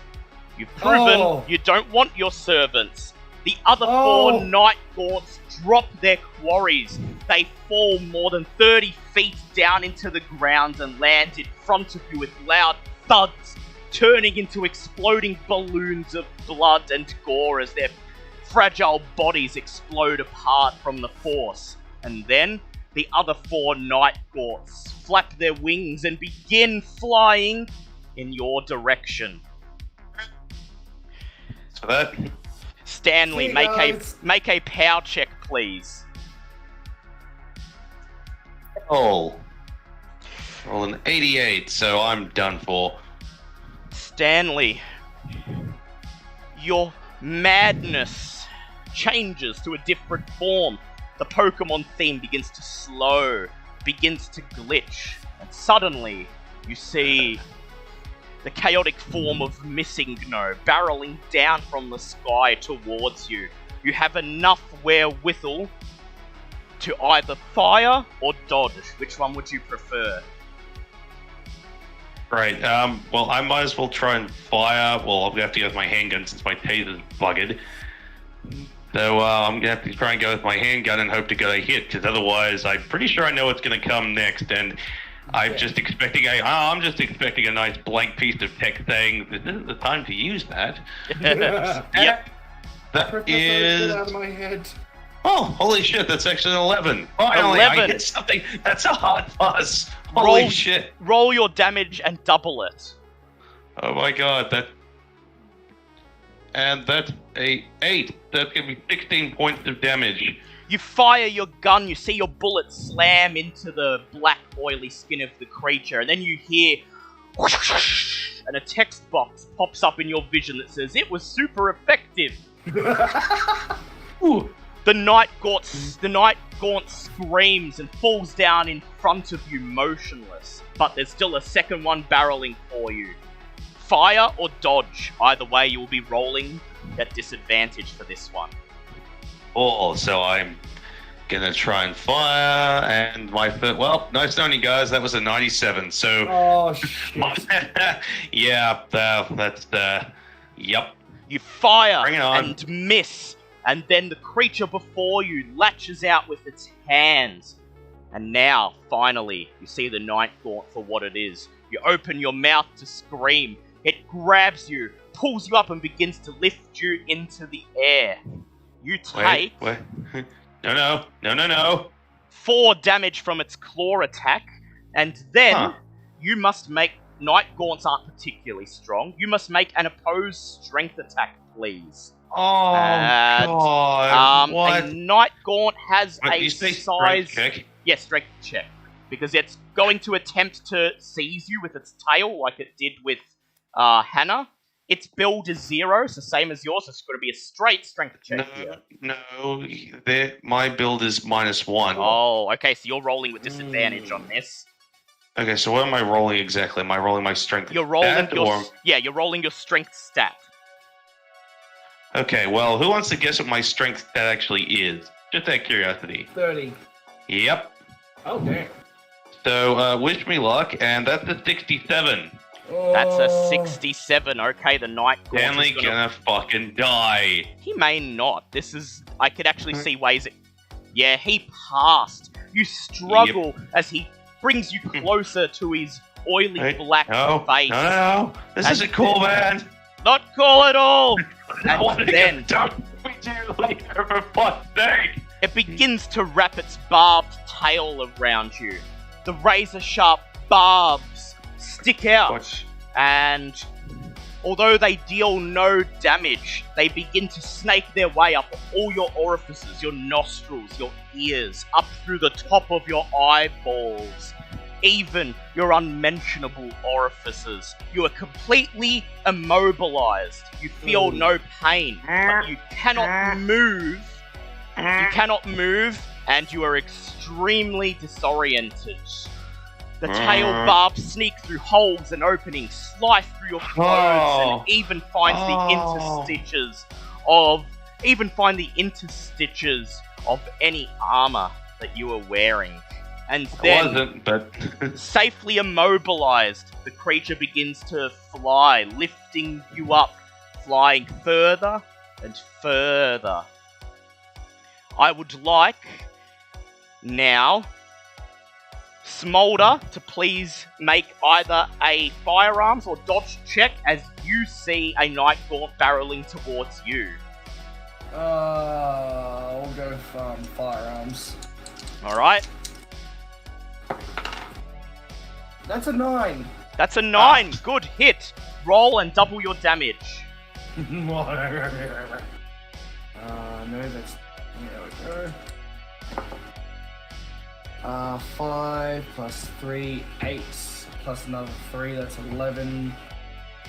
22. 21. Oh, 22. Boom! Sorry, You yeah, fire you're your right, Desert 22. Eagle, your bullet piercing its featureless face.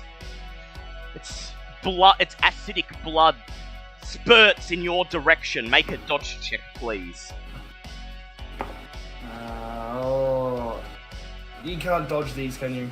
You can't push these, no. Yeah, you push. can't. Yeah, that's a foul. That's a 96. You take 4 points of damage, not blocked by your armor, as the acidic blood lands on your skin, melting into it.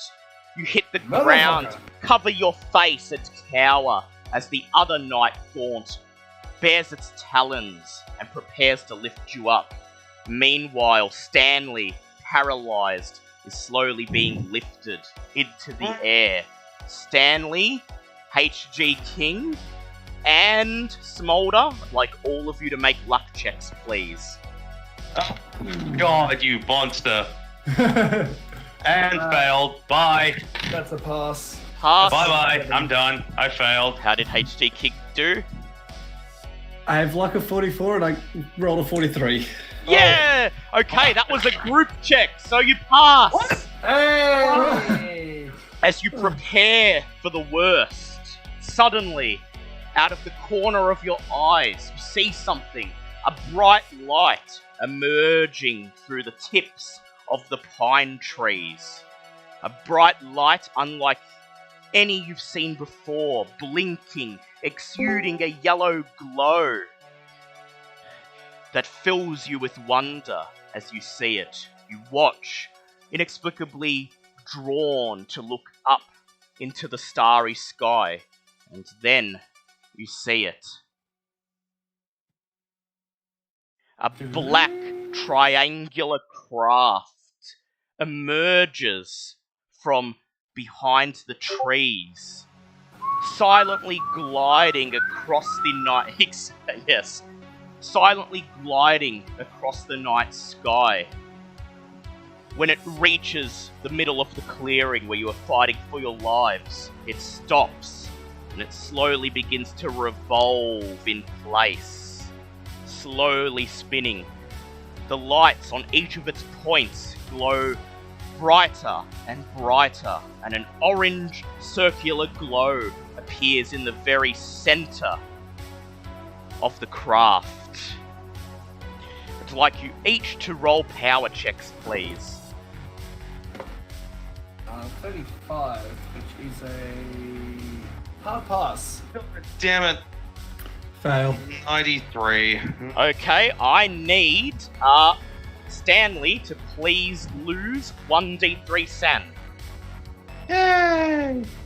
The lights grow brighter and brighter as the craft continues to revolve, and then suddenly your ears begin to hear the same humming that emanated from the amulet, starting low at first, rising in volume as the lights grow brighter and brighter until all you could see is yellow. And then everything goes black. Time to get the outro music.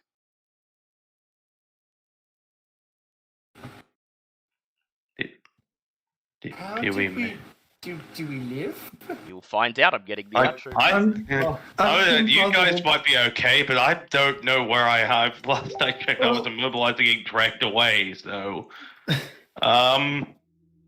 What? You feel heat pressing down upon your eyes. Gather your energy, and your eyes flicker open. You see the first rays of the early morning sun beaming down towards you through the treetops. You look around. Everyone is present and accounted for. Nox Smolder, Stanley, H.G. King, and Detective Hannah Gregson. All of you severely wounded, some of you on death's door, but somehow, miraculously alive. There is no sign of the night gaunts, or the majestic agents, or the strange craft in the sky. The entire clearing smells like smoke. You stand and climb to your feet. In front of you, the deep fire pit. You look inside. There is nothing but ashes. Somehow, you made it. But why? Yeah. Stanley is kissing the ground. What? Stanley is freaking the fuck out. Everything went to shit. Just hugging the ground right now. It appears, as you begin to puzzle over what happened, you remember that the IARPA were not their own entities. Rather, while they served the holders of the key, ultimately they were bound to greater masters, the Star People. And it seems that last night, the Star People made good on their intention to retrieve their servants and their technology. The strange amulet is nowhere to be seen. Ah, shit. You hobble out into the early morning light, doing your best to wordlessly reflect on what happened. You recoup from your wounds. Spend a few days in a local hospital. And then you are once again called to Briefing Room 2 in the Long Island Regional FBI branch. Agent Clark is not there this time. You are greeted only by Miss Green. Harkin is also not present. Miss Green merely smiles. She looks at all of you, covered in bandages, bruises, dried up blood and scrapes. She smiles once again and she says, "An operation successful. You neutralized the threat, and the story you concocted about the ritualistic serial killer, well, it was enough for the police to get heat off the town of Ridgevale from the press. Not least of all, because we have a new friendly working for us. I hear she's a high-up detective in the Ridgeview Police Department." Oh, good. Yeah, great. Woo. Hey. As she goes through the requisite debriefing, informing you that your operation bonus will soon be visible in your nominated bank accounts. She smiles once again and says, "By the way, Harkin was impressed. He said to say it wasn't exactly how he would handle it, but he says it's not often that all members of a cell make it out of an operation alive, and Hal, it's rarely happened for him, so you have his respect." And that ends tonight's scenario, a victim of the art. You each receive $500 to your bank accounts for your op bonus and rewards. For learning the secret of the eye upper / night gaunts, you each gain 1d6 San. Goddamn one. For exposing the mole within Delta Green, you gain another 1d6 San. It's a 5. Okay. And that's a 4. And for everyone making it out alive, even with HG King being brought ever so close to the death I nearly got dragged away. That was fun. You each gain 1d4 San. 1d4. Yay, everyone lived. Oh, yep. No, we could have let the cup go and we could have made it out of there without fighting these fucking things. Jesus Christ. You earn 1d10 skill points. Actually, sorry, 2d6 skill points, and you may assign them as you please. God damn it.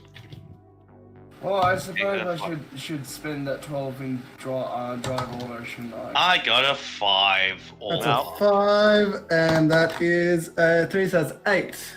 Lovely. So 8 is not bad. 5 is still not bad. If you put it in like something like firearms, it will definitely help. Ugh. And finally, you each receive 1d6 points of Cthulhu Mythos skill. That's a 1. Want some big money for this one. That's a 5. That's a 4. Oh, better than nothing. Finally, you may each make a luck check.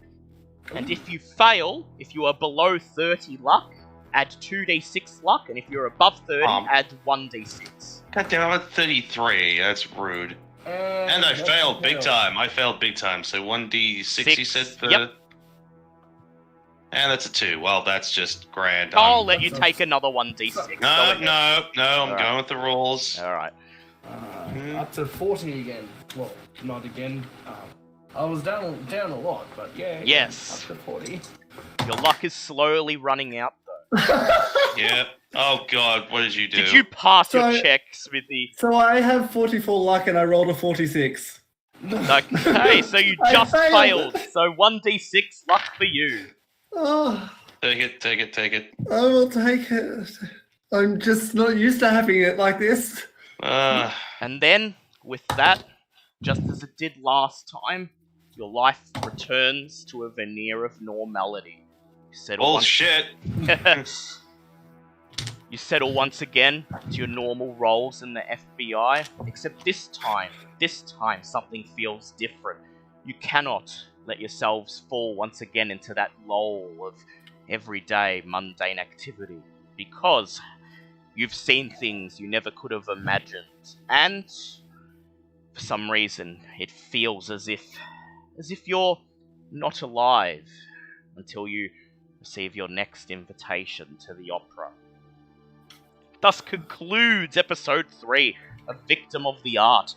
Thank you everyone for joining us tonight, and 2 weeks from now, don't forget to tune in again for episode 4, the halfway point of the campaign, The Source and the End, where our agents, trapped, are forced to survive the night in a rural town under siege from mythos monsters. It's going to be an action-packed survival or a bloodbath. No. And we Great. hope you will tune in and see who makes it through the meat grinder.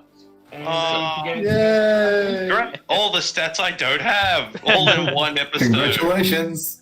We die. And so, until next time, remember, in the words of Nox Smolder, the truth is near.